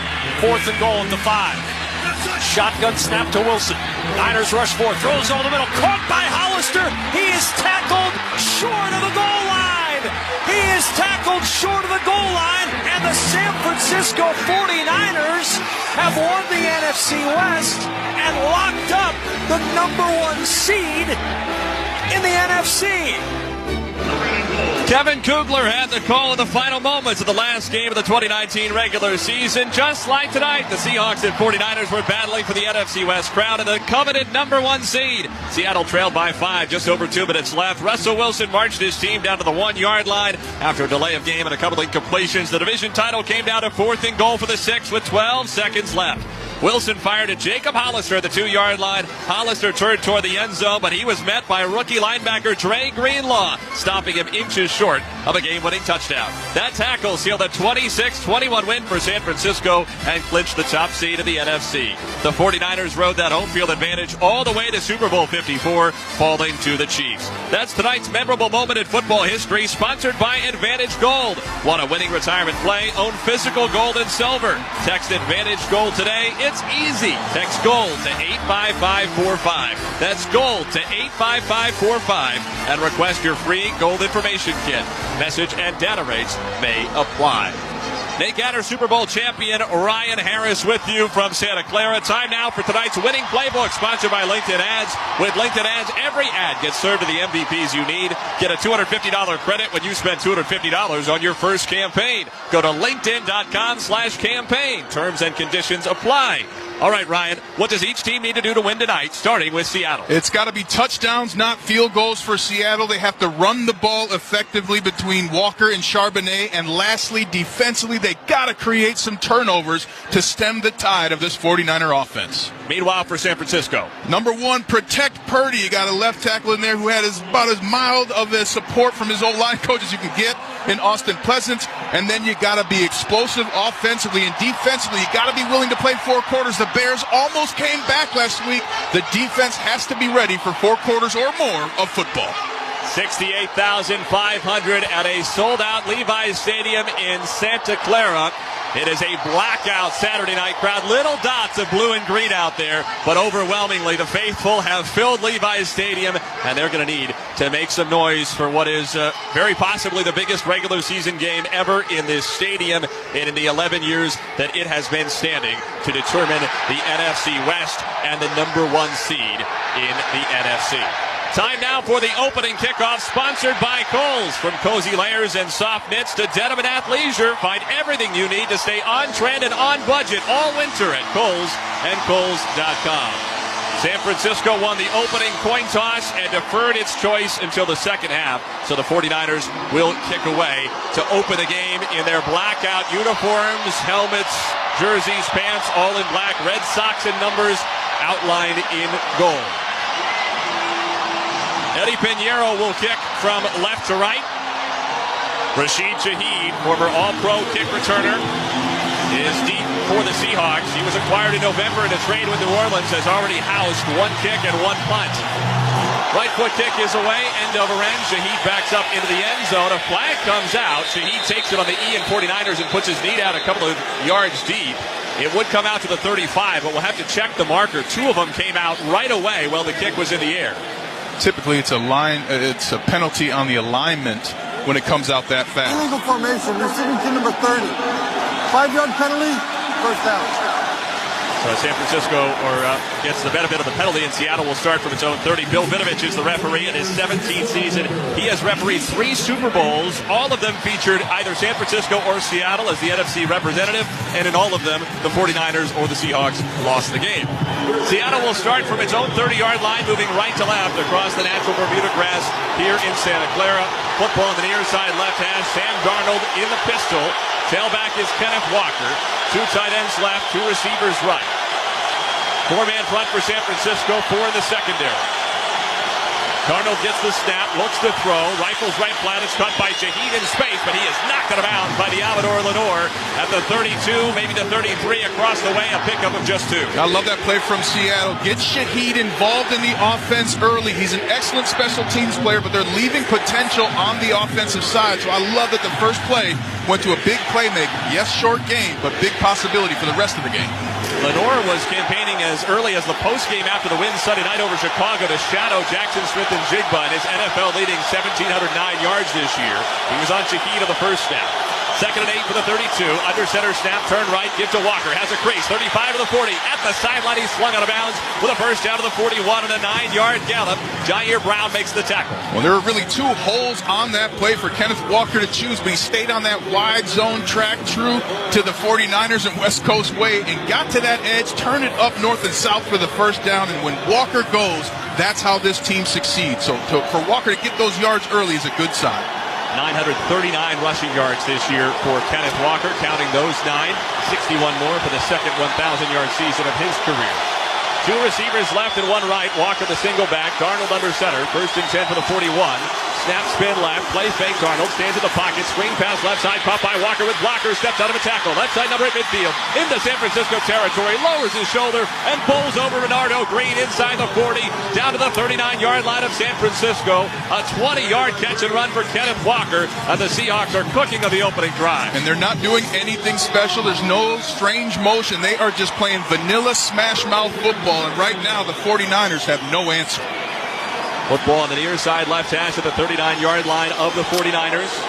Playing, of course, without a lot of their pass rush. They've been missing for much of the year. Just 18 sacks this year, fewest in the league. Darnold under center. Zach Charbonnet in as the tailback. Shaheed in motion right to left. He's the lone receiver to the near side. Snap, spin left, handoff Charbonnet, runs up the middle, over the hash. He hurdles a man to the 35 and lunges down to the 33 of San Francisco. Upton Stout, who was questionable with a concussion, a slot corner for the Niners, makes the tackle after a pickup of 6. Zach Charbonnet brings a different edge to this offense. I love that they're getting him in early because he's kind of a mix-up back, and you don't want Walker to be figured out by the defense of the 49ers. So by bringing in Charbonnet like that, you're forcing the linebackers to react differently to the same exact run. Charbonnet remains the back, tight end left, 3 receivers bunched tight right. 2nd down 4 at the 33 of San Francisco. Darnold under center, motions to reset the formation, and Jackson Smith-Njigba, the NFL's leading receiver, jogs from his right to his left. Snap and a handoff to Charbonnet. Runs off left guard. He is hit in the hole. He is stood up, and he is stymied for no gain. Malik Mustafa, who tore his ACL in the regular season finale last year, just 363 days ago, has been big in the second half of this season for San Francisco. Well, he's got the best linebacker last name in the NFL, Mustafa, and he played like it there, beating the offensive tackle to create the option and opportunity to make the big play. Third down for the Seahawks, the first they have faced on this opening drive. 3 minutes played, first quarter, no score. Football to 33 of the Niners. 2 tight ends left, 2 receivers right, Darnold in the gun. Belt high snap, 4-man rush, he scans right to left, he throws in the seam. It is caught at the 25 on the left side, numbers by Eric Sauber, the tight end. He pushes down to the 24-yard line with a first down on a gain of 9. Just the 3rd catch all year for Sauber, the 8th-year veteran, the first non-kicker since the early 90s to make it to the NFL out of FCS Drake in Des Moines, Iowa. An outstanding play by Sam Darnold. He got the ball, got to his depth, and then he went right, middle, left, and fired it right at the last second to Sauber, and then 2 linemen ran 10 yards to make sure that Sauber got past the line to gain. Darnold has some unfinished business after Week 18 a year ago with Minnesota when he completed just 18 of 41 passes for 166 yards and a lopsided loss. Handoff right on first down to Walker. He veers back between the hashes, steps out of a tackle inside the 20, and wiggles down to the 16-yard line. An 8-yard run for Walker, who has 37 total yards in the opening drive. Second down, 2 into the red zone. Nothing is more beautiful in the run game than a wide zone. It gives the running back so many options, and there the 49ers brought a blitz to the play side outside with their safety. Walker just puts his right foot in the ground, cuts it back left for the big gain. Football on the far side, right hash of the 16-yard line of the 49ers. Cup the receiver left, Smith and Jigba alone right. Darnold under center, second down 2. Deep back Charbonnet. Handoff, runs off left guard. Bounces outside the hash, inside the 15. He fights his way down to the 10. Charbonnet gets half a dozen more. The Seahawks are moving bodies up front. First down and goal in the 10. And an 8-play drive already to start the game. And Charbonnet, they're running the old school wham play using the fullback to knock that 3 technique and widen the hole. Well, it worked. And Charbonnet and Walker now having success in the run game early on. Seahawks have not been great in the red zone this year. 57% touchdowns, 19th in the league. 2 receivers right, Smith and Jigba and Cup. Shaheed the only man left. Darnold under center on the opening drive, first and goal at the 10. Snap and a 5-step drop. Darnold stands in the pocket, throws a corner route, right side over the head of Smith and Jigba. Incomplete, but a flag is out. Diamador Lenore, the top corner for the Niners, has been flagged 9 times already this year. This might be number 10. Bill Vinovich will have the call. Pass interference. Defense number 2. Spot foul. Automatic first down. That's the 10th accepted penalty against Lenore this season. Ties him for the NFL lead among defensive backs behind Keyshawn Nixon of Green Bay and Riley Moss of Denver. And that was a we heard you talking throw. And Lenore, all kinds of handsy, right hand and left hand, grabbing Smith and Jigba. And Sam Darnold had a wide open player to the flat, but he wanted that matchup. He wanted to throw the football. They got the penalty, and now Lenore is on his heels here to start the game. The Seahawks scored only 13 points at home in the Week 1 loss to San Francisco nearly 4 months ago. They have marched 69 yards on the opening drive. They need 1 more. Got the extra tackle in right now at tight end. First down goal at the 1. I formation. Deep back Charbonnet. Darnold under center. Snap and a deep drop. He looks right. He scans middle. He's under pressure. He is hit. He is slung down to the backfield for a sack. Tatum Bethune comes up the gut. Just his 3rd game back from an ankle injury, and the second-year former 7th-round pick has his first sack of the year for a loss of 11. And Tatum Bethune, I think, is the best linebacker in the NFL right now. Proved it on that play, doing what they call a green dog. He was in protection. The running back didn't get the ball. He had a decision to make. Do I drop back to cover or go fire? He fired for the sack. First and goal at the 1 because second and goal at the 12. 2 receivers left, 1 right. Darnold under center. Deep back Charbonnet. Snap, turn right. Handoff Charbonnet. Stretches the right side. Cuts up the numbers inside the 10. He's hit at the 8. Pickup of 4. It'll be 3rd down and goal at the 8-yard line. What a run right there for Seattle to make it 3rd and manageable. Give you a shot at the end zone. And they've gotten down to this part of the field by running the football. So right now their offensive line is out physicaling the 49ers. May even call a run. I know it's 3rd and 9 from the 9, but come on, Nate, let's get that run game going if it's working. Seahawks have been a very conservative fourth down team this year. They've only gone for it 11 times, fewest in the league. So you wonder if they would consider trying to set that up here. Nearly a 7-minute opening drive. First quarter, it's hard to do that. They've got some issues getting set up and a timeout taken. Mike McDonald comes down the far sideline to use his first timeout. 38-year-old second-year head coach of the Seahawks. Came last year after a decade on John Harbaugh's staff in Baltimore, but for a single season on Jim Harbaugh's staff in Michigan. Well, and that's a wise timeout to take. You never want to take a timeout in the first quarter, especially on your first drive. And that's how important every single possession is in a game like this. Coach knows that. The players know that. Something happened coming, bringing the play in between bringing it in and the huddle. Take that timeout, get it ironed out, get your guys on the right page. Big play call coming up for Clint Kubiak, the offensive coordinator in his first season. His younger brother Clay is the first-year OC for San Francisco. Clint was on Kyle Shanahan's staff as a passing game coordinator a couple of seasons ago. Opening drive, no score. 8:09 left in the first. Third down and goal at the 8-yard line for the Seahawks. Two receivers left and one right. Darnold in the gun. Charbonnet to his left. Snap and a draw handoff. Charbonnet runs off the right side. Hit at the 5. He is stacked up and stopped at the 4. 4 more yards for Charbonnet, and now the decision looms for Mike McDonald. Now you kick this if I'm McDonald. You get points, but you are going to need touchdowns. The entire staff of the Seahawks watched that shootout last week against the Bears. They know it's touchdown time. They're going to go for it, Nate. Just the 12th fourth down attempts all season for the Seahawks. Easily the fewest in the league. They're 7 out of 11 this year. Trips left, single wide right is Cup. Charbonnet on the right hip of Darnold in the gun. Fourth down goal at the 4. Opening drive of the game. Darnold stops his right foot, gets the snap. Here's the blitz. Throw left side on the out route. It is incomplete, intended for Cooper Kupp. Sam Darnold is begging for a flag. The officials do not comply. Upton Stout, who was questionable coming in, had the coverage on Kupp and did enough. A fourth down stop for the 49ers. And with 7:23 to play in the opening quarter, they deny Seattle from the 4-yard line. Well, the Seahawks were trying to get the pick play to get Kupp open with the football. And it was actually the underneath defender who slightly bumped Kupp on his way out. Kupp has to know there's going to be contact near the goal line. But you said it. What a play by Upton Stout, finishing the play throughout. And the biggest problem for the Seahawks, A.J. Barner, was wide open. 0-0, 7:23 to go, first quarter. This is Westwood One's coverage of the National Football League. SiriusXM mornings are Pop culture, headlines, deep dives. Start your day with Today Show Live on Today Show Radio. I'm Savannah Guthrie. I'm Craig Melvin, and a very good morning to you. So glad you're starting your week with us. Then get the Celebrity Scoop with Page 6 Radio on Stars. We're so excited to get into some of the buzziest headlines going on right now. We're Page 6, so, we hear things. Your hot takes with the Smith Sisters on Radio Andy. Power up the side, Hollywood. We take you on the deepest dive you can imagine into pop culture because we've done the reading. We're finally gonna get the story behind the story. Yes. And don't miss Andy Cohen Live, the king of convo. Lady Gaga, Coleman Domingo, Howard, Andy, Kylie Minogue. One of the hardest working men in showbiz. Thank you. Kevin Hart, John Mayer, Seth Rogen, Ed Sheeran. Luke, are you the shortest? How much work? Shut up, okay? Like I said, you're a great interviewer. Your morning vibe, live for the morning drive. SiriusXM 102 through 109 and the SiriusXM app.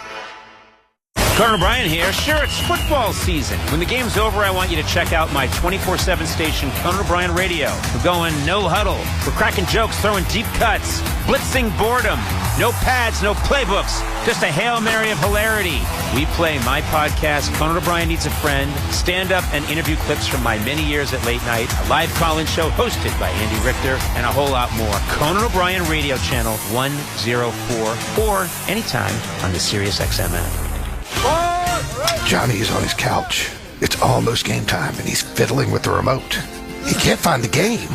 He's really struggling. He's not going to find it. He threw the remote. He has thrown the remote. Is this your sports experience?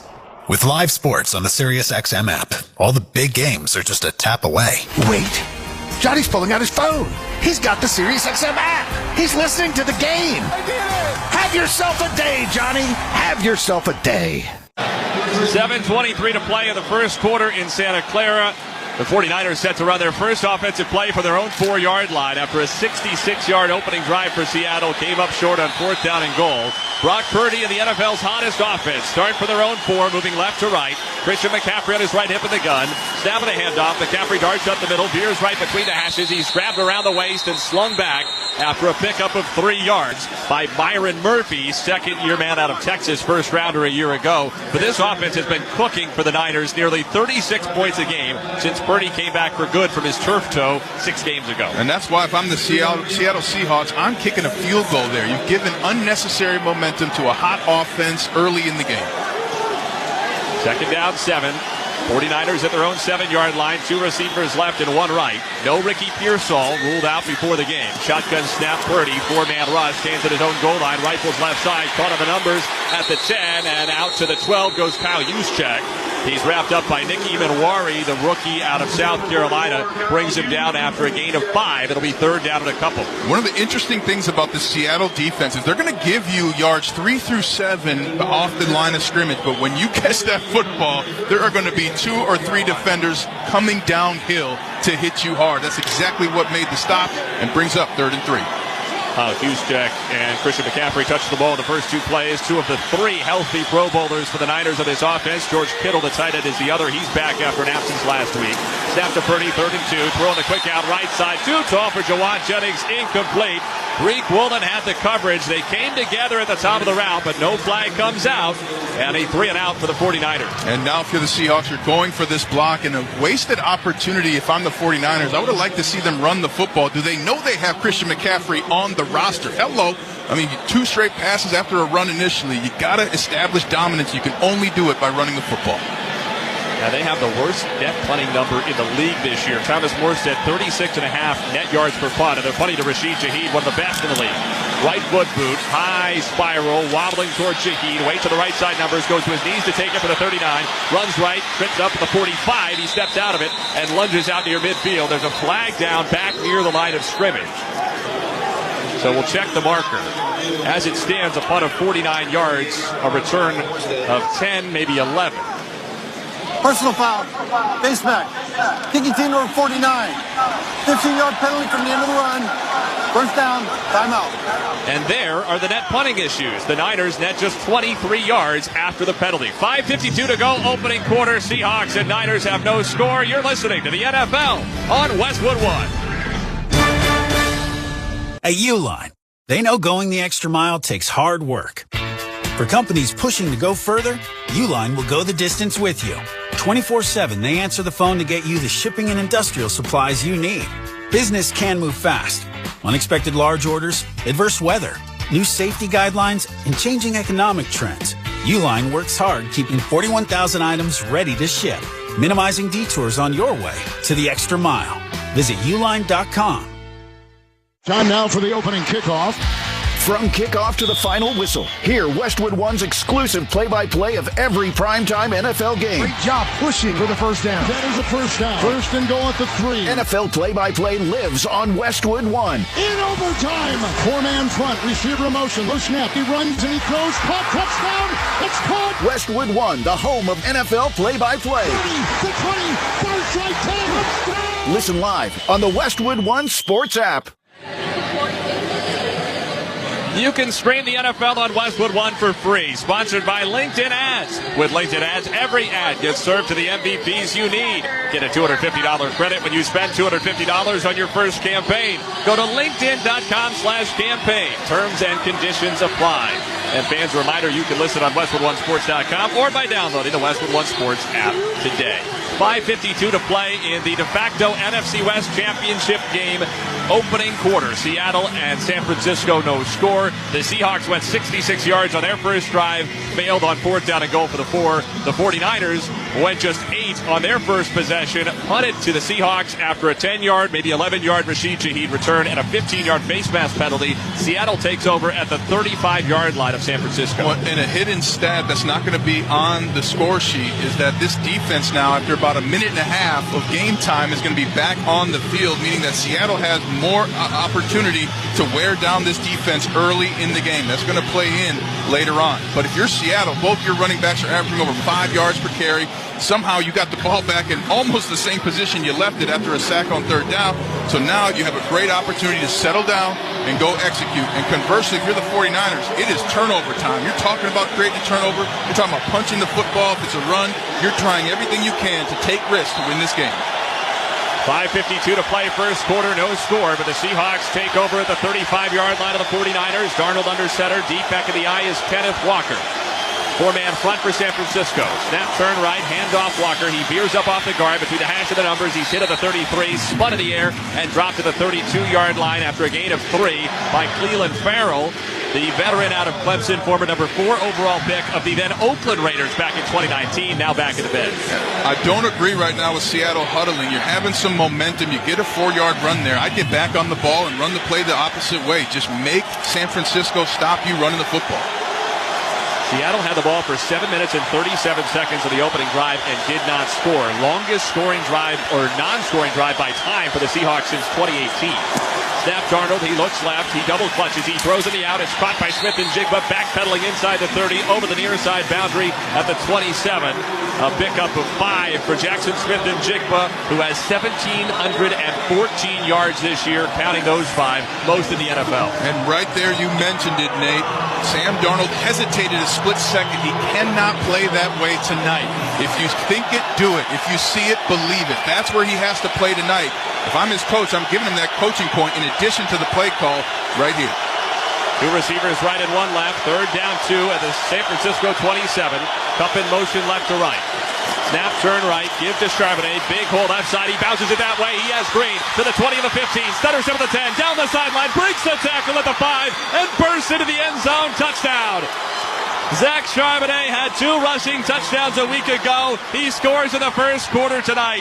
His 12th rushing score of the season from 27 yards away. And with 4:29 to go in the first, the Seahawks have first blood in this battle for the NFC West crown. Seattle 6, San Francisco nothing. Phenomenal run by Charbonnet. He takes his cut as he gets the football to cut it back left, and then A.J. Barner, the tight end, with a huge block 5 yards downfield, creating the corner in the wide open pasture for Charbonnet to dance across the goal line. Mason Myers on for the extra point. He's made all 47 this year. Right foot boot is up, end over end, and down the middle, and good. The first Seahawk with double-digit rushing touchdowns in a season since Marshawn Lynch in 2014. Zach Charbonnet adds his 12th and puts Seattle on the board first. 4:29 to play, first quarter. Seahawks 7, 49ers nothing. You're listening to the NFL on Westwood One. What's up, football fans? Picture this. You bet on your favorite player to score the first touchdown in the game, but his teammate scores instead. If this happens, BetMGM wants to give you another chance at the end zone. With BetMGM's second chance promotion, you'll get your stake back if your first touchdown scorer scores second instead. That's right. Bet on any pro football player to score the first touchdown of the game. If you're right, you win. If your player scores second, you get your stake back in cash. With BetMGM's second chance offer, you have a chance to keep the fun going after the first player crosses the goal line. Try a first touchdown scorer wager with confidence today. BetMGM. Make it legendary. BetMGM and GameSense remind you to play responsibly. See BetMGM.com for terms. 21 years of age or older. This specific promotional offer is not available in Mississippi, Pennsylvania, Puerto Rico, or Ontario. Gambling problem? Call 1-800-GAMBLER. Available in the U.S. 877-8-HOPE-NY or text HOPE-NY 467-369 in New York. In Arizona, 1-800-NEXT-STEP. In Massachusetts, 1-800-327-5050. 1-800-BETS-OFF in Iowa. 1-800-981-0023 in Puerto Rico. Existing customer offer. Subject to eligibility requirements. Rewards paid back in unrestricted withdrawable funds. In partnership with Kansas Crossing Casino and Hotel. Kohl's new clearance markdowns are intense. Up to 70% off is the kind of deal that'll leave you feeling stunned and make you whisper things like, "Where have you been my whole life?" to a cardigan. Just take a deep breath, steady your cart, and try to act normal. But it's not possible. The savings are just too good. Shop new clearance markdowns now, in-store and online at Kohl's. Select styles, some exclusions apply. See store or kohls.com for details. Let's check the drive summary, sponsored by Nationwide. Nationwide is so much more than a great insurance company. They're a financial services company, too. For your insurance and financial needs, Nationwide is on your side.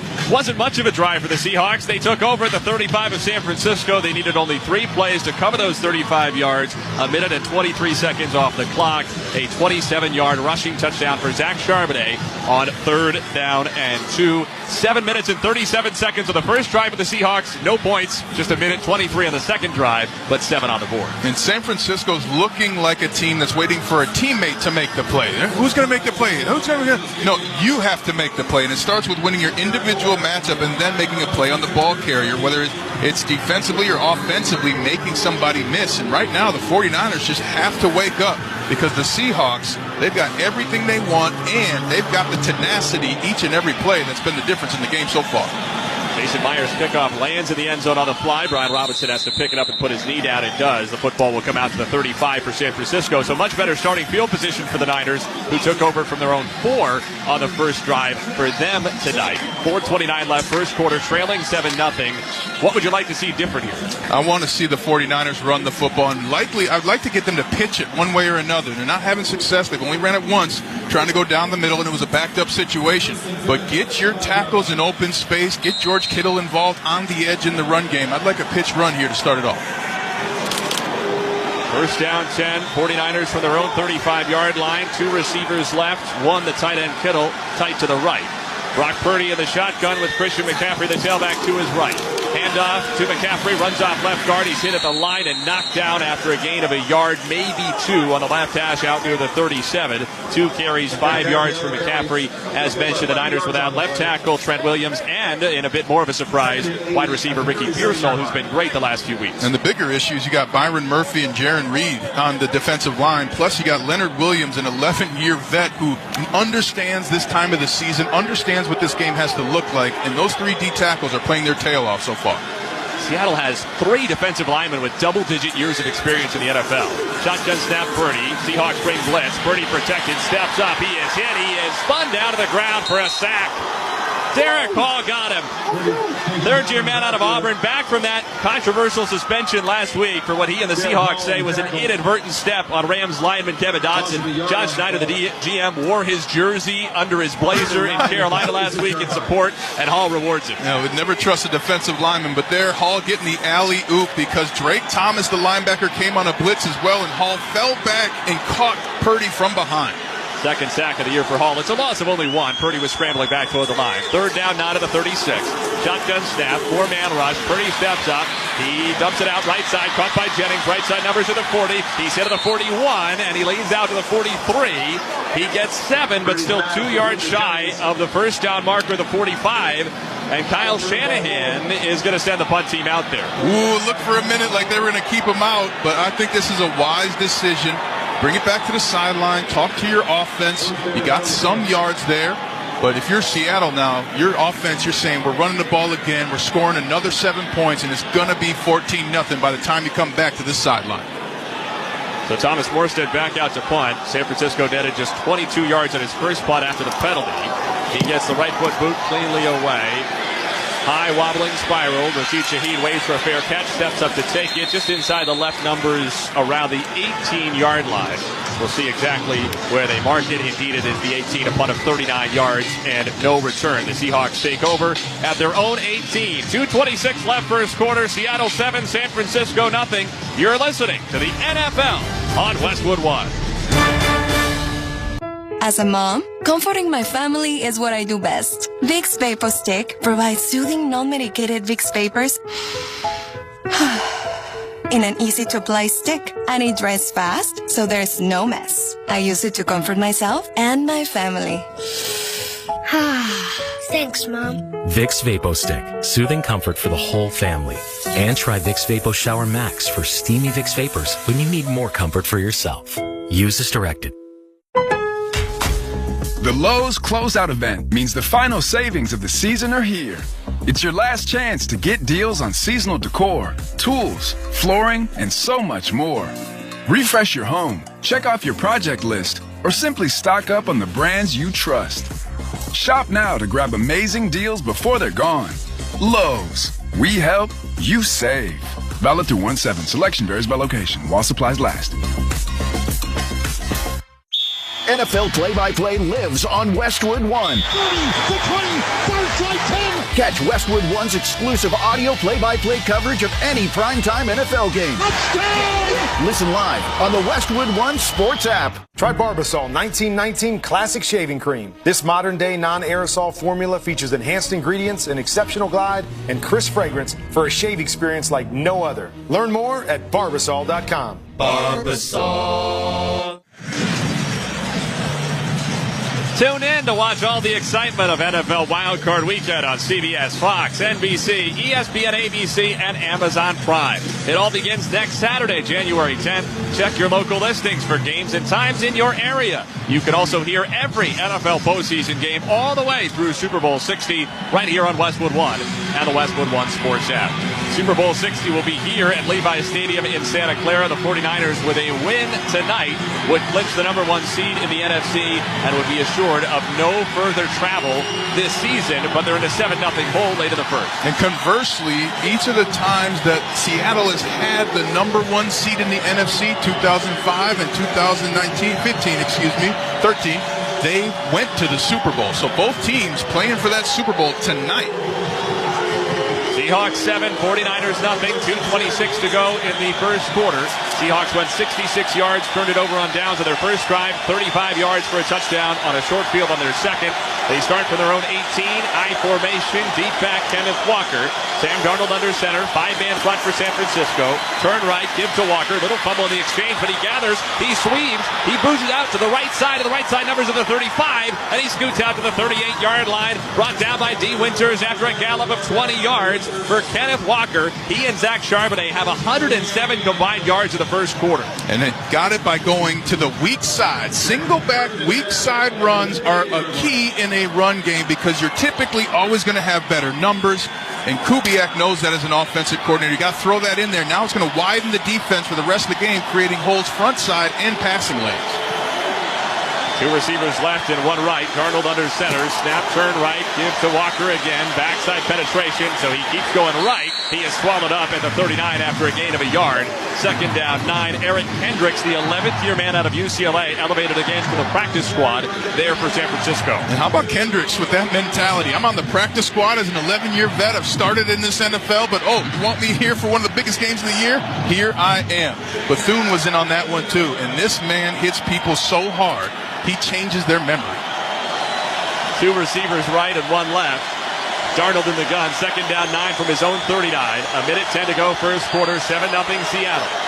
Charbonnet in as the tailback, right hip of Darnold. Chest high snap, 4-man rush. Darnold to throw, whips it out. Left side numbers, caught in the curl by Jackson Smith and Jigba. Right at midfield. He is spun down with a first down on an 11-yard connection. Second grab for Smith and Jigba in the opening quarter. Starts with the offensive line, giving Darnold all day. No one near him as he surveyed the field and delivered it on target to Jackson Smith and Jigba. And Nate, before the game I was watching Jackson Smith and Jigba get warmed up. He pulls a 60-pound sled to practice being even faster in the game. He's unbelievable. Would be the first Seahawk to lead the league in receiving since Steve Largent, the Hall of Famer, did it in 1985. Wow. Snap spin left, give to Charbonnet. He's hit at the line of scrimmage and spun down to the 49 of San Francisco. A gain of a yard. Jair Brown slashed in from the secondary.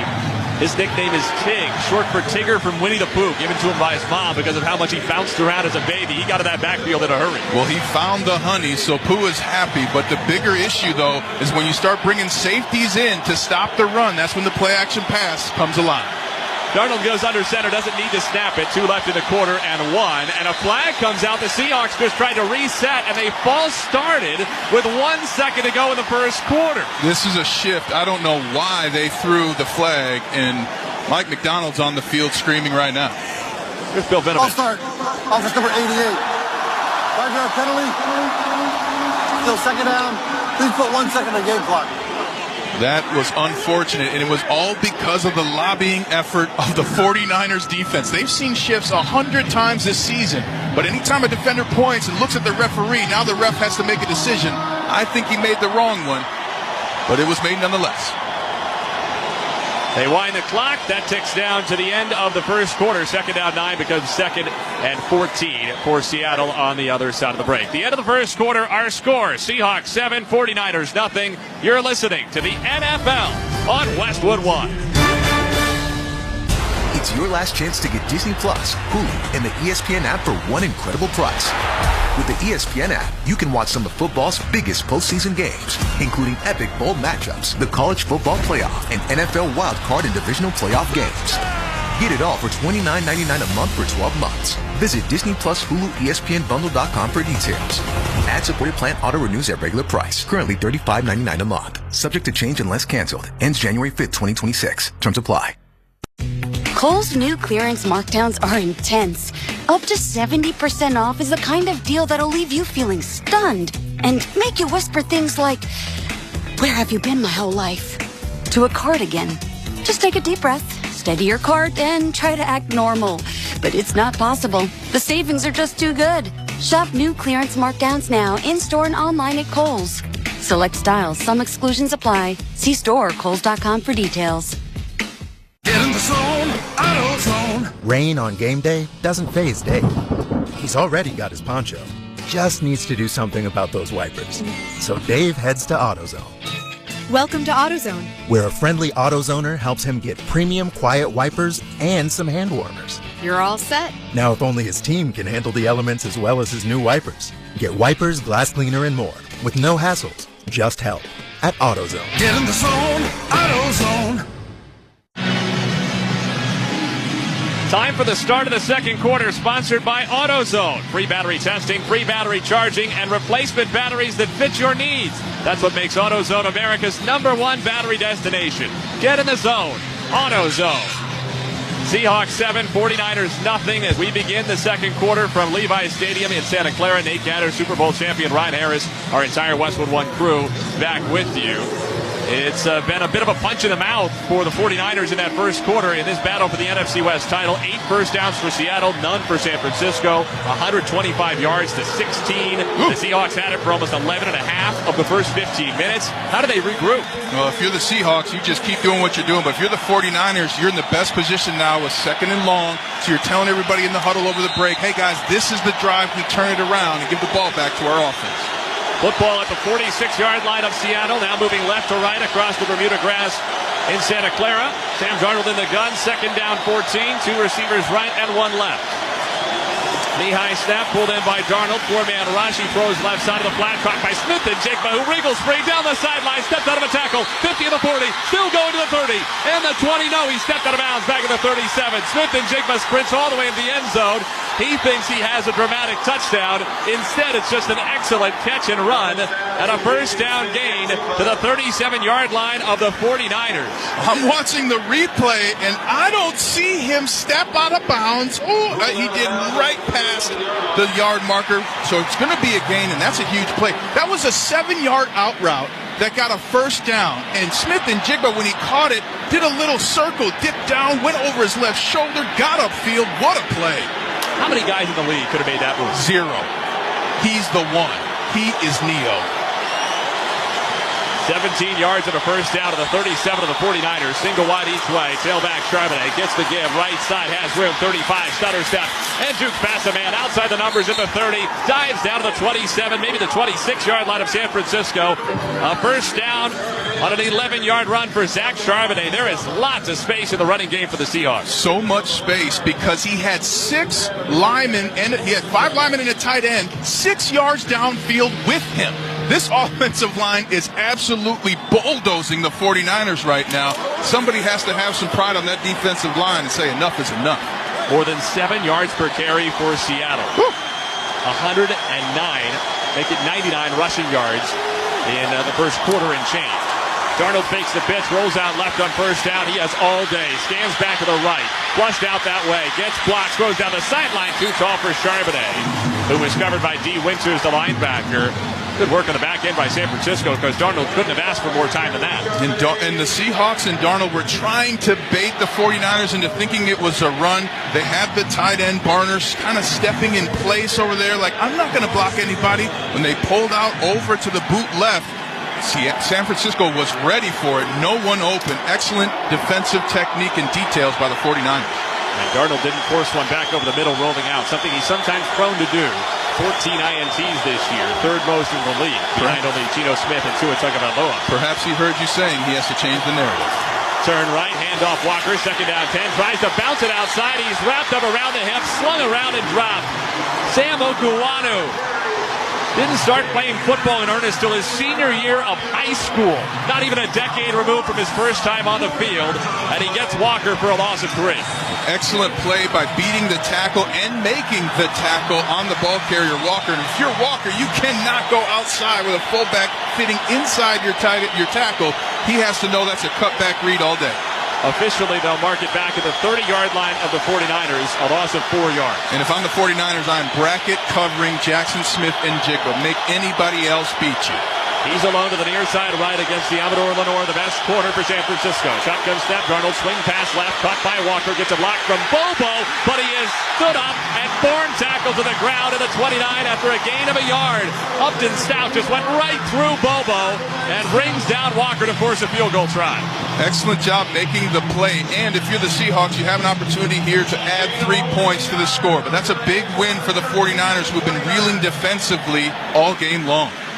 7-0 Seahawks lead, a chance to make it a 2-possession advantage. 12:45 and counting second quarter. They have Jason Myers, best kicker in the league this year. He's made 18 straight. This is left hash from the 37-yard line, 47 yards away. Snap back, hold down, right foot kick is away, end over end. It is drifting toward the right upright. It is no good. Jason Myers misses from inside 50 for just the 3rd time all year.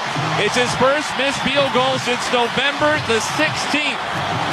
And if you're the 49ers defense, you're going right to your offense and saying, go score, we got you the ball again. 12:28 to go, second quarter. Seattle 7, San Francisco nothing. This is Westwood One's coverage of the National Football League. Hey, football fans, Jeff Foxworthy here. And I'm Larry the Cable Guy. Jeff, we ought to tell folks about our very own comedy channel. That's right, folks. When you're done listening to the game, hop on over to Jeff and Larry's Comedy Roundup. We even host our own show, like Larry the Cable Guy and the Fun Bunch. And my show, A Comic Mind with Jeff Foxworthy. It's great American comedy 24/7. That's Jeff and Larry's Comedy Roundup, SiriusXM Channel 97. Or listen to us anytime on the SiriusXM app. Howard Stern made a decision about his future. We're back. That's the announcement. 3 more years with SiriusXM. And I'm excited about it.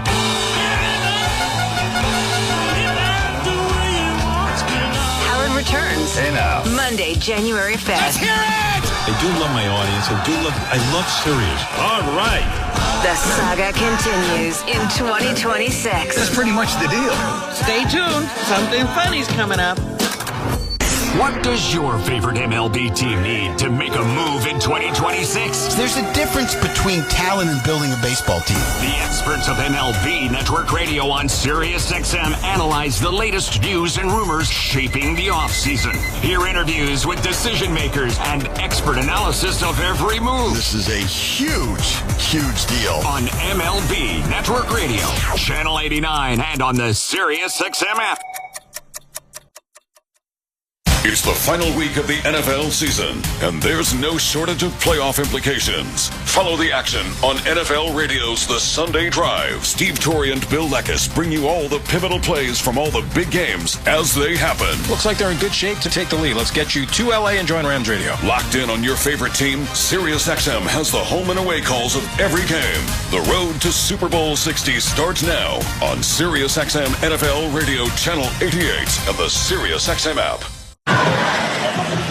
12:28 left, second quarter. Seahawks 7, 49ers nothing. San Francisco takes over from its own 37 after the missed field goal by Jason Myers. They got the momentum now, and if I'm the 49ers, it's time to activate the George Kittle package. You've done enough to try and get everybody else involved. Get your star involved immediately.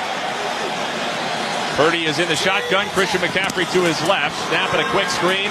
Left side is caught by George Kittle. He runs across the 40. Outside the numbers. He lowers his shoulder and bulldozes to the 43. A pickup of half a dozen right on cue for Kittle.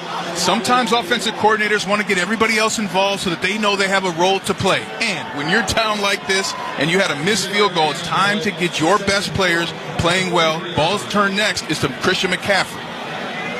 Kittle in his 7th Pro Bowl year this season, had been playing great football since mid-November before the ankle injury that kept him out last week. 67 yards or more in 6 straight games, including 5 touchdowns in that span.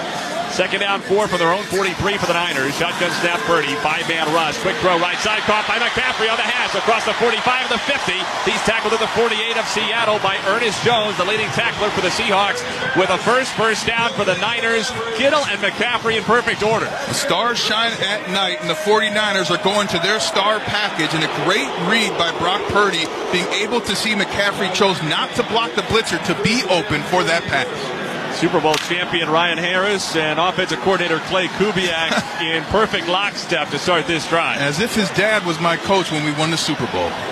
2 receivers left and 1 right. Shotgun snap, Purdy on first down. He rolls right, jumps into the flat, caught by Juwan Jennings. He is hit by Woolen in the backfield, twisted around and thrown down to the sideline across the way. A loss of a yard or 2 on a catch by Jennings.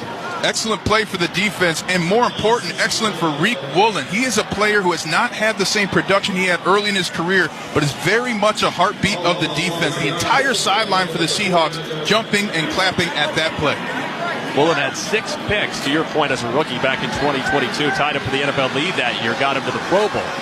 Football at midfield, officially a loss of 2. Second down and 12. 7-0 Seahawks, 10.5 to go, second quarter. Trips left, shotgun snap, Purdy, 4-man rush. He looks over the middle, throws high for Jennings, who reaches up and can't make the catch. He was slammed down by Drake Thomas, the linebacker. What a play by Drake Thomas. A split second earlier, that's a penalty, maybe even an ejection. But a perfectly timed hit that has Juwan Jennings, one of the NFL's biggest trash talkers, out and hurting. It's tough to talk trash if you come out saying, ouch, ouch. Can't talk trash the rest of the game.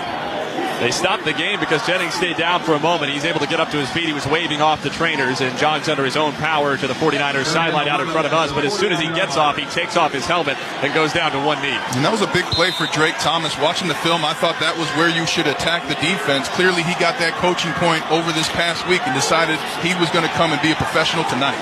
This is strength on strength. The Niners have the best third down offense in the NFL. The Seahawks the best third down defense. It's 3rd and 12 from the 50. Shotgun snap, Purdy, 4-man rush. He's well protected. Steps up, tucks and runs. Veers right to the numbers of the 45 to the sideline of the 40. He dives toward the first down, but he's marked short by a yard at the 39 of Seattle. 4th down and 1. 7-0 Seahawks. 10:15 left second quarter. And Kyle Shanahan leading the offense on the field. And that was why Brock Purdy ran. He knew if he could cross that 50, that would increase the chances of him being able to go for it on 4th down. Really a dazzling move. He outran 2 defenders to the edge. Always tough when a quarterback's more athletic than your corners. Juwan Jennings right back in the offensive huddle for the Niners after a 1-play absence. 7-0 Seahawks, inside 10 minutes to play, second quarter. 4th down and 1 for San Francisco at the Seattle 39. 2 receivers left and 1 right. McCaffrey to the right of Purdy. Shotgun snap with a challenge flag out right before the snap. Mike McDonald, I should say, threw it from across the way. Challenging the spot, you would think. Second charge timeout. I like the timeout even if it wasn't a challenge flag. Just let your guys know, get an extra second to rest. He did throw the flag out there. Maybe he yelled timeout at the same time just to make sure he got the stoppage? Yeah, you want to make sure that the stoppage happened, but he did throw the flag. They're showing the replay. You were right, Nate. Don't doubt yourself now. It's a big game. If you think it, do it. Bill Vinovich had me questioning. That's what referees will have you do. You can't do it. You got to believe in yourself and your abilities.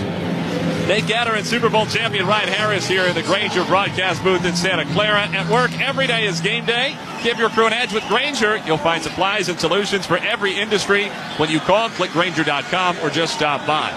The other thing potentially is maybe they told McDonald he couldn't challenge the spot because it didn't result in a first down. He wasn't trying to change the result, just move the football back a yard, and so it's charged as a timeout instead. But no announcement as of the outcome of a review, and the football stays at the 39 of Seattle. Referees are not transparent generally.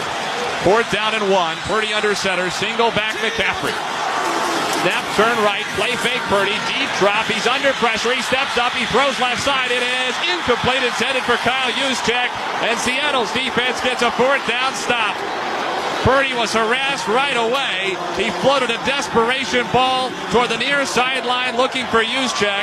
It's incomplete, but San Francisco perhaps fortunate it wasn't picked by Reek Woolen and taken back for a score. 12-year veteran DeMarcus Lawrence got cut but stayed on his feet, put the pressure on Purdy that forced the throw, and you said it, Nate. Woolen almost had a pick six but got the ball out.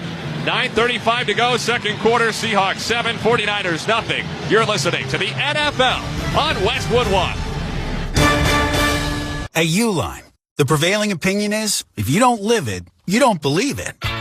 The people at Uline believe in hard work, and they live it by being there 24/7 to answer your call, having 41,000 items in stock, and offering same-day shipping from 12 locations across North America. Business owners, sellers, buyers, shippers, and packers believe it. Uline is the hard-working, dependable source for your shipping and industrial supplies. Visit uline.com. Time now for the opening kickoff. From kickoff to the final whistle, hear Westwood One's exclusive play-by-play of every primetime NFL game. Great job pushing for the first down. That is a first down. First and goal at the 3. NFL play-by-play lives on Westwood One. In overtime, 4-man front, receiver in motion, low snap, he runs and he throws, caught, touchdown, it's caught. Westwood One, the home of NFL play-by-play. 30, the 20, far side 10, touchdown. Listen live on the Westwood One Sports app. Sound familiar?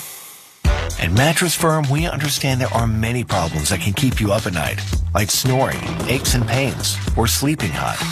Our sleep experts have the unrivaled know-how to match you with a mattress that can help. And now at Mattress Firm, save up to 72% with queens from $89.99. For the great sleep you deserve, visit Mattress Firm. We make sleep easy. Restrictions apply. See store or website for details. The NFL playoffs are almost here, and it starts with Wild Card Weekend, powered by Verizon. 12 teams, 6 games, 3 days, and one epic weekend. Wild Card Weekend, powered by Verizon, January 10th through the 12th. Visit watch.nfl.com for the full schedule. You can also hear those games right here on Westwood One and the Westwood One Sports app. 9:35 to play, second quarter in Santa Clara. It's a 7-0 Seahawks lead over the 49ers, who were turned away on 4th down and 1 off a play-action pass. Both teams have failed on 4th downs now in the first half tonight. Ryan Harris, what did you think of that play call? I didn't think much of it. On 4th and 1 with Christian McCaffrey, that's a run all day. And Kyle Shanahan has done this before, where in big moments he goes to the play-action pass. The second in a big situation, that running back doesn't have the football. Those defenders are flying to their defensive responsibilities, as just happened on the pass play. So the Seahawks take over from their own 39-yard line, moving left to right. Ball on the far side left hash. Under center snap, Darnold, play fake, deep drop, clean pocket, throws right side. It's caught back, crossing Smith and Jigba inside the San Francisco 45. He spun to the ground at the 42-yard line of the 49ers. A gain of 18 in the first half. Big boy football. What does that mean? That means coming off of a big play and a turnover on downs. We're going to go on the first sound. We're going to scare the heck out of the defense. And then I'm going to hit my biggest player that you're double covering. I mean, what a play call and execution by the Seahawks. 4 catches for Jackson Smith and Jigba for 52 yards in the first half. He had 9 for 124 in the Week 1 meeting between these teams in Seattle. High formation offset left, deep back Charbonnet. Darnold under center, first down 10, football to 42 of San Francisco. Snap spin left, give to Charbonnet, has a big hole left side, but it closes between the hash and the numbers at the 40. He's wrapped up around the shoulders by Alfred Collins and brought down after a pickup of 2. Rookie second-round pick out of Texas. Kyle Shanahan praised his work on his stamina going all the way back to training camp. Well, and that's what you have to have at this time of the season and in this game. This is a long season now, 17 games, and you have to be able to perform even better week after week. Shanahan was a little worried about Collins getting hurt with his fitness, having had the injury before training camp, but Collins has missed only 1 out of the 17 Niners games this year. Second out, 8 to the plus 40. Deep back is Kenneth Walker. He gets the handoff, runs through left guard, lowers his shoulder, and barges down to the 36-yard line. A 4-yard run for Walker sets up 3rd down and 4 for the Seahawks. Cleveland Farrell to tackle. And if I'm the Seahawks, I'm doing a quick pass just to get to that next down. But this is one of the things that happened on the last play that has made the Seahawks so successful. They had a 1-yard run. Most offensive coordinators go away from the run there. What do the Seahawks do? Let's do it again and get 6 more. This will be the 28th snap for the Seahawks in this game, 20 of them from the 49ers side of midfield. And every snap you get more information on your opponent. Bad news for the 49ers. Two right, one left. Darnold in the gun. Third down, 4 at the plus 36. He stumps his right foot. He gets a belt high snap. Blitz up the middle. He rolls right and eludes. He tucks and runs on the hash inside the 35. He slides down to the 31-yard line with a first down for the Seahawks on a 5-yard scramble to move the chains. And there's a Niner down and injured in the offensive backfield. What an excellent decision by Sam Darnold. He sees on the snap that his right guard misses the blitzing linebacker, puts two hands on the football, weaves to his right, and then gets downfield for the first. I don't know, Nate. Could have also gotten a penalty there as he got hit after sliding. I think he has to do a little more before the refs give him that one. D. Winters is the injured Niner. We'll take a break. 7:17 to go, second quarter. 7-0 Seahawks. You're listening to the NFL on Westwood One. What's up, football fans? Picture this. You bet on your favorite player to score the first touchdown in the game, but his teammate scores instead. If this happens, BetMGM wants to give you another chance at the end zone. With BetMGM's second chance promotion, you'll get your stake back if your first touchdown scorer scores second instead. That's right. Bet on any pro football player to score the first touchdown of the game. If you're right, you win. If your player scores second, you get your stake back in cash. With BetMGM's second chance offer, you have a chance to keep the fun going after the first player crosses the goal line. Try a first touchdown scorer wager with confidence today. BetMGM. Make it legendary. BetMGM and GameSense remind you to play responsibly. See BetMGM.com for terms. 21 years of age or older. This specific promotional offer is not available in Mississippi, Pennsylvania, Puerto Rico, or Ontario. Gambling problem? Call 1-800-GAMBLER. Available in the U.S. 877-8-HOPE-NY or text HOPE-NY 467-369 in New York. In Arizona, 1-800-NEXT-STEP. In Massachusetts, 1-800-327-5050. 1-800-BETS-OFF in Iowa. 1-800-981-0023 in Puerto Rico. Existing customer offer. Subject to eligibility requirements. Rewards paid back in unrestricted withdrawable funds. In partnership with Kansas Crossing Casino and Hotel. LinkedIn gets B2B marketing and knows that every win is derived from a well-orchestrated play. With LinkedIn ads, every ad gets served to the MVPs you need. LinkedIn has grown to a network of over 1 billion professionals that you can reach based on job title, industry, and more. Start converting your B2B audience into high-quality leads today. Spend $250 on your first campaign and get a free $250 credit for the next one. Just go to linkedin.com/campaign. That's linkedin.com/campaign. Terms and conditions apply. Only on LinkedIn ads. I want a new beginning for our family. This Friday, the sequel to Greenland is so massive you have to see it on the big screen. A promise gets to safety. Starring Gerard Butler and Marina Baccarin. Oh my God! Hang on! Greenland 2 Migration. Rated PG-13. Sponsored by Lionsgate. Try Barbasol 1919 Classic Shaving Cream. This modern-day non-aerosol formula features enhanced ingredients, an exceptional glide, and crisp fragrance for a shave experience like no other. Learn more at Barbasol.com. Barbasol. The run to the Super Bowl is on, and NFL Network is your home for the most comprehensive playoff coverage anywhere, all the way through Super Bowl 60. NFL Network, one network, all postseason. 7-0 Seahawks, 7:17 to go, second quarter in Santa Clara. D. Winters, the 49ers linebacker who was injured, appeared to have been stepped on after he blitzed through into the offensive backfield by Josh Jones, the backup left tackle who was starting for the Seahawks for the third straight game. He was able to make his way off under his own power, but very gingerly. Single back set, Kenneth Walker, first down 10 for the plus 31. He gets the handoff, weaves off left guard between the hashes inside the 30 and dives down to the 25. Half a dozen more for Kenneth Walker to set up second down 4. Seattle is doing everything perfect. What happens when a linebacker goes down? Let's test the new guy. Oh, you got 4 yards. And not only that, you have a field marshal right now, and Sam Darnold, he saw the blitz coming. He changed the play to the left to make sure that cutback lane was available. Motioned in Cooper Kupp. I mean, that's a lot before the snap. The Seahawks are rolling. And the new guy, at least at times, will be the old guy, Eric Kendricks, in his 11th year. Darnold under center, deep back Walker, single wide each way, snap turn right, give to Walker, has a seam off right tackle. He carries down to the 20 on the right side numbers and picks up the first down on a gain of 5. A flag came in toward the end of the play from the back judge deep in the end zone. The indication is a holding. Officer number 76. 10-yard penalty. Check it out. Bray Zabel, the rookie first rounder out of North Dakota State, the left guard, gets the hold, erases a first down run. And it was egregious because the back judge threw it from about 30 yards away. And then Zabel doing something I wouldn't advise offensive linemen. Don't talk to the referee after. I did that once, Nate. I got 2 straight penalties the next plays. I mean, just don't do it. Honey more than the stick when it comes to referees. And you didn't get too many penalties 2015 season, we won the Super Bowl, not a single hold. Before every game, though, I went up to the referees and said, hey, I'm thinking about being a ref. What do you think? You enjoy it? Not a single holding penalty. Honey, not the stick, brother. Over 100 career games for the Super Bowl champ Ryan Harris, just 3 holding penalties.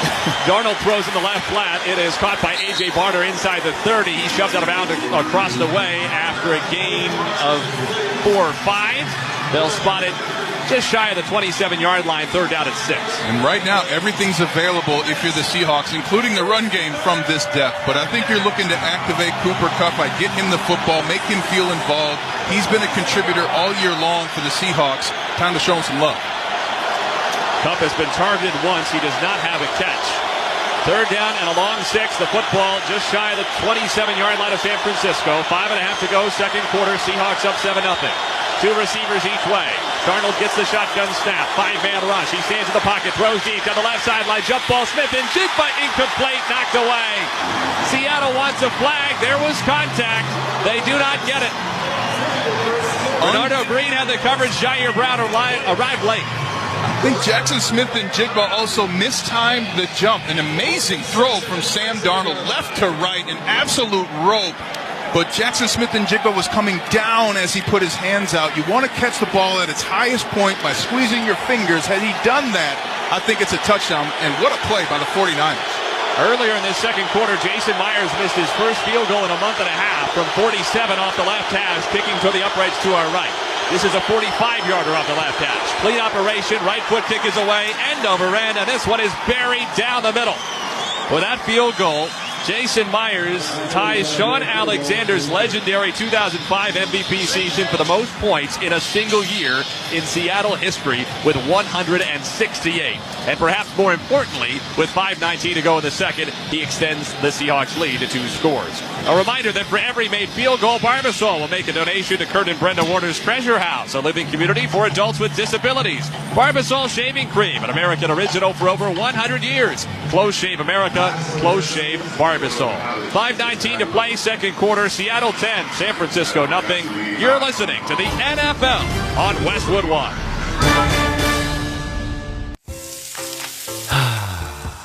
That's the sound of James adding long-lasting Gain scent boosters to his laundry this morning. Several hours later, James sniffs the irresistible scent of Gain on his shirt. Gain. Several hours later, James has even caught the attention of his mother-in-law, and she never gives him attention. Ooh, you smell amazing, James. Oh, thanks, Mom. I love you too. I never said that.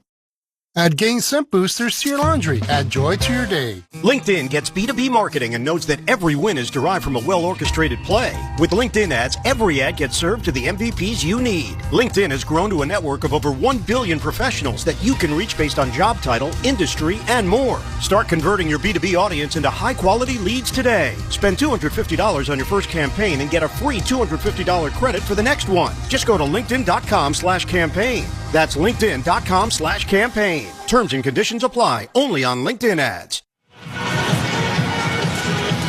5:19 left, second quarter. Seattle 10, San Francisco nothing. Time now for our fact of the game, sponsored by Liberty Mutual. Liberty, Liberty, Liberty, Liberty. Liberty Mutual customizes your auto and home insurance so you only pay for what you need. Tonight's fact, this game features a combined 25 wins this season between the 49ers and the Seahawks. That's tied for the second most wins entering a regular season matchup in NFL history. The only one with more was last year's Minnesota-Detroit game in Week 18 that Detroit won to secure the number 1 seed in the NFC. Of course, Minnesota was quarterbacked by Sam Darnold last year. He's trying to flip that script tonight, and so far, Super Bowl champion Ryan Harris, it's going well. Well, and I heard him interview with the great Scott Graham before our show. And one of the things I loved, Scott asked him about that game, and he said, yeah, it was an experience, and it's great to have a new one now. So he's found a way to mentally deal with and compartmentalize a bad performance and move forward. All of us need that skill, and Sam Darnold's proving he's mastered it tonight. Jason Myers, a low knuckling kick, bounces inside the 15 and takes a carom to the left and across the boundary on the far side for a penalty. And that's why you never congratulate kickers. Ball in place at the 40-yard line, first down.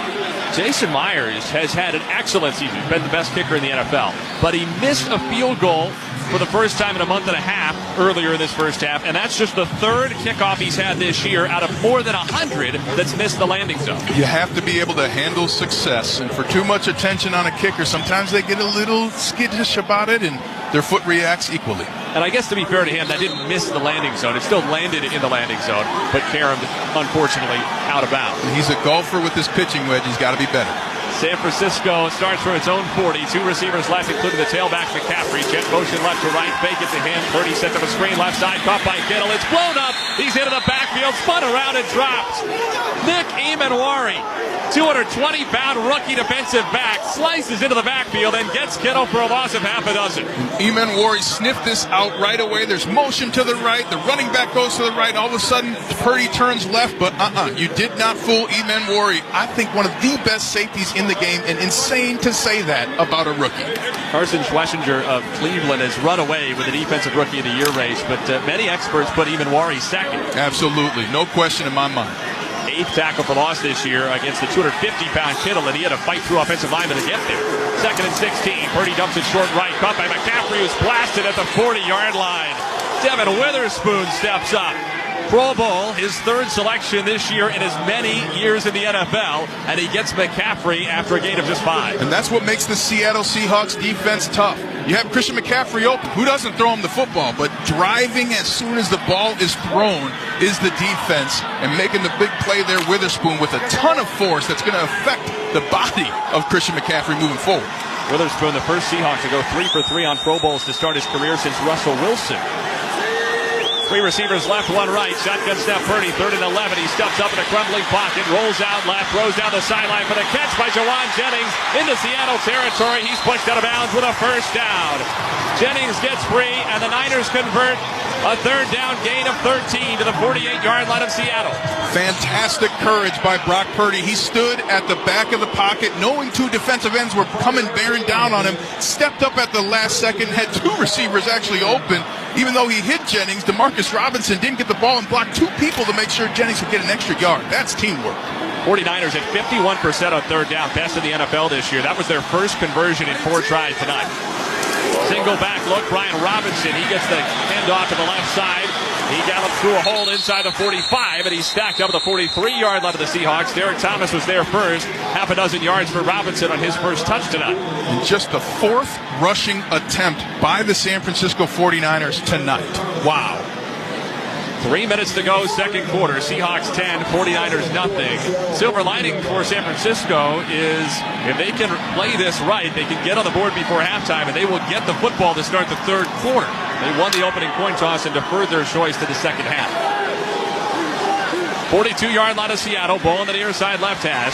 Single wide each way. Purdy under center. Snap, turn left, play fake. He's got front side pressure. He floats it right flat. Caught by Kittle. Breaks the tackle. Right hash to the 40, and he dives down to the 37 of Seattle. First down, Niners on a gain of 5. Brock Purdy turned off the fake into the boot, had a man in his face, and still got 5 yards. And it all was because of the trust he has with George Kittle. Kittle's going on an out route, sees the blitzer, stops in open space. Purdy throws him the ball, and then what makes Kittle a Hall of Famer, not 1, not 2, but 3 defenders for the Seahawks it took to bring him down. First down 10, San Francisco. 2:10 to go, 2nd quarter. Don't have to snap it before the 2-minute warning. Pistol set, McCaffrey the tailback. 2:03 and 2:02. Purdy lets it go to the 2-minute warning. No further action. You and I talked before the game about the importance of playing off 1 foot for an NFL player. Brock Purdy was playing off no feet there. DeMarcus Lawrence was in his face. Purdy was in midair, contorting his body as he threw the ball to George Kittle for a first down. We've reached the 2-minute warning. The score, Seahawks 10, 49ers nothing. You're listening to the NFL on Westwood One.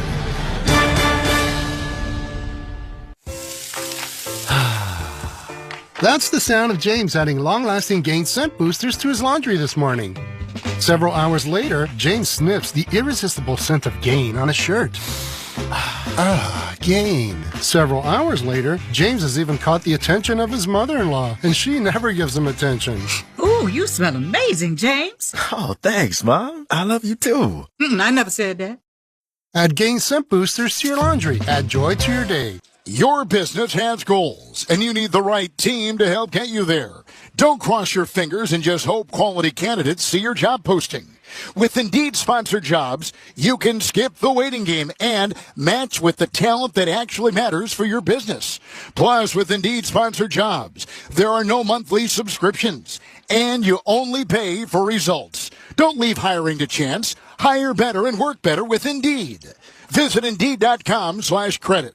At Navy Federal, we're a trusted partner of the military community, and we're here to guide you through these uncertain times, help you diversify your portfolio, and take control of your finances. We offer a 13-month special certificate with a rate more than double the national average, and members can access financial advisors from one of America's best financial advisory firms awarded by USA Today. Learn more at NavyFederal.org/save-more. Navy Federal Credit Union. Our members are the mission. Savings products insured by NCUA. Investment products are not insured, not obligations of Navy Federal, and may lose value. Nate Gatter and Super Bowl champion Ryan Harris here in the Grainger broadcast booth in Santa Clara. Game plan with Grainger to gain a competitive advantage. Call clickgrainger.com or just stop by for the supplies and solutions to help keep your business moving forward. Seahawks 10, 49ers nothing. 2 minutes to go in the second quarter. The Seahawks have one timeout remaining. They've earned a couple, one in the first quarter, one in the second. 49ers have the full complement of 3. They have first down and 10 at the Seattle 37-yard line. So although the first half has been mostly a bleak affair for the Niners, they're not in a bad position here to try to double up on either side of halftime. Well, 3 timeouts. I'm starting by running the football with Christian McCaffrey. I'm getting it in my offense's mind that we're going to run the ball more in the second half. And then you're going to the passing game. You're looking for George Kittle. You're looking for Jennings. But you're starting with the run here to get things going downhill. 3 timeouts, plenty of time. And the Seahawks having only one remaining gives Kyle Shanahan almost complete control of how the clock goes for the final 2 minutes of this second quarter. 2 receivers left, 1 right. Purdy under center.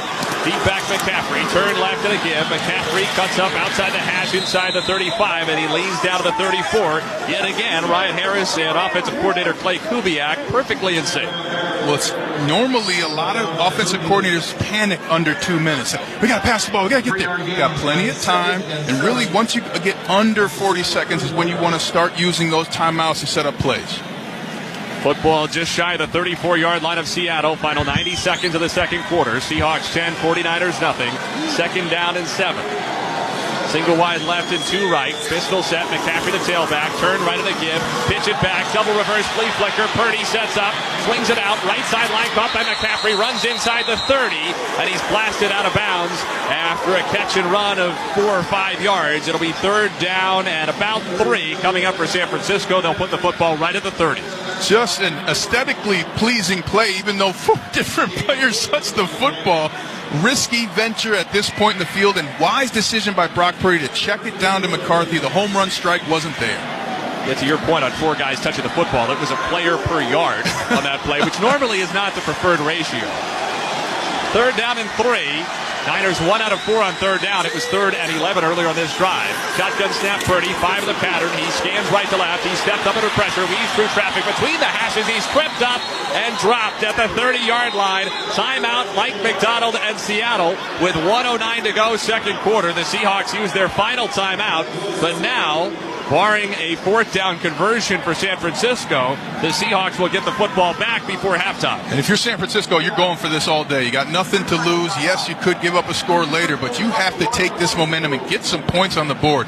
Locker rooms at halftime when you have 0 points are very difficult as an offense. So you want to give your guys a chance here. And conversely, what an epic turnaround in just 3 plays by the Seahawks defense. Wow. What about the possibility of a 48-yard field goal to cut this to a 1-score game? Not interesting? I love first half points. Give your offense something positive to talk about at halftime. Also, alert the fake if you're Seattle. So they are going to make the change during the timeout after the offense stayed on the field initially. Eddie Pinheiro is going to come out. He has made 27 of 28 field goals this year. I think on 4th and 4, with the offense you have at San Francisco, you're waving a white flag here by not going for it. This is a 48-yarder from between the hashes to get San Francisco on the board. Clean snap and hold. Right foot kick is away. End over end. It is toward the right upright, but it is through and good. Pinheiro converts again. His only miss all season was a 64-yard try going into halftime a couple of weeks ago against Indianapolis. So he has been, for all intents and purposes, nearly perfect this year. And he gets the Niners on the board with 1:06 to play until halftime. Seahawks 10, 49ers 3. With that field goal, Barbasol will make another donation to Kurt and Brenda Warner's Treasure House, a living community for adults with disabilities. Barbasol, the trusted choice for a close, comfortable shave. Close Shave America, Close Shave Barbasol. Now, this is very interesting because the Seahawks have 66 seconds. That's more than enough time to get into field goal range even without timeouts. Hello. But an incompletion or two, the 49ers have all three of their timeouts, and they'll be starting to sniff the football back. Well, you never want to call plays concerned about the opposing team's offense. So right now, if you're Seattle, I'm going to get the tight end, A.J. Barner, Eric Saubert involved. I'm going to throw it to somebody that no one's thinking of to get things going, and then I'm going to my key players, Jackson Smith and Jigba and Cooper Kupp. By the way, that George Kittle catch to convert the final first down of the drive, as it turned out for San Francisco, was his 593rd in his career. Moved him into second all-time in Niners history past Terrell Owens. Kickoff away. George Shahidi takes it on the run. Right side numbers at the 2. After the 10 to the 15. Has a lead blocker at the 30. Stutter step to the 35. And he's brought down there on a return of 33 yards. With a minute to go in the second quarter, the Seahawks start from their own 35. The Seahawks are doing everything right tonight, including right now jogging that offensive line. Get out there. Get that huddle set. We have time, but let's not act like it. Let's look forward to the opportunity to dominate. If you're the 49ers right here, you want to get your hands on the football. You want to rattle Sam Darnold before the half and make him think about it for 15 minutes. And the Niners defense is without D. Withers, who left the game with what has been labeled an ankle injury, questionable to return. 2 receivers left and 1 right. Darnold in the gun. Charbonnet to his right. 1 minute left. No timeouts for the Seahawks. Up by 7, second quarter. Shotgun snap. 4-man rush. Darnold scans left to right. He is hit in the pocket. He is sacked. Just the 19th sack all year for the 49ers. They get Darnold back at the 29 for a loss of 6. Sam Okuwanu having a big first half. Okuwanu beating a double team to get there as well. Just incredible finish by Okuwanu. The 49ers let the clock run. A little bit interesting on the part of Kyle Shanahan, showing a lot of respect to Sam Darnold. He had 3 timeouts, could have used one there. Forced the Seahawks to give him the ball back if they don't get a first down. Instead, the clock down to 25 seconds left, second quarter. Shotgun snap, Darnold climbs the pocket. He's hit as he flips it out. Left side, caught by part of the tight end. Sheds a tackle. Left side, number 35. Still fighting out to the 38-yard line. Tackled after a gain of 9. The clock continues to turn. 10 seconds and counting. Seahawks lining up again. You'd think they'll just let this go. I thought they were going to clock it. I think Sam Darnold just looked and said, hey, we don't have enough time. They're going to go to halftime. Because obviously if they clocked it, it would have been 4th down. They would have had to punt. Well, Sam Darnold's grabbing his right hand, shaking it, looking at it as he's going off the field. He took 2 hits there, back-to-back plays. He was sacked on first down. On second down, he was hit before he could get rid of the football and had to fight through the contact to get rid of it in the left flat. Brings us to the end of the first half. It's the Seahawks 10 and the 49ers 3. When we return, Scott Graham rejoins us from our studios with a halftime report. You're listening to the NFL on Westwood One. Get in the zone, AutoZone. Charlie's battery is struggling to start. Not ideal before the tailgate, so he goes to AutoZone. Welcome to AutoZone, where a friendly AutoZoner tests his battery for free. Looks like he needs a new one, so he gets a Duralast battery. have fun and stay warm. And he makes it to the tailgate early enough to get his favorite spot. Free battery testing and charging. No hassles, just help. Get in the zone, AutoZone. Restrictions apply. How are you beginning for our family? This Friday, the sequel to Greenland is so massive you have to see it on the big screen. I promise I'll get to safety. Starring Gerard Butler and Marina Baccarin. Oh my God, hang on! Greenland 2 Migration, rated PG-13. Sponsored by Lionsgate. Why pay more for a great shave? Choose Barbasol, America's #1 brand of shaving cream. Barbasol's instant thick lather gives you a close, comfortable shave at a trusted value. Barbasol.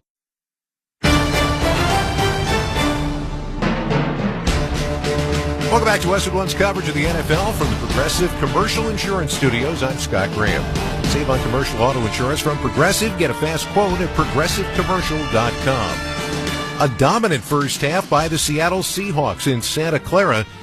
A double up the 49ers in time of possession, or just about, and more than double them in total net yards, and 12 first downs to 3.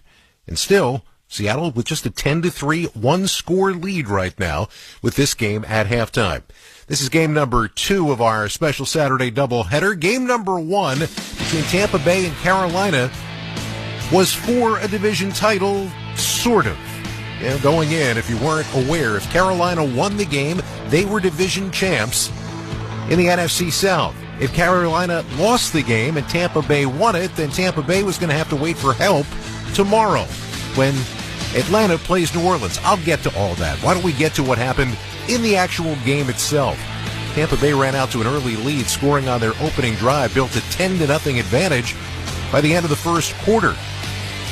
A Baker Mayfield interception gave Carolina a short field. They cashed in to make it a 10-7 ball game, but a Bryce Young interception late in the first half took away a scoring opportunity and allowed Tampa Bay to get a field goal to stretch the lead to 6. Then in the third quarter, at the end of an extended drive trailing by 9, Bryce Young and company had an opportunity just on the edge of the red zone. Dowdle in the game, single back in a pistol behind Bryce Young. Play clock at 3. Moving man in motion at 1 at the snap. And Dowdle, they tried the flea flicker, and it's fumbled. It's in the backfield. Bryce Young can't get on it. It looks like Tampa Bay has it. And they do. Dowdle got the handoff, slipped on the wet grass as he tossed the football back to Bryce Young. It fell short of the quarterback. All heck broke loose. Levante David recovers the fumble for the Buccaneers.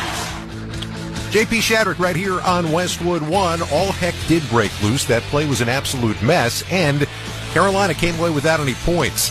They did get to within 16-14 late, but Tampa Bay's defense held after they got a couple of first downs. Carolina can't get the ball across midfield on the game's final play as Tampa Bay hangs on for a 16-14 victory. That puts both teams at 8-9 now on the year. And when you look at where things stand, now we get back to what I talked about, because nothing was settled today. And nobody knew that more than Baker Mayfield. We're here, and you can't go back and change anything. And that was the focus this week, is control today, and see where the chips fall. And so we did that. Team win. And, we'll all be pulling for New Orleans tomorrow. They will be pulling for New Orleans tomorrow, because a New Orleans win over Atlanta will make Tampa Bay the division champs and will send Carolina home. If it goes the other way, the Atlanta Falcons win the game, then Carolina gets saved despite losing the last 2 games of the regular season. Dave Canales, their head coach, he'll be watching. Oh, I mean, shoot, I think we're all going to be on the edge of our seats tomorrow watching that game, hoping for the outcome, hoping for the Falcons to pull through, but at the same time, at least we have that hope to look at, but we have to look at ourselves, and we have to make sure that in these championship moments that we play our best. And so Carolina, a team that is very young with a quarterback who is stepping into his own this year. They might have been a little bit ahead of schedule. They still have that opportunity to potentially be a part of the playoffs for the first time since 2017. Tampa Bay still has an opportunity to win a division title for the 5th straight year. All comes down to the Atlanta Falcons and the New Orleans Saints at 1 o'clock Eastern tomorrow, and that is going to determine the playoff position for both of these teams. Meanwhile, our halftime score right now in Santa Clara, it is Seattle 10, San Francisco 3. This is Westwood One's coverage of the National Football League.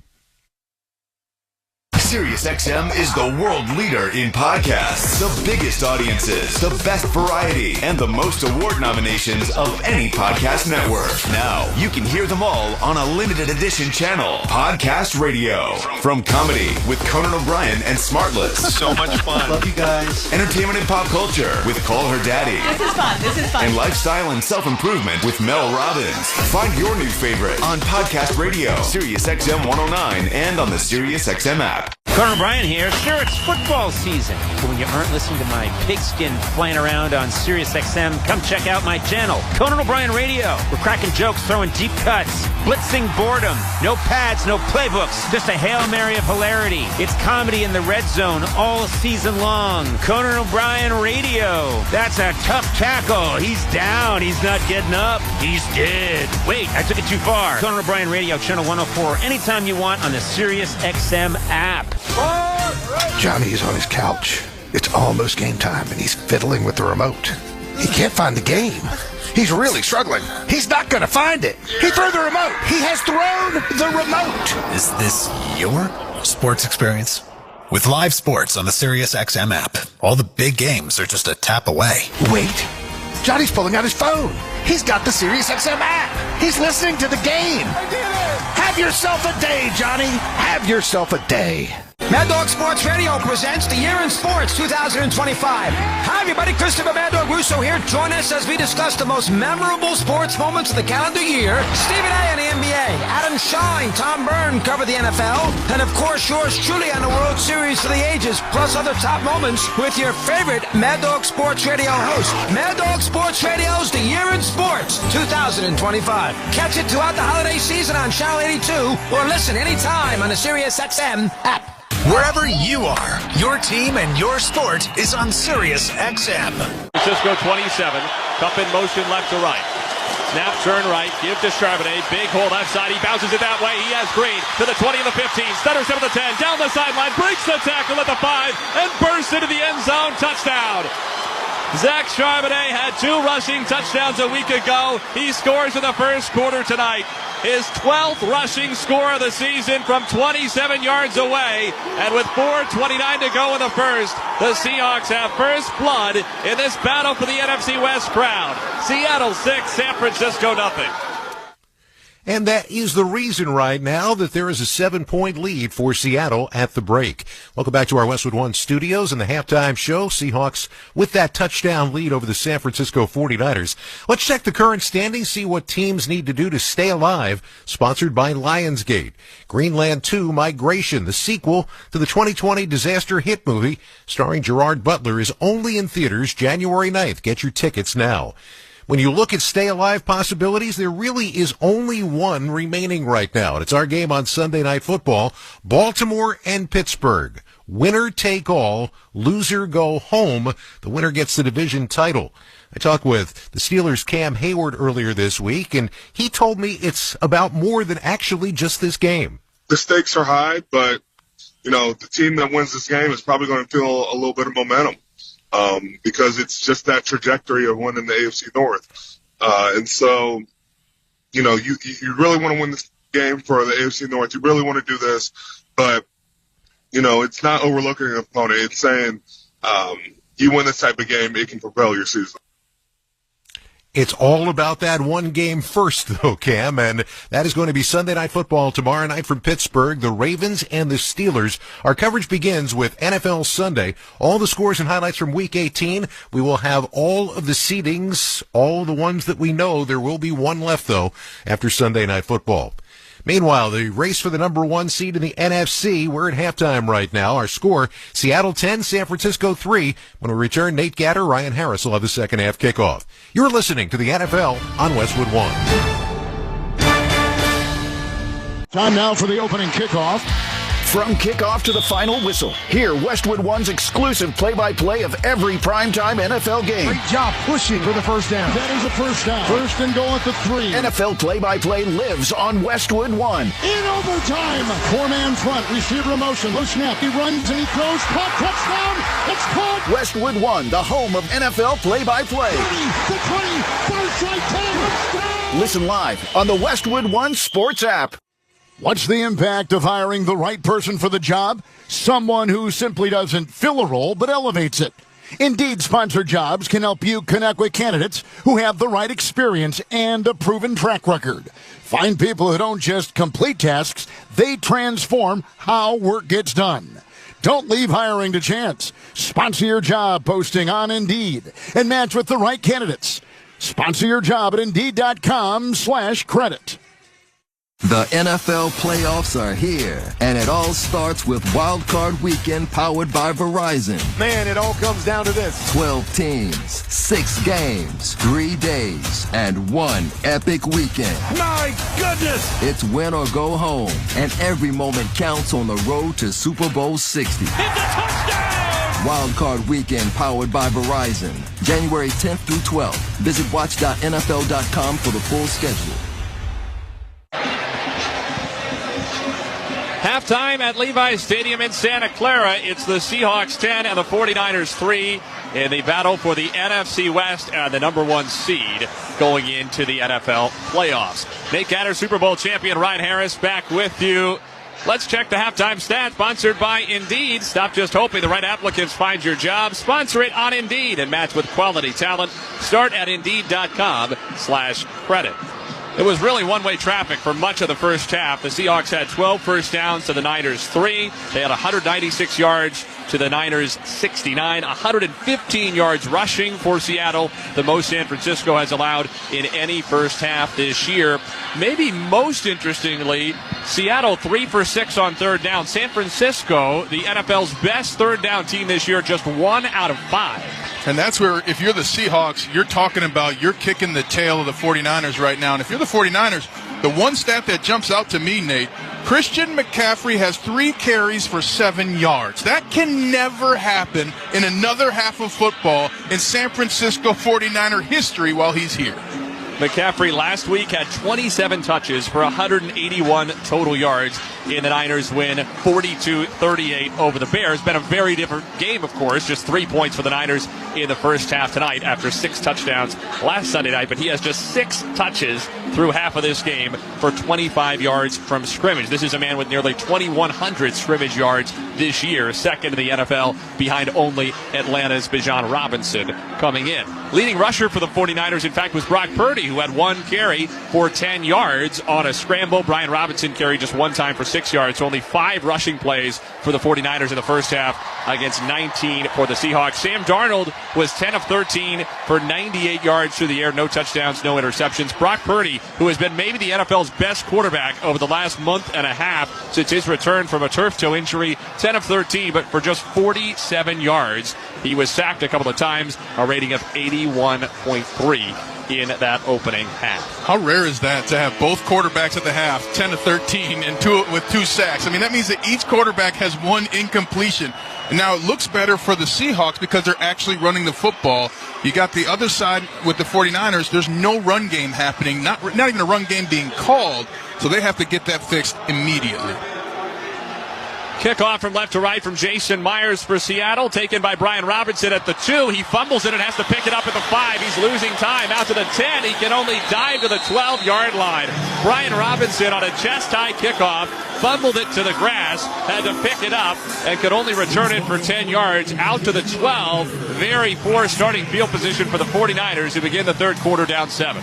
Not the way you want to start if you're the 49ers, but it's not about the mistakes. It's about the plays afterwards. So if you're the 49ers in this huddle, hey, we got to erase that play. That wasn't us. Let's go. Let's go with one play at a time. Niners without all-pro left tackle Trent Williams, without Ricky Pearsall, who has been their leading receiver the last couple of weeks.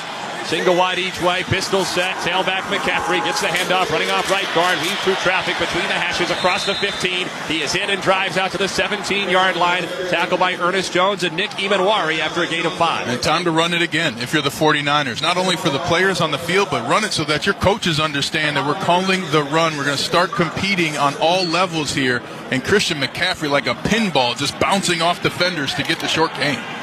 49ers go with 2 tight ends on second down at 5. Jake Tonjes comes into the game, third-year man out of Cal, who had a career-high 60 yards and a touchdown last week in George Kittle's absence.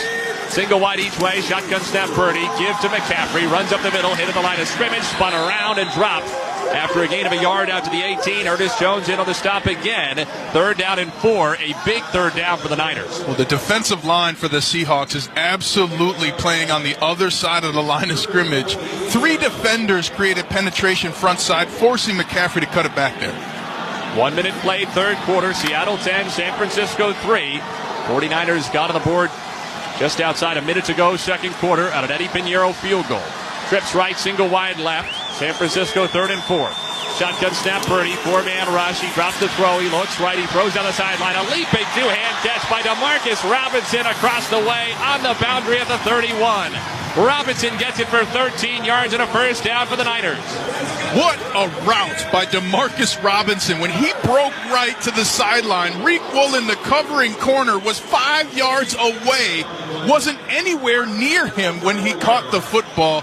Can dial that number up again if you're San Francisco, because that kind of route running needs to be rewarded. And we talked at the outset about Ricky Pearsall being out for this game, and I seem to recall Ryan mentioning something about an opportunity for Demarcus Robinson. Snap, turn left, play fake, Purdy, drops deep on 1st and 10, dumps it over the middle, caught by McCaffrey, who spins between the hashes out to the 38. Tackle by Drake Thomas, a gain of 7 more, and San Francisco moving with some rhythm. And now if I'm San Francisco, I'm going to kind of be in a hurry-up mode. Not full 2-minute, but what they call NASCAR. We're getting to the line of scrimmage. We're in and out of this huddle. We want to snap the ball with about 17 seconds left on the play clock. That's 4 catches tonight, 100 this year for Christian McCaffrey. 3rd time in history a running back has had 100 catches and more than 2,000 yards from scrimmage in a season. McCaffrey did it in 2019. LaDainian Tomlinson did it in 2003. 2nd down, 3 for the 38. Play fake Purdy. Dumps it left flat. Caught by Kittle. Stiff arm. Steps out of a tackle and stumbles with a 1st down on the left sideline out to the 42. A pickup of 4. And the Niners move the chains for the 2nd time on this drive. And the Niners now using all aspects of their offense. Robinson, McCaffrey, Kittle. That's what it has to be for the 49ers. No surprise they're finding success. Also, what a touchdown-saving tackle by Ty Okada on that last play. If he doesn't get Kittle on the ground, he might still be running. Okada undrafted in his 3rd season out of Montana State. Spent the last 2 years on the Seahawks practice squad, but he's broken out this year in a banged-up Seattle secondary. Shotgun snap, Purdy, handoff Brian Robinson. He bounces left. He's hit at the 43, and he backpedals out to the 45. A pickup of 3 more. From cozy layers and soft knits to denim and athleisure, find everything you need to stay on trend and on budget all winter at Kohl's and Kohl's.com. Just the 2nd carry tonight for Robinson. He had 1 in the opening half. 11:30 to play, 3rd quarter. Seahawks 10, 49ers 3. Seahawks missed some opportunities in that first half, remember. They went for it on 4th and goal at the 4, did not get it. Missed a field goal from 47 yards, the first miss for Jason Myers in a month and a half. It's allowed the 49ers to stay in this game. 2 tight ends left, single back Robinson, Purdy under center, 2nd and 7 from his own 45. Snap and a play fake, deep drop Purdy, steps up in the pocket, he's in, he's sacked. Back inside the 40 at the 38-yard line. 3rd sack for Seattle tonight. A loss of 7. Jaron Reed, the 33-year-old in his 10th year in the league, just moved past Frank Clark into number 10 on Seattle's all-time sack list. And only 2 pumps on his sack celebration, so no flag. But this was all because Boye Mafe came off the edge, forcing Brock Purdy to step up and to the right into the open arms of Reed. 2 pumps, not 3, Nate, 2. He gave that hip swivel celebration after the sack. Still got it at age 33. Hey, man, the hips are moving. 3rd down and 13 for the Niners from their own 38. Shotgun snap, Purdy, 3 in the pattern. He's well protected. He looks left. He's blasted as he throws. Short and incomplete in front of Kendrick Bourne. Nick Emanwari, the rookie who's been all over the field, hammered Purdy in the chest as he let it go, and the Niners will punt. I can't believe Brock Purdy got up. I mean, he got sliced in half with 2 shoulders as he threw the football. He's going to feel that one tomorrow. Ouch. How versatile is Nick Emanwari, even as a rookie? Whew. I mean, when you can blitz and create contact without creating the penalty, you can cover, you can get your hands on the football. He is a real unique player.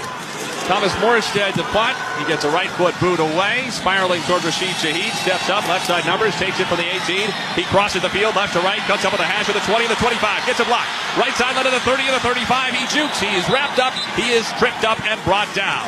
Rashid Shaheed, who had that big punt return touchdown a couple of weeks ago to spark the Thursday night comeback for Seattle at home over the Rams, nearly got loose again.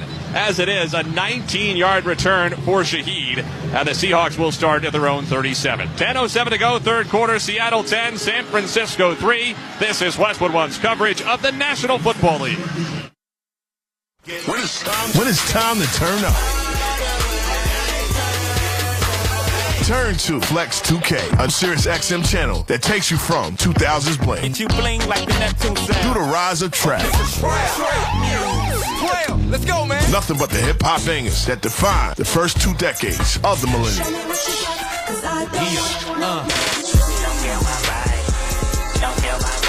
Flex 2K, Channel 49, and the SiriusXM app. The 2025 NBA season featured unforgettable games. Halliburton unloads a 3. Oh! A trade that altered NBA history. The Dallas Mavericks traded Luka Doncic to the Los Angeles Lakers for Anthony Davis. And history in OKC. The Oklahoma City Thunder are the NBA champions. We're looking back at the top 10 NBA stories of 2025. Hear it all week on NBA Radio, Channel 86, and anytime on the SiriusXM app. Feel the bass. Ride the rhythm. And move to the dance hits and remixes that defined a generation.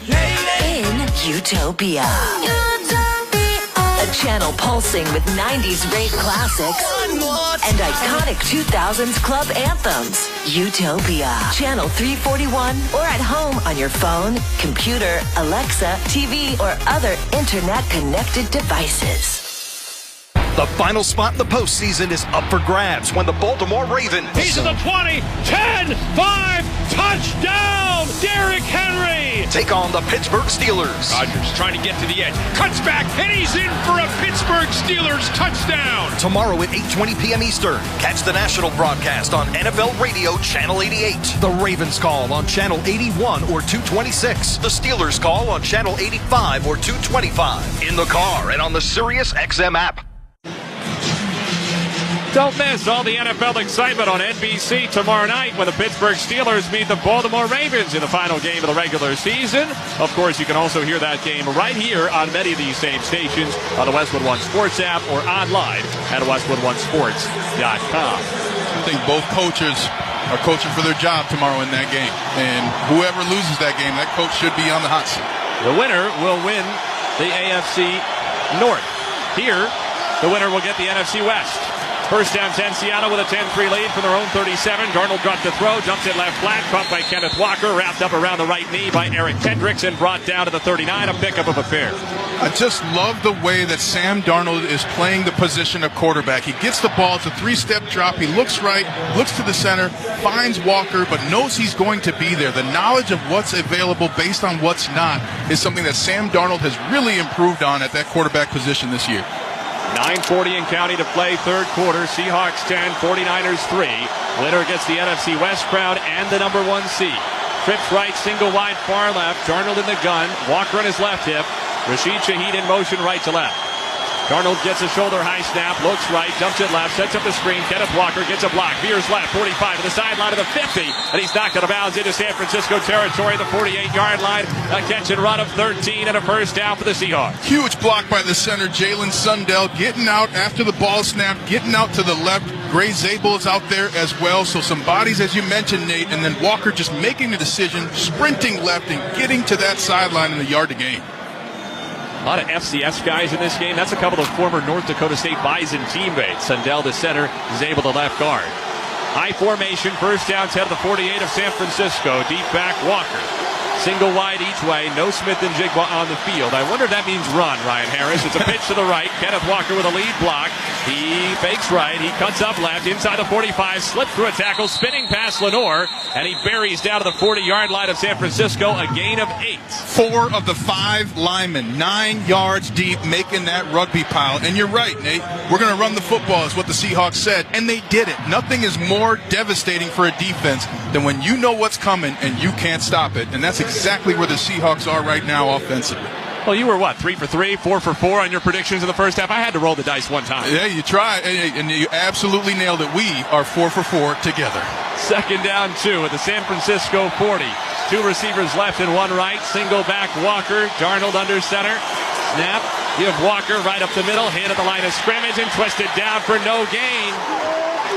Malik Mustafa gets to the line of scrimmage and brings him down, 32. And Mustafa came on that backside and really surprised the offensive line. They weren't able to get him. Had they blocked him, even gotten a hand, that's a first down and more. And now an offensive lineman down for the Seahawks, and it's Josh Jones, the left tackle, who was dealing with a knee injury coming into today's game. Talked to a member of the coaching staff and said, who's going to be your left tackle? And they were not very confident. They said, yeah, Josh is going to start the game. So hopefully he'll be okay and able to return.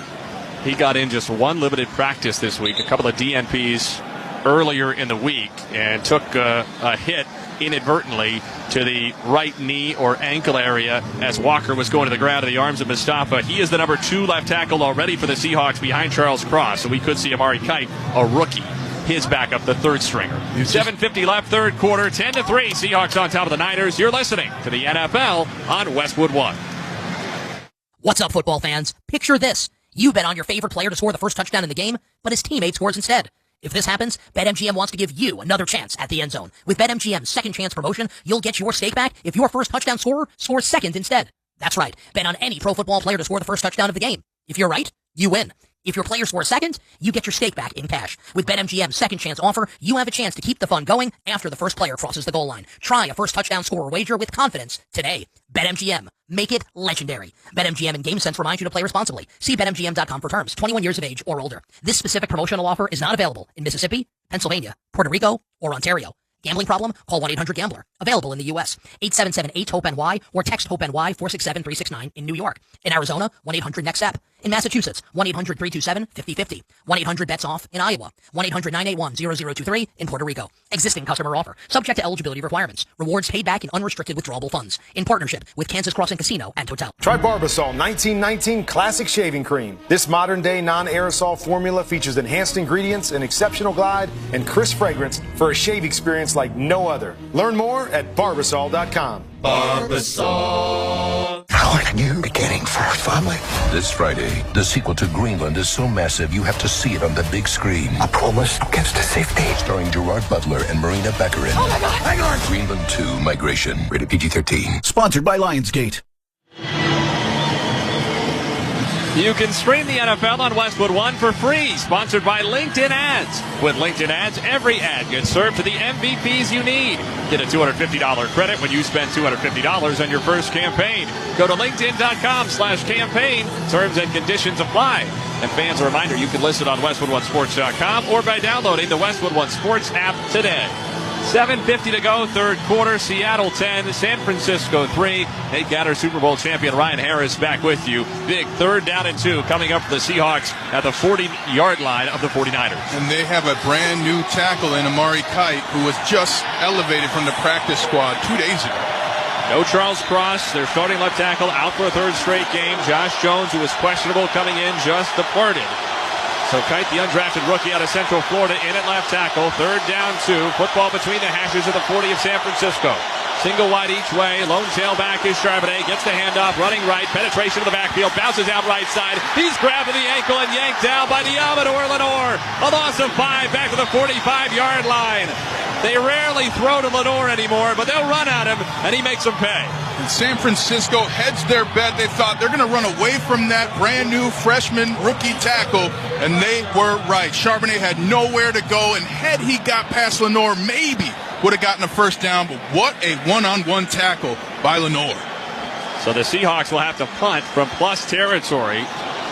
Michael Dixon is out for the first time, 8th-year punter from Texas, averaging just over 49 yards per punt this year. Sky Moore standing at his own 10 to return. High chip shot, right foot punt, end over end. More ways for a fair catch. Backpedals inside the right side numbers at the 10 and takes it around the 8-yard line. It's a punt of 36 yards officially to the 9, no return. 6:47 left, third quarter. Seahawks 10, 49ers 3. You're listening to the NFL on Westwood One. Sound familiar? At Mattress Firm, we understand there are many problems that can keep you up at night, like snoring, aches and pains, or sleeping hot. Our sleep experts have the unrivaled know-how to match you with a mattress that can help. And now at Mattress Firm, save up to $700, plus get a free adjustable base with select Sealy Posturepedic mattresses. For the great sleep you deserve, visit Mattress Firm. We make sleep easy. Restrictions apply. See store or website for details. With NFL Plus, watch every playoff game live on mobile. Stream 24/7 NFL Network and get expert analysis and live shows, listen to live game audio, and more. And with NFL Plus Premium, never miss a game with game replays and track advanced analytics powered by next-gen stats with NFL Pro. And for a limited time, save 40% on an annual NFL Plus subscription. Offer ends February 16th. Sign up today at plus.nfl.com/radio. Terms and conditions apply. Your business has goals, and you need the right team to help get you there. Don't cross your fingers and just hope quality candidates see your job posting. With Indeed sponsored jobs, you can skip the waiting game and match with the talent that actually matters for your business.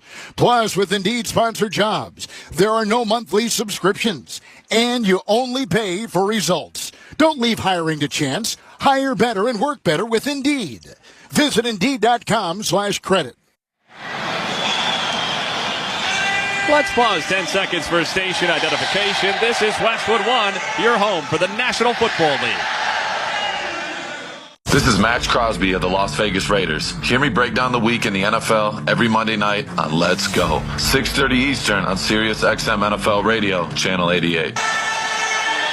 Nate Gatter and Super Bowl champion Ryan Harris here in the Grainger broadcast booth in Santa Clara. Game changers count on Grainger for professional-grade products, fast delivery, and free technical support. Call, click Grainger.com, or just stop by to get what you need. 6:47 to play, third quarter at Levi's Stadium. It's the Seahawks 10 and the 49ers 3. The winner gets the NFC West Championship and the number 1 seed. A bye next week. And if it's the 49ers, they will be assured of not having to go on the road again because Levi's Stadium will host Super Bowl 60 in February. The Niners start from their own 9-yard line. Brock Purdy is under center. His tailback is Christian McCaffrey. 2 receivers left, tight end each way. Handoff McCaffrey, runs off right guard, across the 10, over the hash, out near the 12. Brought down after a gain of 3. Square peg, round hole. There's been no yards in the middle of that defense all night long. You got to get to the edge, either a wide zone or a pitch play, and it's getting late in the game now. San Francisco has to make the changes in the run game to allow that to be a dynamic aspect of its offense tonight. 6 carries, just 16 yards for McCaffrey tonight. He had 140 rushing yards, 181 from scrimmage last week in the win over Chicago. Single wide each way, Purdy in the gun. 2nd down 7 from his own 12. McCaffrey at his right hip. Juszczyk in motion, right to left. Snap to Purdy, drops the throw, looks right. Finds McCaffrey on the angle route for the backfield. Makes the catch, right hash of the 15. He gets out to the 17. He is spun to the ground by Josh Jobe after a gain of 5. It'll be 3rd down and a couple. And now McCaffrey asked for a play off, so it's going to change the play call for the 49ers. I'm looking to activate Jawan Jennings if I'm the 49ers. Get him involved. Of course, you got George Kittle as a safety blanket, but try and stretch the field here and get a big play. Jennings has 3 catches on 5 targets for 19 yards tonight. He did have the big grab to convert 3rd down and long, the first 3rd down conversion of the night for the Niners, who are 2 out of 7 on 3rd down now. Trips near side left, single wide tight right. Robinson on the right hip of Purdy. Shotgun snap, 3rd and 2. He drops the throw, looks left, throws the out high for Robinson. Leaps up to make the catch, but he's short of the 1st down marker and driven back by Witherspoon at the 18-yard line. A gain of just 1 when San Francisco needed 2. Velcro coverage by Devon Witherspoon, getting in there and not only not allowing the catch to be easy, but then moving the body of Robinson to make sure it's clear to the referee standing at the line to gain. He did not get there. What a play by Witherspoon. Did Robinson need to run that route a little deeper to give himself more room to work back? Well, he broke off inside early, and it was a return route, meaning he's going to break in and then go back to the sideline. He has to get past those sticks first and kind of lost his way back, creating that opportunity for Witherspoon to make the play.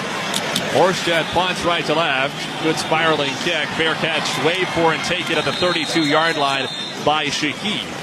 It's a 50-yard punt, no return. The Seahawks take over from their own 32-yard line when we return. 4:31 to go in the 3rd. Seattle 10, San Francisco 3. You're listening to the NFL on Westwood One. The post-crib assembly press conference, brought to you by Progressive. Michael, you had some trouble putting the crib together today. What went wrong? You know, those instructions can be tough, and, well, you saw the outcome. Were you upset when your wife pulled you and called in the backup? No, I mean, the baby needs a crib to sleep in, so whatever it takes. You've got a changing table to put together next. It's got a lot of drawers. What's your comment? You know what? We're done here. Like it or not, sometimes you need a backup. That's why there's Progressive to protect your home and auto. Progressive Casualty Insurance Company affiliates and other insurers. Not available in all states or situations. En garde! Ever wanted to try an Olympic sport but think you're too old, too out of shape, too busy, or that those sports are just too unsafe? Think again. Fencing is taking the nation by storm, and it's a safe, fun, engaging sport that's perfect for everyone. Any age, any skill level. Classes are safe, active, engaging, and community-driven. No experience needed, and most clubs offer loaner gear for beginners. Learn more and find beginner classes near you at usafencing.org/tryfencing. The NFL playoffs are almost here, and it starts with Wild Card Weekend powered by Verizon. 12 teams, 6 games, 3 days, and one epic weekend. Wild Card Weekend powered by Verizon, January 10th through the 12th. Visit watch.nfl.com for the full schedule. You can also hear those games right here on Westwood One and the Westwood One Sports app. 4:31 to go, third quarter. Seahawks 10, 49ers 3. Seattle gets the football back from its own 32 and try to make this a double-digit, or rather a two-score lead, which could well be a double-digit lead, as they did in the second quarter, knowing that a win clinches them the number 1 seed for the first time in 11 years. And what you're saying is absolutely correct, Nate. This has to be an aggressive play calling, quick on the line of scrimmage, breaking the huddle. You have to go win this game. That's the coaching point right now to the Seahawks. Go win this game and start on this drive. And if you're the 49ers defense, you're saying, guys, we have been so good lately. Keep it up. Keep that pressure up. Keep the physicality up. And we can get our offense to get the ball back to tie this game. Sam Darnold is 12 of 15, 113 yards. No interceptions. More than 120 rushing yards for the Seahawks tonight, 115 of them in the first half. And Kenneth Walker, while playing opposite Christian McCaffrey, the scrimmage yards king, is close to 100 from scrimmage himself tonight. 58 on the ground, 36 on 4 catches through the air.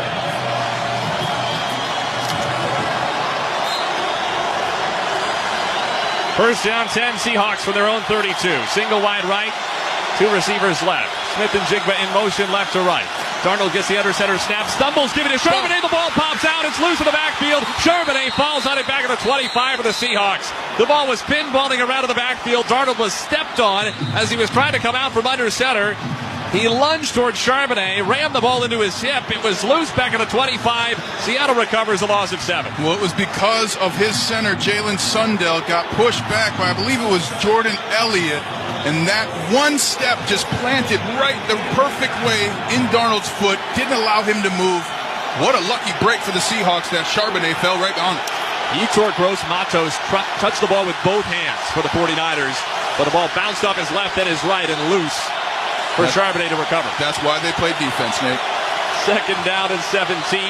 Football back at the 25. Snap to Darnold. Looks right. Scans middle. Throws short. In and out of the hands of A.J. Barr to the tight end of the 30. Broken up by Tatum Bethune. Tatum Bethune is a phenomenal linebacker that can not only knock your face mask off of your helmet, but can cover tight ends, something that you increasingly need your linebacker to do in the NFL. It's not just about hitting, it's about coverage there. And with a right hand, Bethune knocking that ball down, making the pass incomplete. What a play. Seahawks 10, Niners 3.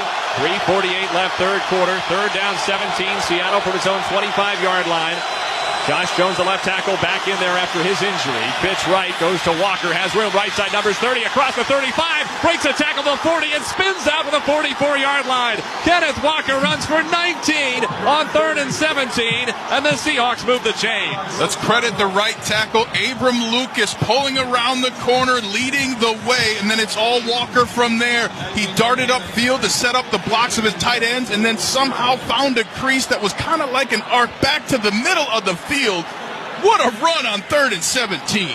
We just got a shot on our monitors of John Lynch, the general manager for the 49ers, watching. He put both palms up to his forehead and yelled something I can't say on the radio. My old teammate is upset. High offset left, play fake. Darnold looks over the middle, rifles for a high catch by Jackson Smith-Njigba, reaching back behind his blue helmet. He snatches it out of the air of the 40, dashes between the right hash and the numbers, down to the 37-yard line. Another first down for the Seahawks. And this is one hand washing the other. A 17, 18-yard run, and then all of a sudden a quick snap, a fake of the run. Everybody's downhill, flat-footed, and here comes Jackson Smith-Njigba coming left to right across the sea of green for the catch.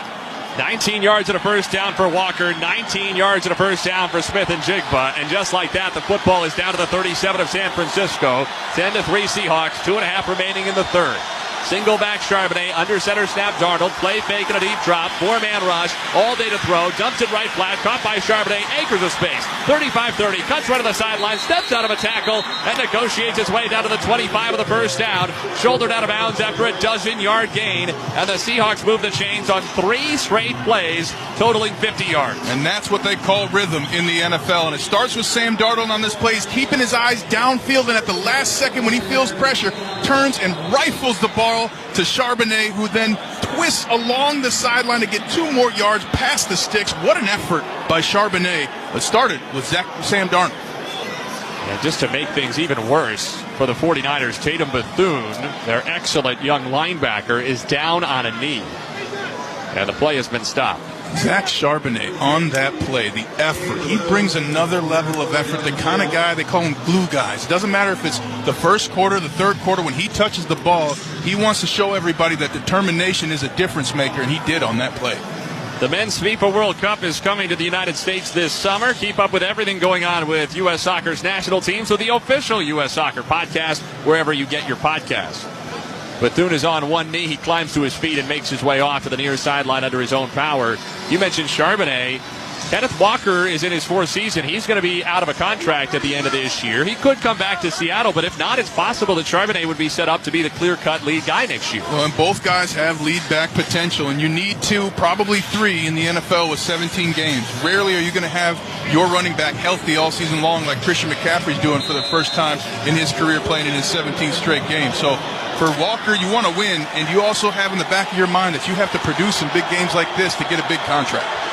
2 receivers left and 1 right. Jackson Smith-Njigba lines up to the right of Sam Darnold in the shotgun. He motions to his left side behind the tackle. First down 10. Seattle at the 25 of San Francisco. Snap to Darnold. Looks right. Throws short. It's batted down to the line of scrimmage. Incomplete. Alfred Collins got his hand up to bat it down. 2nd down 10 coming up. Finally something positive for San Francisco's defense. Sometimes with a batted ball, you don't know if you had a good play or a bad play, and it looked like Saubert was open. And if they go back to it, now the linebackers and the defense kind of understand what the Seahawks are looking for, so they're going to be able to be closer to making a play.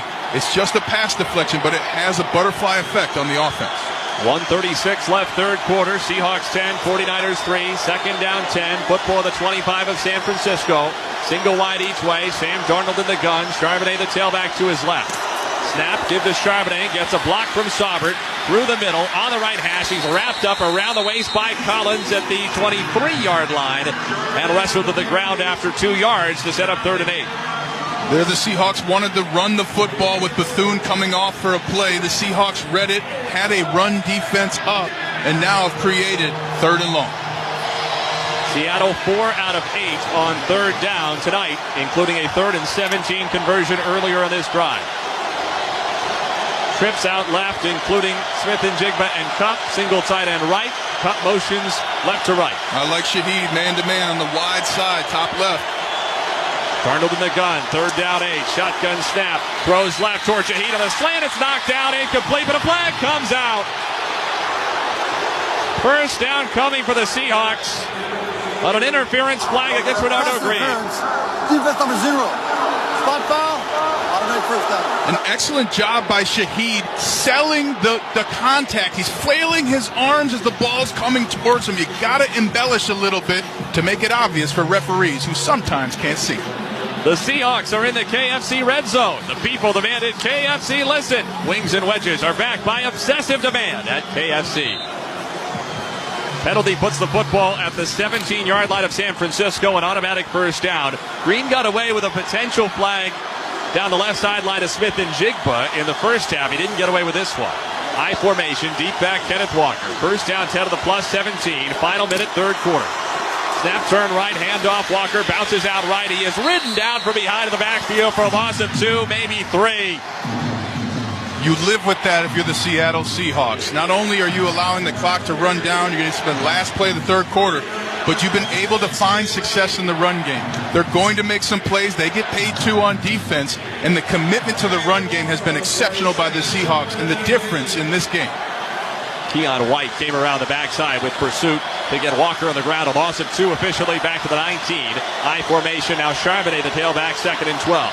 Smith-Njigba in motion left to right. Snap Darnold, shovel pass over the middle, caught by Charbonnet. Veers left hash inside the 15. He shoulders down to the 14, maybe the 13, to set up another 3rd down and medium for the Seahawks. What an incredible play by the Seahawks. It's a quick shovel screen, and it's terrifying for linemen because you can't go downfield until you hear your running back scream, go. Well, how are you supposed to listen to a running back when 10 people are all around you, but they executed it and got it to be now 3rd and manageable. That's the end of the 3rd quarter with the score. Seattle 10, San Francisco 3. You're listening to the NFL on Westwood One. zone, AutoZone. Rain on game day doesn't faze Dave. He's already got his poncho. Just needs to do something about those wipers. So Dave heads to AutoZone. Welcome to AutoZone, where a friendly AutoZoner helps him get premium quiet wipers and some hand warmers. You're all set. Now, if only his team can handle the elements as well as his new wipers. Get wipers, glass cleaner, and more with no hassles, just help at AutoZone. Get in the zone, AutoZone. The NFL playoffs are here, and it all starts with Wild Card Weekend powered by Verizon. Man, it all comes down to this. 12 teams, 6 games, 3 days, and 1 epic weekend. My goodness! It's win or go home, and every moment counts on the road to Super Bowl 60. It's a touchdown! Wild Card Weekend powered by Verizon. January 10th through 12th. Visit watch.nfl.com for the full schedule. Sound familiar? At Mattress Firm, we understand there are many problems that can keep you up at night, like snoring, aches and pains, or sleeping hot. Our sleep experts have the unrivaled know-how to match you with a mattress that can help. And now at Mattress Firm, save up to $500 on Tempur-Pedic, plus get a $300 instant gift. For the great sleep you deserve, visit Mattress Firm. We make sleep easy. Restrictions apply. See store or website for details.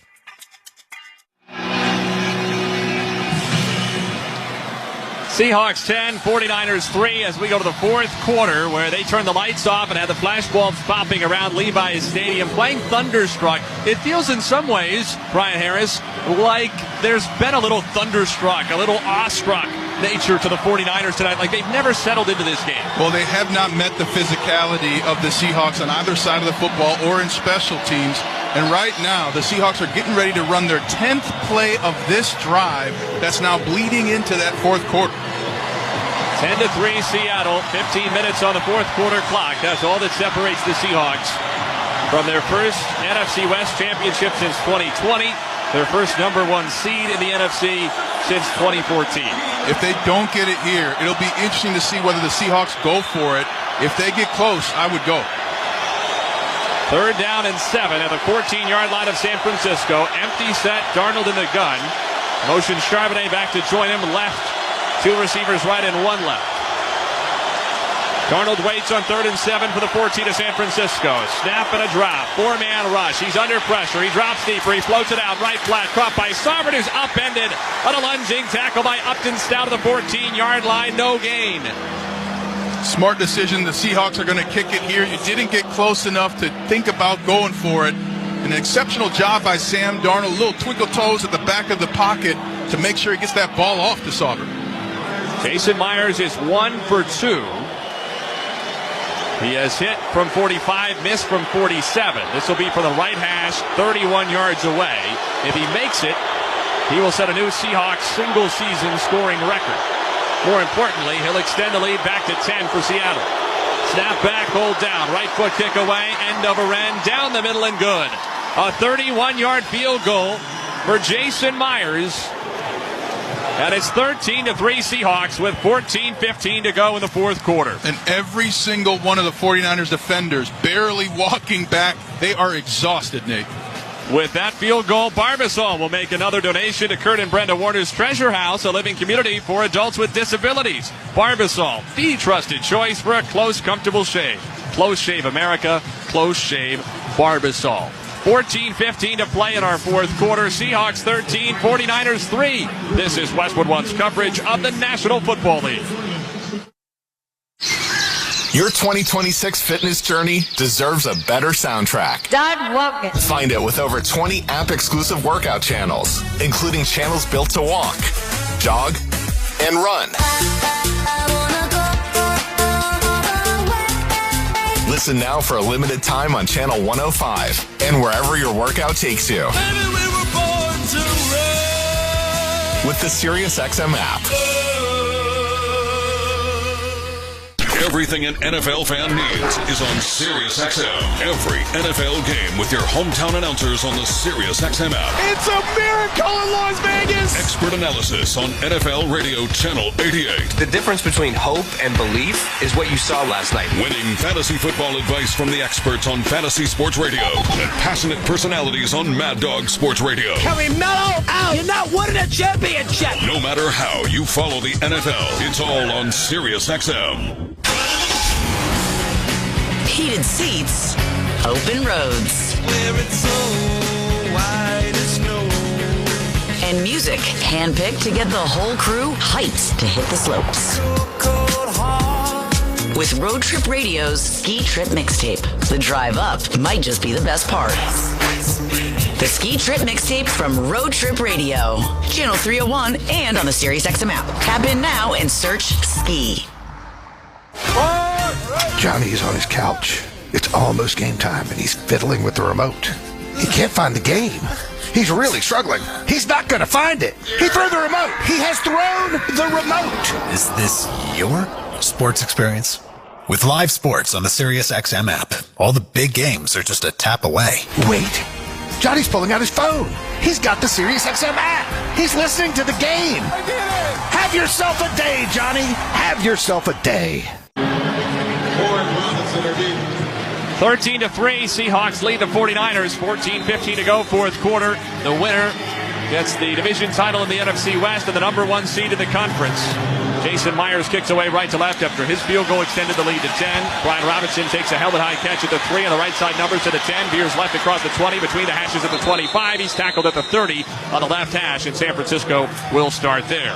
Let's check the drive summary, sponsored by O'Reilly Auto Parts. Think O'Reilly Auto Parts for all your car care needs. Get the parts and service you need fast from the professional parts people at O'Reilly Auto Parts.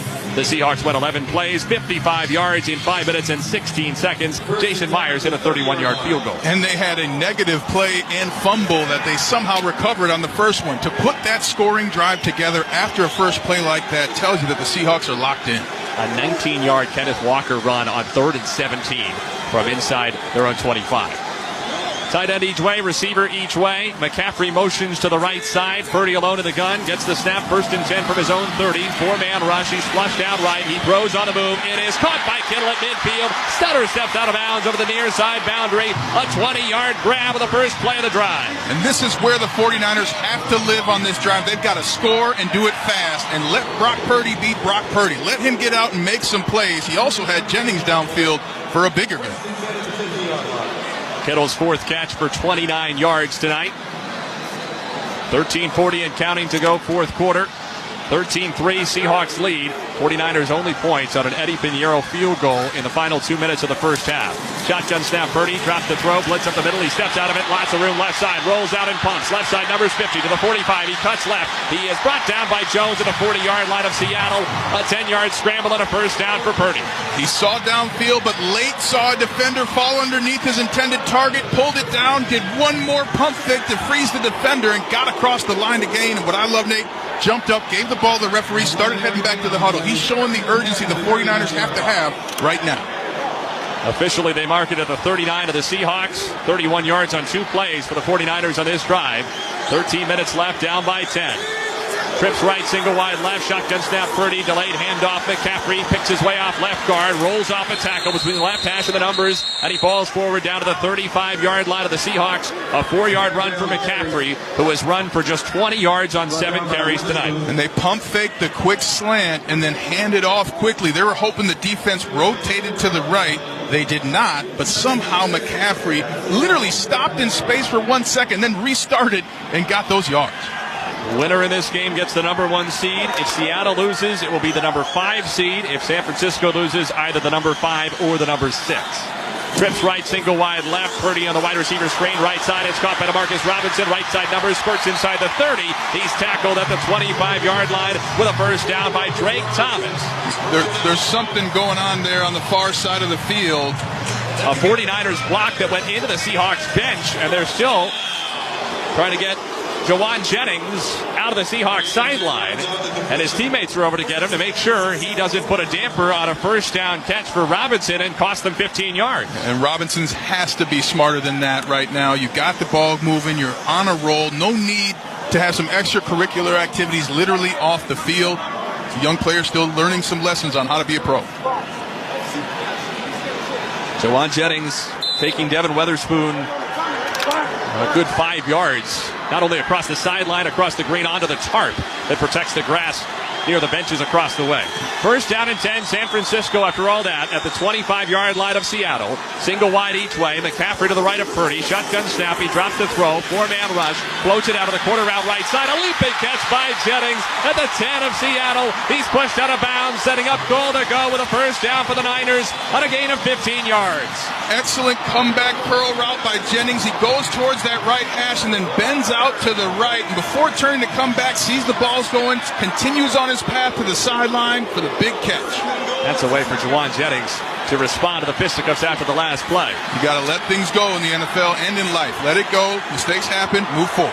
They move the football down to the 9-yard line of the Seahawks. 16 yards. First and goal for the 9. Pistol set. Handoff McCaffrey. Charges up the middle on the right hash. Barges to the 6. A gain of 3.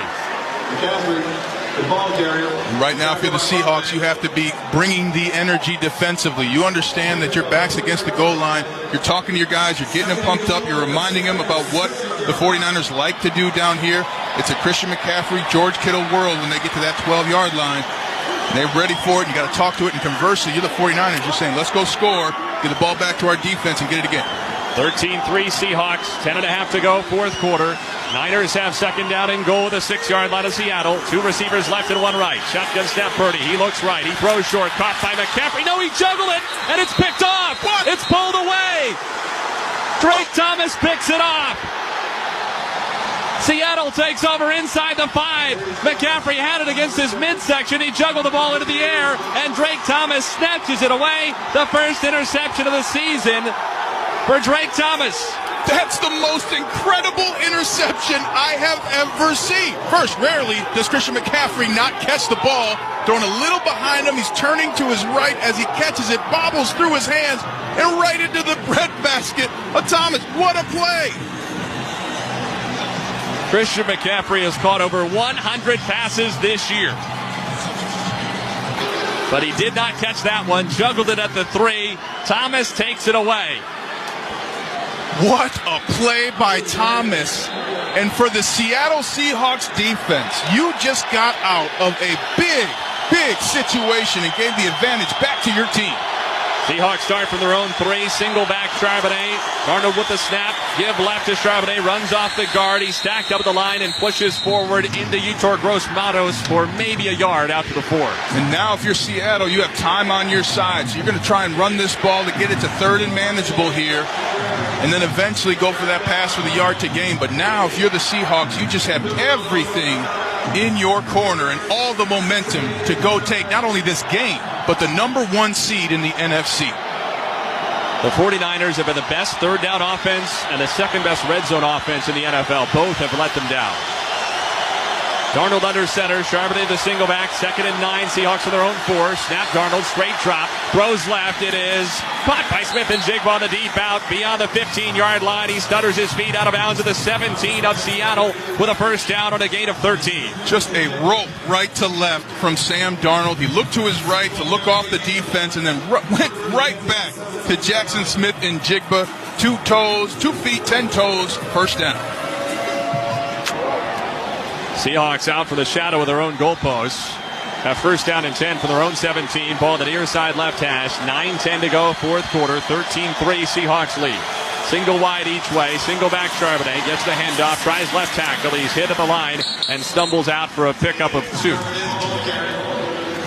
Now, if you're the Seahawks, you had an 11-play drive, the last scoring drive.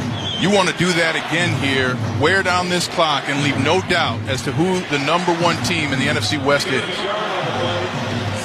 Second down, 8 coming up. The football at the 19-yard line of the 49ers. Seattle has dominated time of possession going back to the early stages of this game. Remember, They had the football for nearly 11 and a half minutes in the first quarter. They've had it for about a half hour of the game now. Shotgun snap Darnold. He looks left. He steps up. He rolls right. Eyes downfield. He tucks and runs to the sideline across the 20. And he's spun around by the ankles and tackled by Jason Pinnock near the 25-yard line. Third down and manageable coming up for Seattle. And now if I'm Seattle, I'm going to do a pitch run like they did on that 3rd and 17 that got 19. I'm going to get out on the edge and try and run over one of these corners and then throw it deep on them after that. Inside 8 minutes to go, fourth quarter. Seattle 13, San Francisco 3. The Seahawks have been dominant at Levi's Stadium in Santa Clara tonight. Football just shy of their own 25-yard line. Third down at a short 3. They're 4 of 9 on third down tonight. Trips near side left, single wide right. Charbonnet right hip of Darnold in the gun. Darnold stomps his right foot. Gets a chest high snap. 4-man rush. He whips it out. Left side. Caught by Cooper Kupp. Left side numbers at the 30. He's tag teamed to the ground with a gain of 5 yards. First catch for the veteran Kupp tonight, but it's a big one. And there's a 49er down at the end of the play. How about that? If you're Cooper Kupp, you're in your 9th year, somebody tried to tackle you and they're on the ground. And that's Tatum Bethune again. He was down earlier, came back in after a snap or two, and this time he is down all the way on the ground rather than on a knee. 7:23 left, fourth quarter. We'll take a timeout. 13-3. Seahawks lead the 49ers. You're listening to the NFL on Westwood One. The Lowe's Closeout event means the final savings of the season are here. It's your last chance to get deals on seasonal decor, tools, flooring, and so much more. Refresh your home, check off your project list, or simply stock up on the brands you trust. Shop now to grab amazing deals before they're gone. Lowe's. We help, you save. Valid through 1/7. Selection varies by location while supplies last. At Navy Federal, we're a trusted partner of the military community, and we're here to guide you through these uncertain times, help you diversify your portfolio, and take control of your finances. We offer a 13-month special certificate with a rate more than double the national average, and members can access financial advisors from one of America's best financial advisory firms awarded by USA Today. Learn more at NavyFederal.org/save more. Navy Federal Credit Union. Our members are the mission. Savings products insured by NCUA. Investment products are not insured, not obligations of Navy Federal, and may lose value. It's your last chance to get Disney Plus, Hulu, and the ESPN app for one incredible price. With the ESPN app, you can watch some of football's biggest postseason games, including epic bowl matchups, the college football playoff, and NFL wildcard and divisional playoff games. Get it all for $29.99 a month for 12 months. Visit Disney Plus Hulu ESPNBundle.com for details. Ad-supported plan auto-renews at regular price. Currently $35.99 a month. Subject to change unless canceled. Ends January 5th, 2026. Terms apply. On guard, U.S. Olympians do it, and so does your college-bound neighbor Jane. Fencing. It's fun for all ages and skill levels. Learn more at usafencing.org/try fencing. 7:23 to go, fourth quarter in Santa Clara. Seahawks 13, 49ers 3. And Seattle has first down and 10 from its own 30 after the catch by Cooper Kupp. Tatum Bethune off to the San Francisco sideline for the second time in this game, in the second half for that matter. He's been very good this year, but has had some injury issues, missed a couple with an ankle, and this is his third game back. Second half, he's been banged up. And think about if you're the 49ers defense, your toughest guy, your staple, your hit stick has gone out twice now. That's how physical the Seahawks are playing. And the last time, it was because a 9-year veteran, Cooper Kupp, couldn't go down with just one tackler. So the physicality by the Seahawks is affecting the roster and the mentality of the 49ers. Seahawks with a 10-point lead and the football. Clock moving at 7:15 and counting. I formation, Walker the deep back, snap, turn right, handoff, Walker, stretches it out, right side, cuts up the numbers, 35, high-stepping 40. He's got a first down and a run of a dozen out to the 42-yard line. First down, Seattle again. Excellent block by the fullback, Robbie Oots. Walking out there and just puts his hands right in the middle of the chest of the 49ers defender. Enough contact for Walker to get around those numbers and turn right. And as you mentioned, kind of a high-step hop he did. I think he was looking for an ankle tackle, but it didn't come until later on. But what a run for the Seahawks on first down. It was like you're playing PlayStation. He hit triangle, and nobody really arrived there to hit him. We've all been there. Officially 11 yards. First down 10 from their own 41 for the Seahawks. Run to Walker. Gashes up the middle. Breaks a tackle. Right hash at midfield. He's dunked with another 11 yards into San Francisco territory to the 48. Back-to-back chain-moving runs for Kenneth Walker, who's close to 100 tonight. And this is where the earlier game of having 28 plays to 6 for the Seattle offense compared to the 49ers offense is wearing down this 49ers defense. They've been out more than the offense. They've been out almost all game.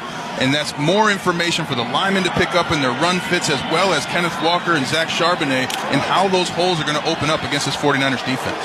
97 rushing yards, 133 scrimmage yards for Walker tonight.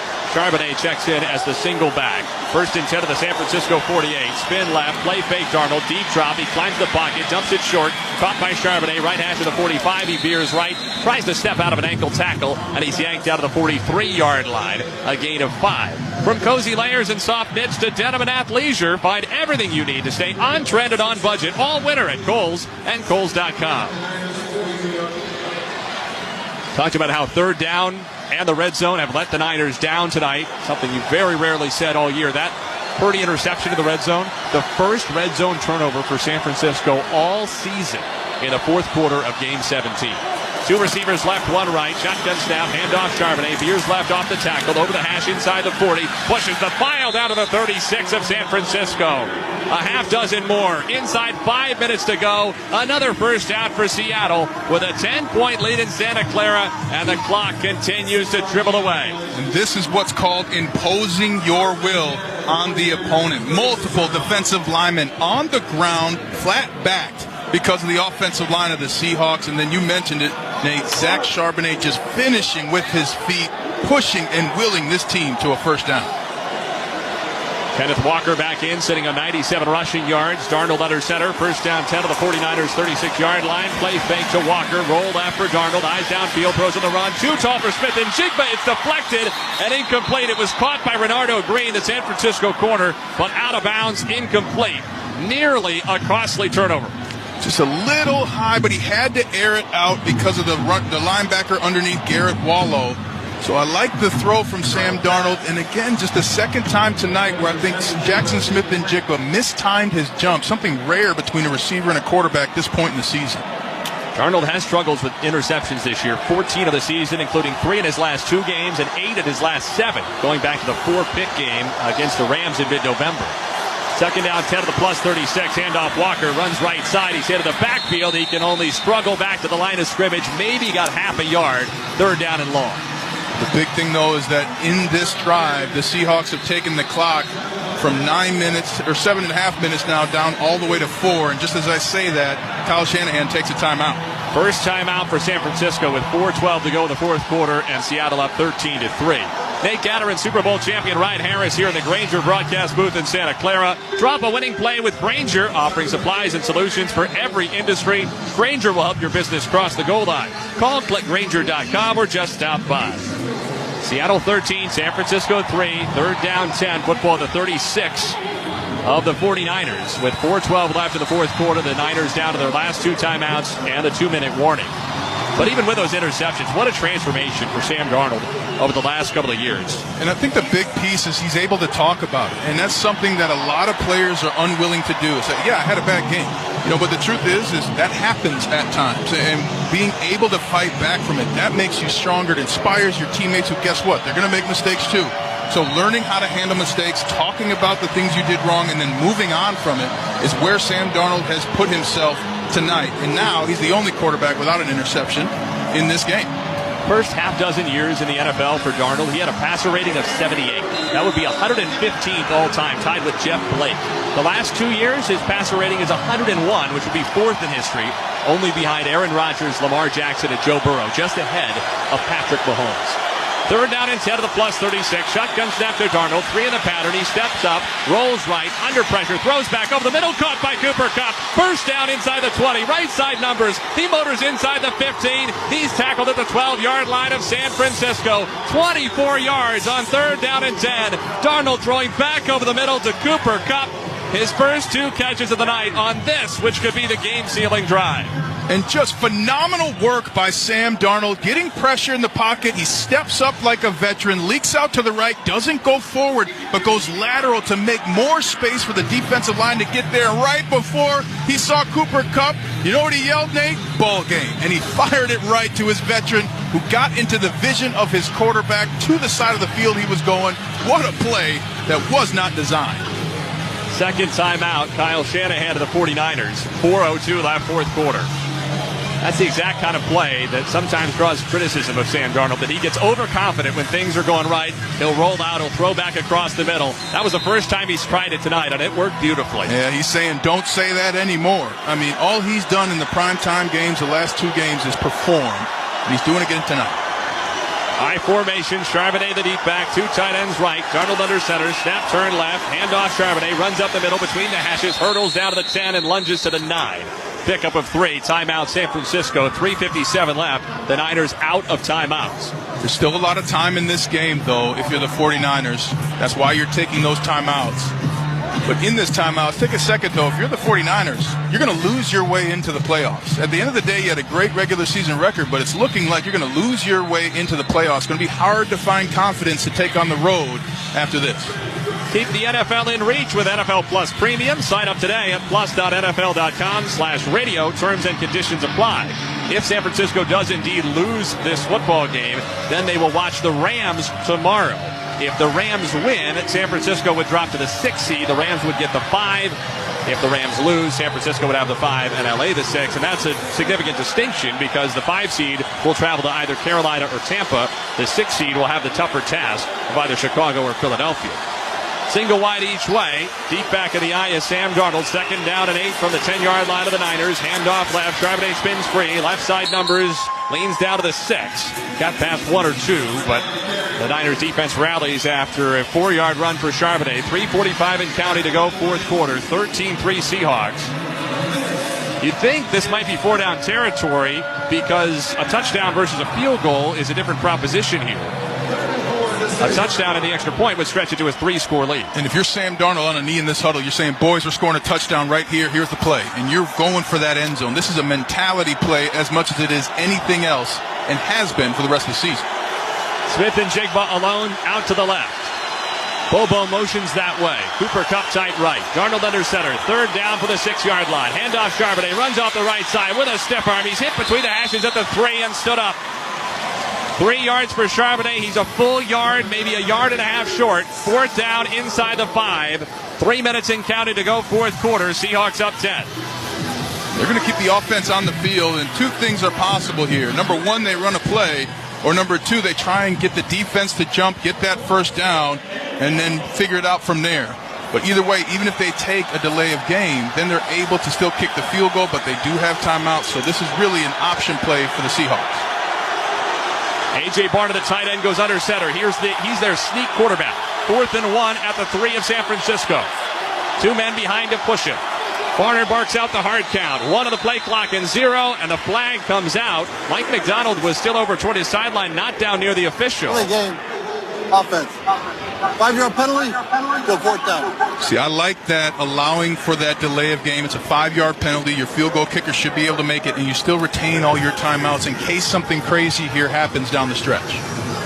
13-3 Seahawks, 2:24 to go, fourth quarter. The penalty backs the football up to just inside the 9-yard line of San Francisco.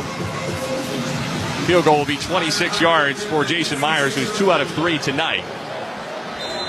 But even this field goal will keep the 49ers within 2 scores. All players for the Seahawks are off the bench watching this field goal.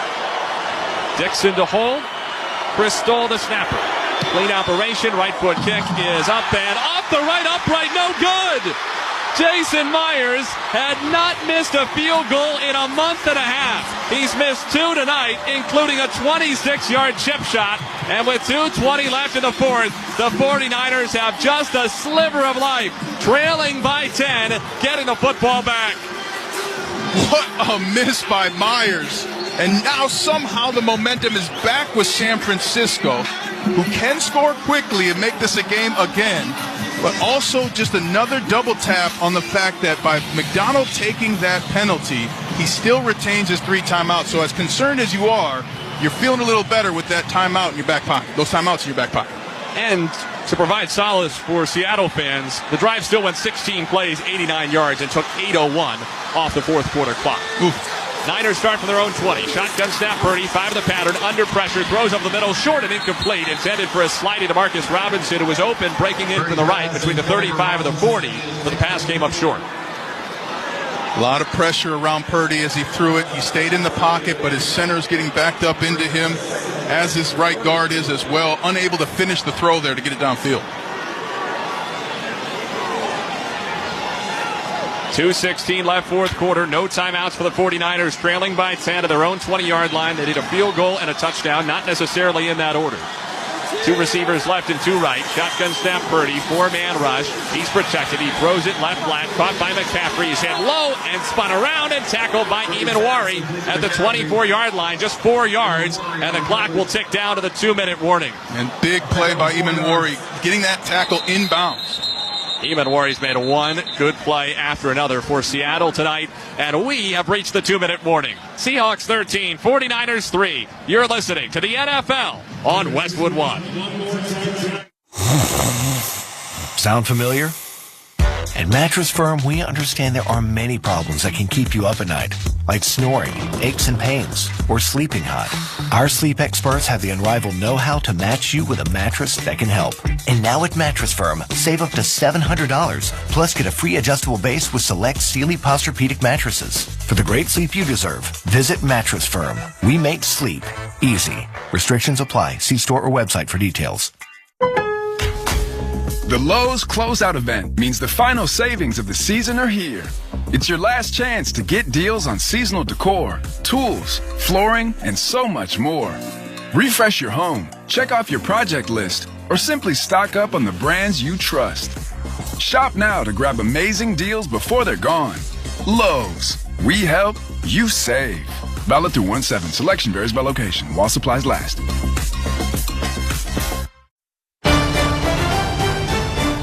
The copyright of tonight's broadcast on Westwood One is owned by the NFL on behalf of its member clubs. All rights to this broadcast are reserved, and any rebroadcast, recording, retransmission, or any other use of this broadcast without the express written permission of the National Football League is strictly prohibited. 2 minutes left, fourth quarter in Santa Clara. It's a 13-3 lead for the Seahawks over the 49ers in this game to decide the NFC West and the number 1 seed in the NFC. With the Westwood One Sports app, you can stream every Westwood One broadcast live right from your phone for free. NFL, college football, NCAA March Madness, and more. It's all in the Westwood One Sports app. Download now for iOS and Android and take the game with you wherever you go. Nate Gatter, Super Bowl champion Ryan Harris, our entire Westwood One crew back with you. It's a tall task here for the Niners, Ryan. They have 3rd and 6 from their own 24-yard line. They need 2 scores. They have 2 minutes and no timeouts. And I bring up what you mentioned earlier. If I'm the 49ers, I'm going to get that field goal first and then trying an onside kick to get the ball back. I think that's the schedule they're looking at. This is a lot of field that they're going to have to cover. Of course, they love a touchdown, and with no timeouts left, you've got an opportunity here to just mechanically try and get back in this game by getting that field goal. That would be my first task. Last time San Francisco was held without a touchdown was nearly 13 months ago, December 12th of last year, a 12-6 loss to the Rams here at Levi's Stadium. 2 receivers each way. Brock Purdy in the shotgun. Christian McCaffrey at his right hip. Snap and a 4-man rush. Purdy in a crumbling pocket. Throws left side of the deep out. It is knocked away, incomplete. Looking for the out off the fingertips of George Kittle, the tight end. Good coverage provided by Josh Jobe. Just a little bit off target, Brock Purdy on that throw right to left. He did have pressure. Wasn't able again to finish the throw, but just off the outstretched right hand of Kittle, who kind of rounded off his route, and he snapped it off, meaning that he came just flat at a 90-degree angle. He'd been able to catch that. 4th down and the ball game for San Francisco. 6 yards to go from their own 24, trailing by 10. 1:55 left. Purdy in the gun. Shotgun snap. 4-man rush. 5 of the pattern. In as he throws. Right side. Incomplete. The Seahawks stand. Seattle is back on top of the NFC West. Seahawks 13, 49ers 3. For the first time in 11 years, Seattle is the number 1 seed. 14 wins to earn a first-round bye. And now only 3 more separate the Seahawks from their second Super Bowl ring in franchise history. Brock Purdy took a big hit on that play, and he is still down back at the 11-yard line of San Francisco. He was blasted from the blind side by Derek Hall and hit from the front side by Boye Mafe. Just a Purdy sandwich there for Mafe and Hall, both giving the best rushes of the night. Lawrence in there, Leonard Williams in there as well, And not only did Brock Purdy get ping-pong between both players, but then fell and hit his head, has a bleeding right thumb on his throwing hand, but has jogged off on his own accord. But good to see Purdy up and able to make his way off to the 49ers sideline down in front of us under his own power. But that right thumb was bleeding rather significantly, something that you would figure would be a major factor if we had any of this game left, but hopefully something that won't affect him a week from now when San Francisco goes on the road next weekend as the NFC's number 5 or number 6 seed, depending on the result for the Rams tomorrow night. And if you're the Seahawks, you're ecstatic. Not only do you win this game, you just bought yourself a bye week. You just earned yourself a bye week. So all the pain you feel from this game is worth it. You'll get to watch the first round of the playoffs with your feet up on the couch. And I'm here to tell you, Nate, there is no better way to start the playoffs than in a bye week. What a performance from the Seattle Seahawks. On the road, they hold the 49ers without a touchdown. They hold Christian McCaffrey to a season-low 23 rushing yards. They turn Brock Purdy over in the red zone. Ultimately, that was the final blow. Despite 2 missed field goals and a failure on 4th and goal, the Seahawks win comfortably. And the Seahawks didn't kick those early field goals, didn't make those early field goals, but the dominance that they had wire to wire, the first drive throughout the game, consistently running the football, defensively making one-on-one tackles, special teams contributed as well. A total team dominant win on the road to end the season. Your confidence cup cannot be more full entering the playoffs. Sam Darnold and the Seahawks will have to take one more knee with the clock turning under a minute to go. If you're Sam Darnold on the final kneel, do you toss the ball in the crowd? Do you look into the camera and say, do you like that? I mean, you got to have a moment here if you're Sam Darnold. The story has changed. Darnold puts his knee down, and that will be the final snap. The Seahawks win the NFC West. They win 14 games. They clinch the number 1 seed in the NFC. And for Sam Darnold, it is redemption. A Week 18 matchup to decide the NFC North a year ago as a Viking. Everything went sideways against Detroit. That slide continued into the wild card against the Rams. He has done one part of flipping that script, and he'll get wild card weekend off to prepare for a divisional matchup and a chance to make his mark in Seattle. And Seahawks 13, 49ers 3, the final. And just to illustrate that point of the story changing and being redeemed for Sam Darnold, every coach of the 49ers went over and shook Sam Darnold's hand. I mean, that is incredible. Everybody in the NFL knows how much he's been through, and it's really a testament to his mental fortitude as well as his character that Sam Darnold is now the 5th quarterback to have back-to-back 14-win seasons. Wow. And it's a fitting place for it to happen. This is his 5th NFL team, including a year he spent with the 49ers in 2023. And he was the backup that year. He barely saw the field in any significant action. But he credits that 2023 season in San Francisco for helping rejuvenate his career after his struggles as a Jet and as a Panther. And that's Brian Griese, the quarterback's coach there at the time. I mean, this has been a resurgence location for quarterbacks. A couple of teams are like that. But to Sam Darnold's credit, he didn't let it stop there in 2023. Right? He continued to grow. He continued to believe when literally no one else did. Can you be like Sam Darnold? First quarterback in NFL history to win at least 13 games in back-to-back seasons with 2 different teams. And he's now made that 14 games with the Seattle Seahawks in 2025. They beat the 49ers 13-3 to secure the number 1 seed. And take a bye next week into the divisional round, NFC West champions. Just a comprehensive effort from Seattle tonight. And you can tell because all the things the 49ers normally do well. Purdy efficiency, McCaffrey efficiency, great on third downs, great in the red zone. All were poor tonight. Well, it's because of that defense, starting with the defensive line, and we are fortunate enough to get one of those members now.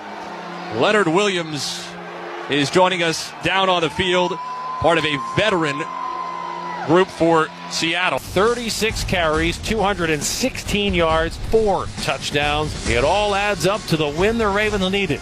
Tight end Mark Andrews with us here. We know the type of guy that he is, the type of player that he is, the back that he is, and now he can run the ball. And the type of player that he is, he makes big-time plays. He's hard to tackle. He runs extremely fast, and just an all-around one-of-one, running back.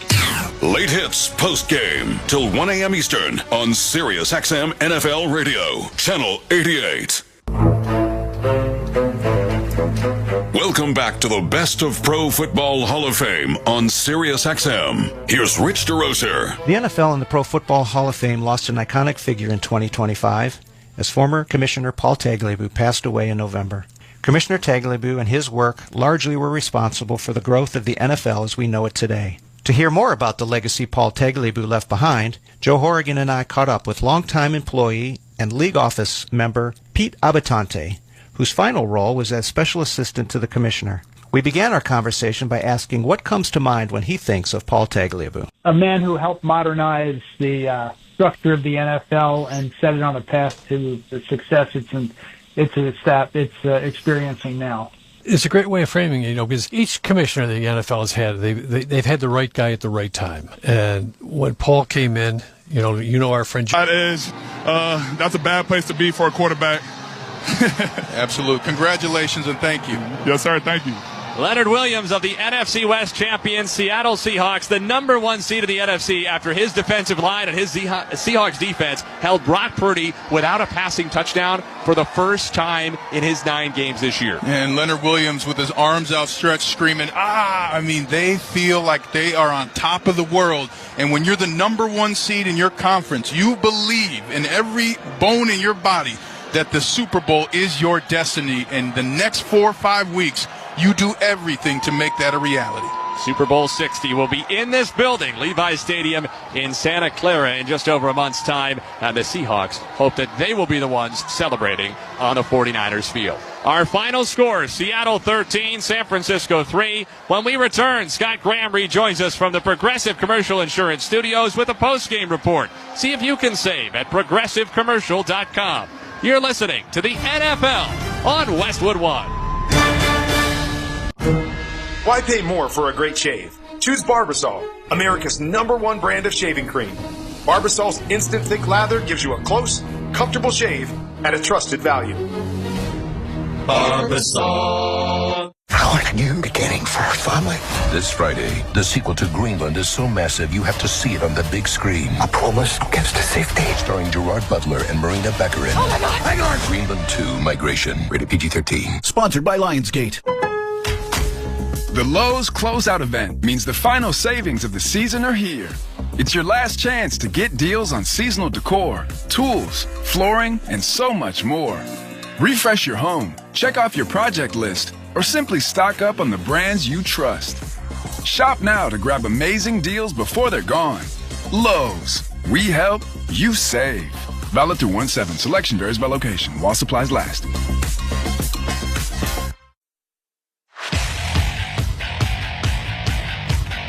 Welcome back to our Westwood One studios following Seattle and San Francisco.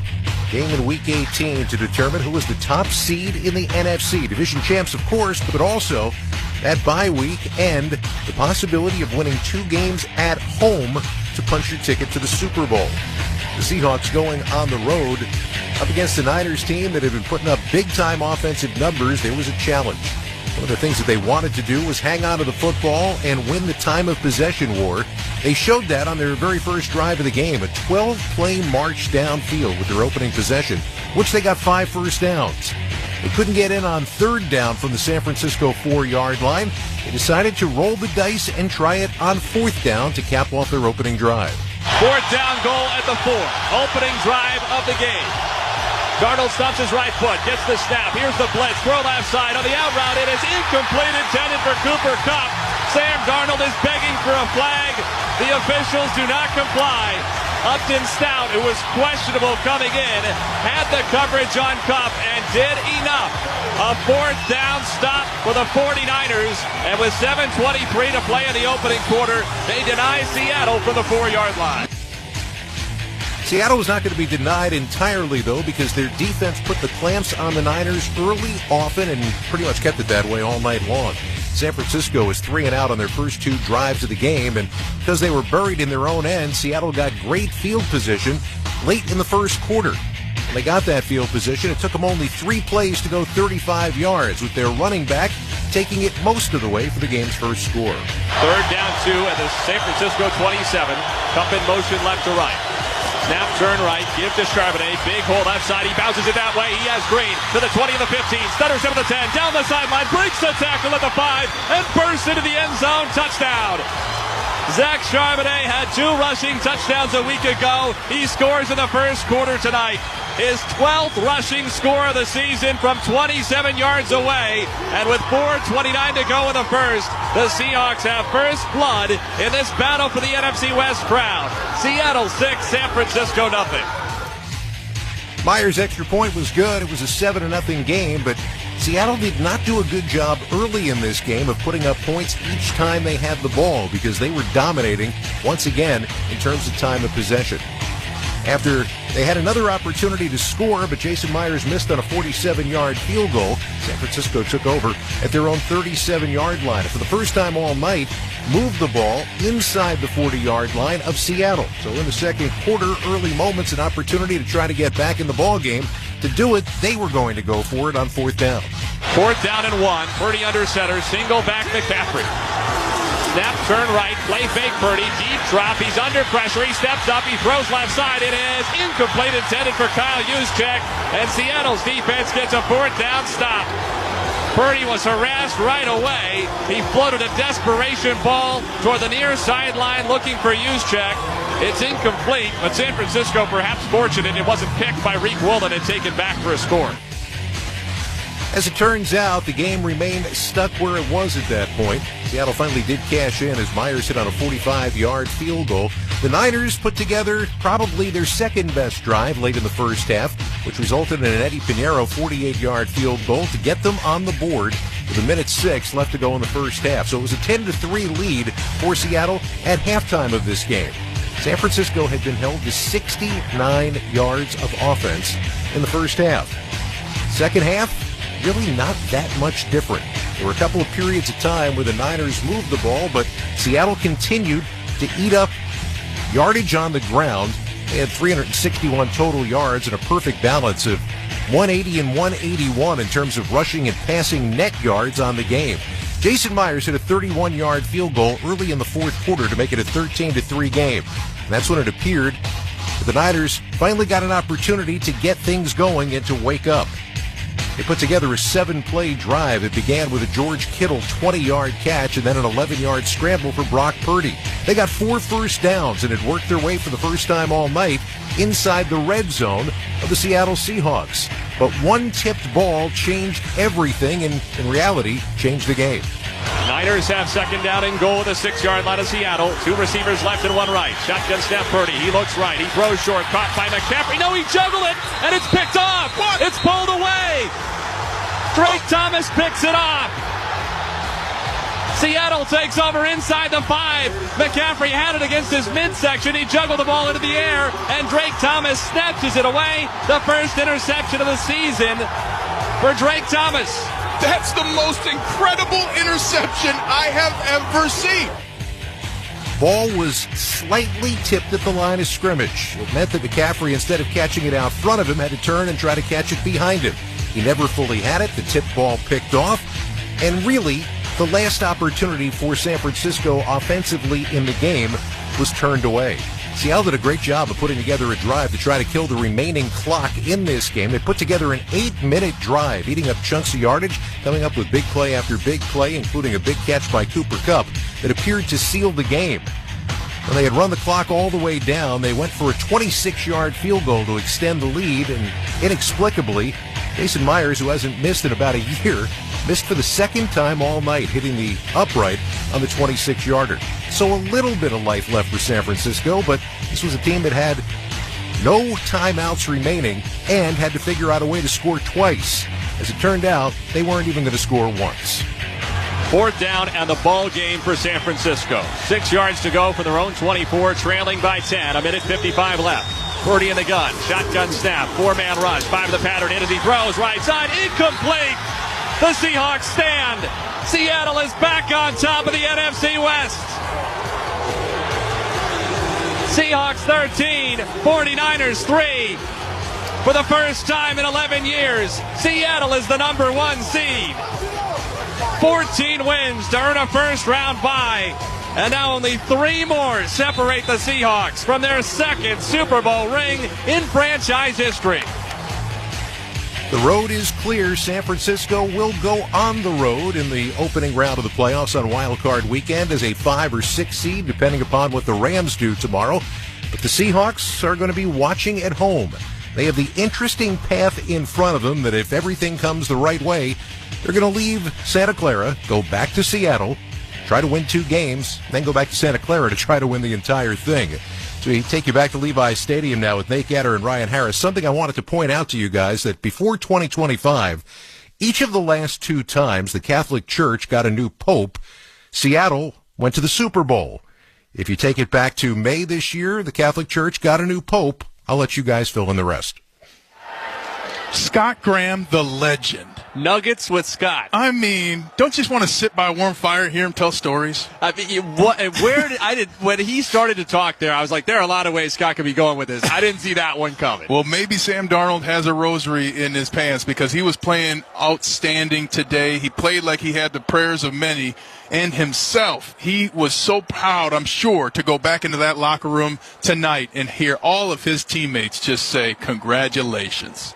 This was not quite the barn burner that we might have anticipated, right? The Seahawks averaging 29.5 points a game, number 2 scoring offense in the NFL. 49ers number 8 in the league, but the highest scoring team in the NFL since Purdy came back from injury 6 games ago, better than 35 points a game. Instead, only 13 on the board for the Seahawks, but only 3 for the 49ers. This was just a comprehensive performance from Seattle, with maybe the slight exception of their field goal unit. Well, the big thing in big games is to take the space and take the game the way you want to do it. And from the first snap, the Seahawks were running the football. They were going to run the football. They're going to hit you in the face. And defensively, if you made a catch, they were coming downhill to hit you. And it affected the 49ers. They realized in the second quarter what game they were playing, and really it was too late. They had the options later on, but it was one thing here, one thing there, and then that turnover was just devastating to the 49ers' hopes. And congrats to the Seahawks.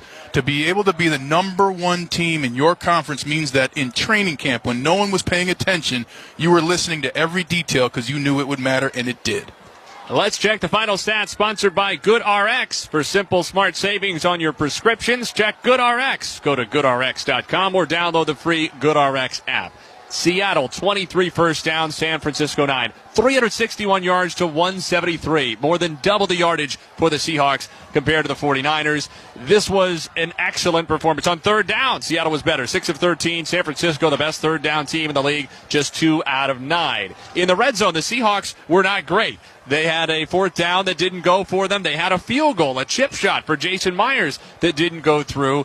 But the 49ers, the second best red zone team in the league this year, had their only red zone turnover of the entire regular season that ultimately cost them their chance. Sam Darnold, very good, as we've talked about, 20 of 26, 198 yards, no touchdowns, but no interceptions, a rating of 97.9. The running game dominated for the Seahawks. Kenneth Walker had a team-high 97 yards. Zach Charbonnet had 74 yards and a touchdown as a team. The Niners went for 180 rushing yards, just 18 off their best performance of the year against Arizona. Jackson Smith and Jigba had 6 catches for 84 yards. He finishes the regular season just shy of 1,800 yards. And depending on what Puka Nacua does tomorrow, Smith and Jigba could be the first Seahawk to lead the league in receiving since Steve Largent, the Hall of Famer, in 1985.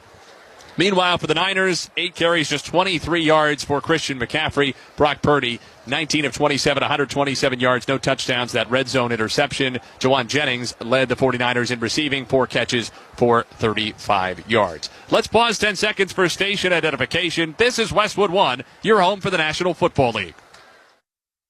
This is Matthew Stafford of the Los Angeles Rams. Hear me break down the week in the NFL every Monday night on Let's Go, 6:30 Eastern on SiriusXM. In Santa Clara tonight, Nate Gatter, Super Bowl champion Ryan Harris, our entire Westwood One crew back with you.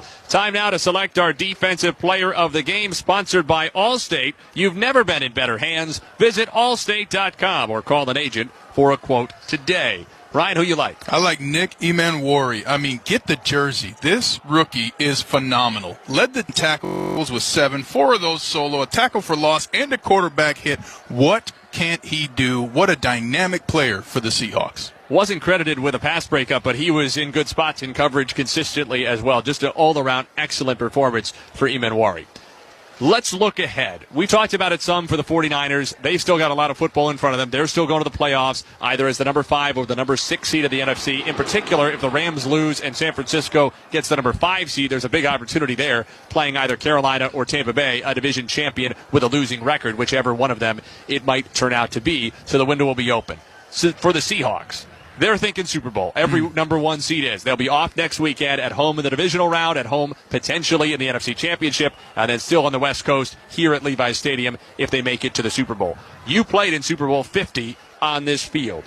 Sitting where the Seahawks are right now, what do you think they need to do to be back here for Super Bowl 60? They have to continue to be willing, and that's the biggest thing they demonstrated tonight. They were willing to grind it out for 4 quarters. They were willing to run the football against a defense that had been embarrassed running against the run the week before. They were willing to do the little things with Sam Darnold, like look downfield and then throw it to your check down to make sure that those linebackers drop because they think you're throwing it deep. They're doing all the little things. They're paying attention to them and executing. They have to keep doing that. They're going to get a chance to get healthy, and the big thing on that break, keep your conditioning.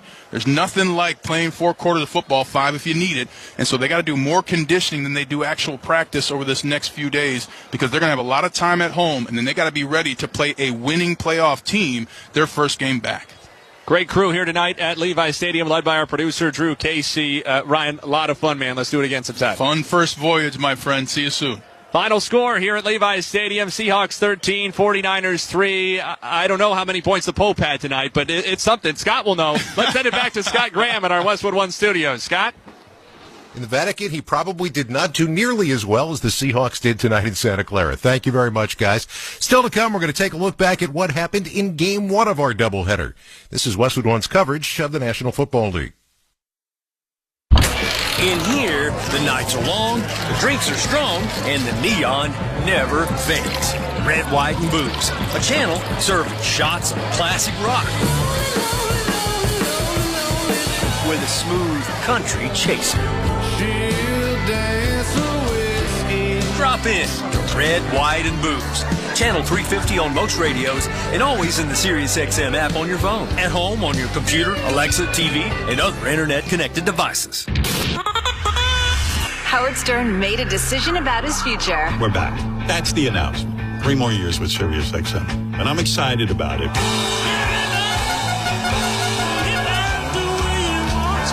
Howard returns. Hey now. Monday, January 5th. Let's hear it! I do love my audience. I love Sirius. All right.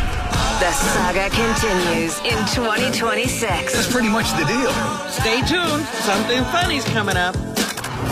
What does your favorite MLB team need to make a move in 2026? There's a difference between talent and building a baseball team. The experts of MLB Network Radio on SiriusXM analyze the latest news and rumors shaping the offseason. Hear interviews with decision makers and expert analysis of every move. This is a huge deal. On MLB Network Radio, Channel 89, and on the SiriusXM app. It's the final week of the NFL season, and there's no shortage of playoff implications. Follow the action on NFL Radio's The Sunday Drive. Steve Torrey and Bill Leckis bring you all the pivotal plays from all the big games as they happen. Looks like they're in good shape to take the lead. Let's get you to LA and join Rams Radio. Locked in on your favorite team, SiriusXM has the home and away calls of every game. The road to Super Bowl 60 starts now on SiriusXM NFL Radio Channel 88 and the SiriusXM app. Take live sports wherever you go with the SiriusXM app. Welcome back to Westwood One's coverage of the NFL from the Progressive Commercial Insurance Studios. I'm Scott Graham. Progressive Commercial Insurance protects small businesses with affordable coverage options. Quote today at progressivecommercial.com. Seahawks win and they take the top seed in the NFC. Earlier today, it was a game that felt like winner take all, but might not have been. Buccaneers and the Panthers playing in Tampa. Now, this was for a division title with one caveat.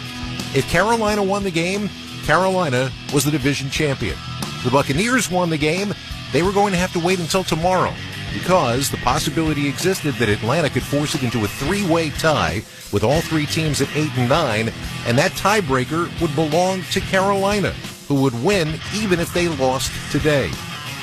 Tampa Bay team that had been struggling came out hot. The opening drive of the ball game, Baker Mayfield put together one of the best drives that Tampa Bay has had in recent weeks. 9 plays and 74 yards, capping it off with an early score. First and 10 at the 18 going in, moving left to right.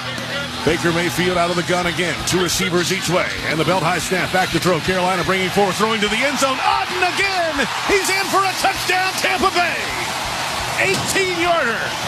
An opening drive camper. Buccaneers 6, Panthers nothing. 9:31 in the first. JP Shadrick right here on Westwood One. An early lead of 7-0 ballooned to 10-0 before Mayfield threw an interception that gave Carolina a short field early in the second. Took him just 3 plays for Tommy Tremble to catch a touchdown from Bryce Young, and that made it a 3-point ball game after the extra point at 10-7. It was 13-7 at halftime, 16-7 though. Early in the fourth quarter, Carolina's offense did not get a whole lot going in this game until very late in the ball game. And they put together an 8-play, 72-yard drive. A Bryce Young touchdown pass got them to within 16-14 after the extra point. They needed to hold defensively, get the football back, and try to figure out a way to get into field goal range. Tampa Bay did a good job of killing a lot of clock and pinning Carolina back. They were nowhere near that opportunity for field goal range. They had to come up with a lot of pitching around type of play to see if they could pull off a miracle on the game's final play. Bryce Young with a shotgun snap. Tampa bringing 3.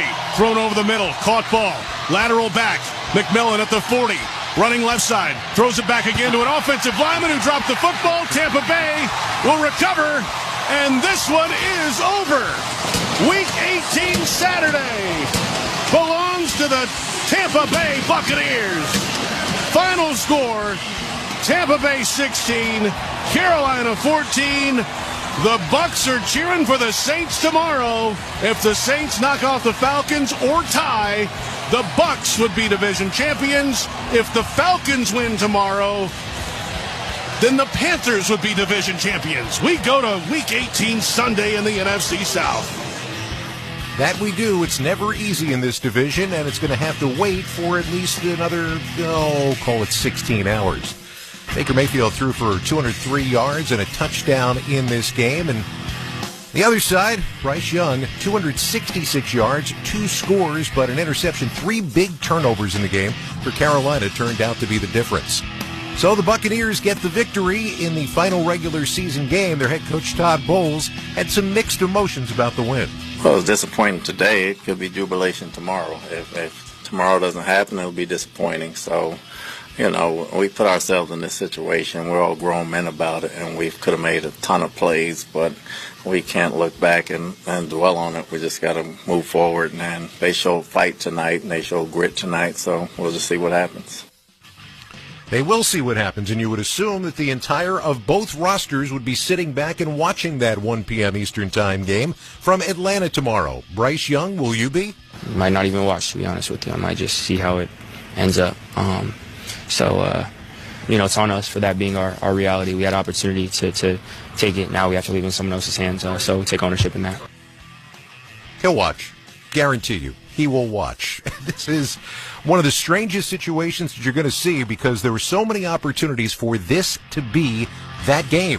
For this to be the game, win or go home, like we're going to get on Sunday Night Football tomorrow night with the Pittsburgh Steelers and Baltimore Ravens. That's not the way it turned out, largely because the Atlanta Falcons pulled off that upset of the Rams to put themselves into this position. So, we'll see. Tomorrow, Atlanta, New Orleans. An Atlanta victory, Carolina is the division champ. A New Orleans win or a tie, the Buccaneers are the division champ. Football's a lot of fun. We're going to wrap things up when we return. You're listening to the NFL on Westwood One. The post-career day press conference brought to you by Progressive. Anthony, can you tell us what happened during career day? I'm a biomedical researcher. The kids just weren't impressed. How did you feel when your son called in the backup? Embarrassed, and I knew it would be a fireman. It's always a fireman. It's cliche, but a crowd favorite. He had an axe and everything. I can't compete with that. And will the fireman be helping your son with his science fair project? Hope not. I'm literally a scientist.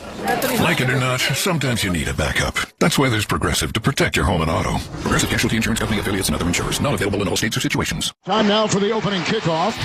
From kickoff to the final whistle, hear Westwood One's exclusive play-by-play of every primetime NFL game. Great job pushing for the first down. That is a first down. First and goal at the 3. NFL play-by-play lives on Westwood One. In overtime, 4-man front, receiver motion, low snap, he runs and he throws, caught, touchdown, it's caught. Westwood One, the home of NFL play-by-play. 30, the 20, third strike, 10, touchdown. Listen live on the Westwood One Sports app.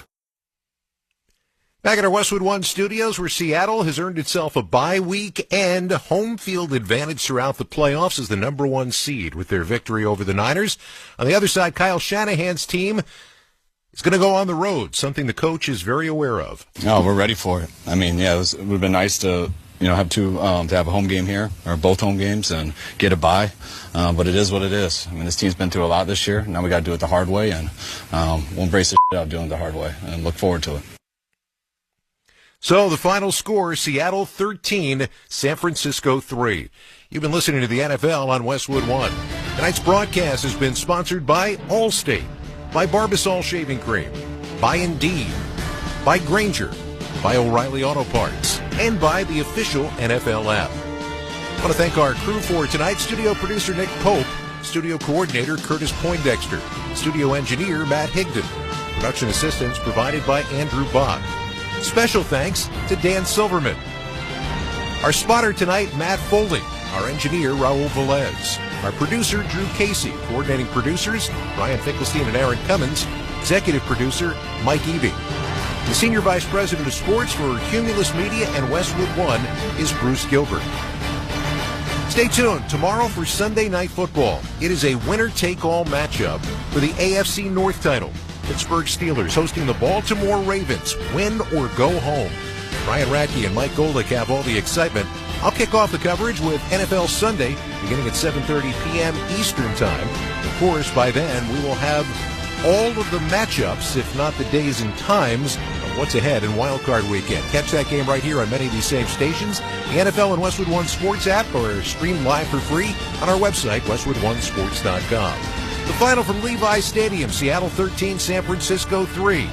Now for Nate Gatter and Ryan Harris, I'm Scott Grant. Thanks for joining us. You've been listening to the NFL on Westwood One.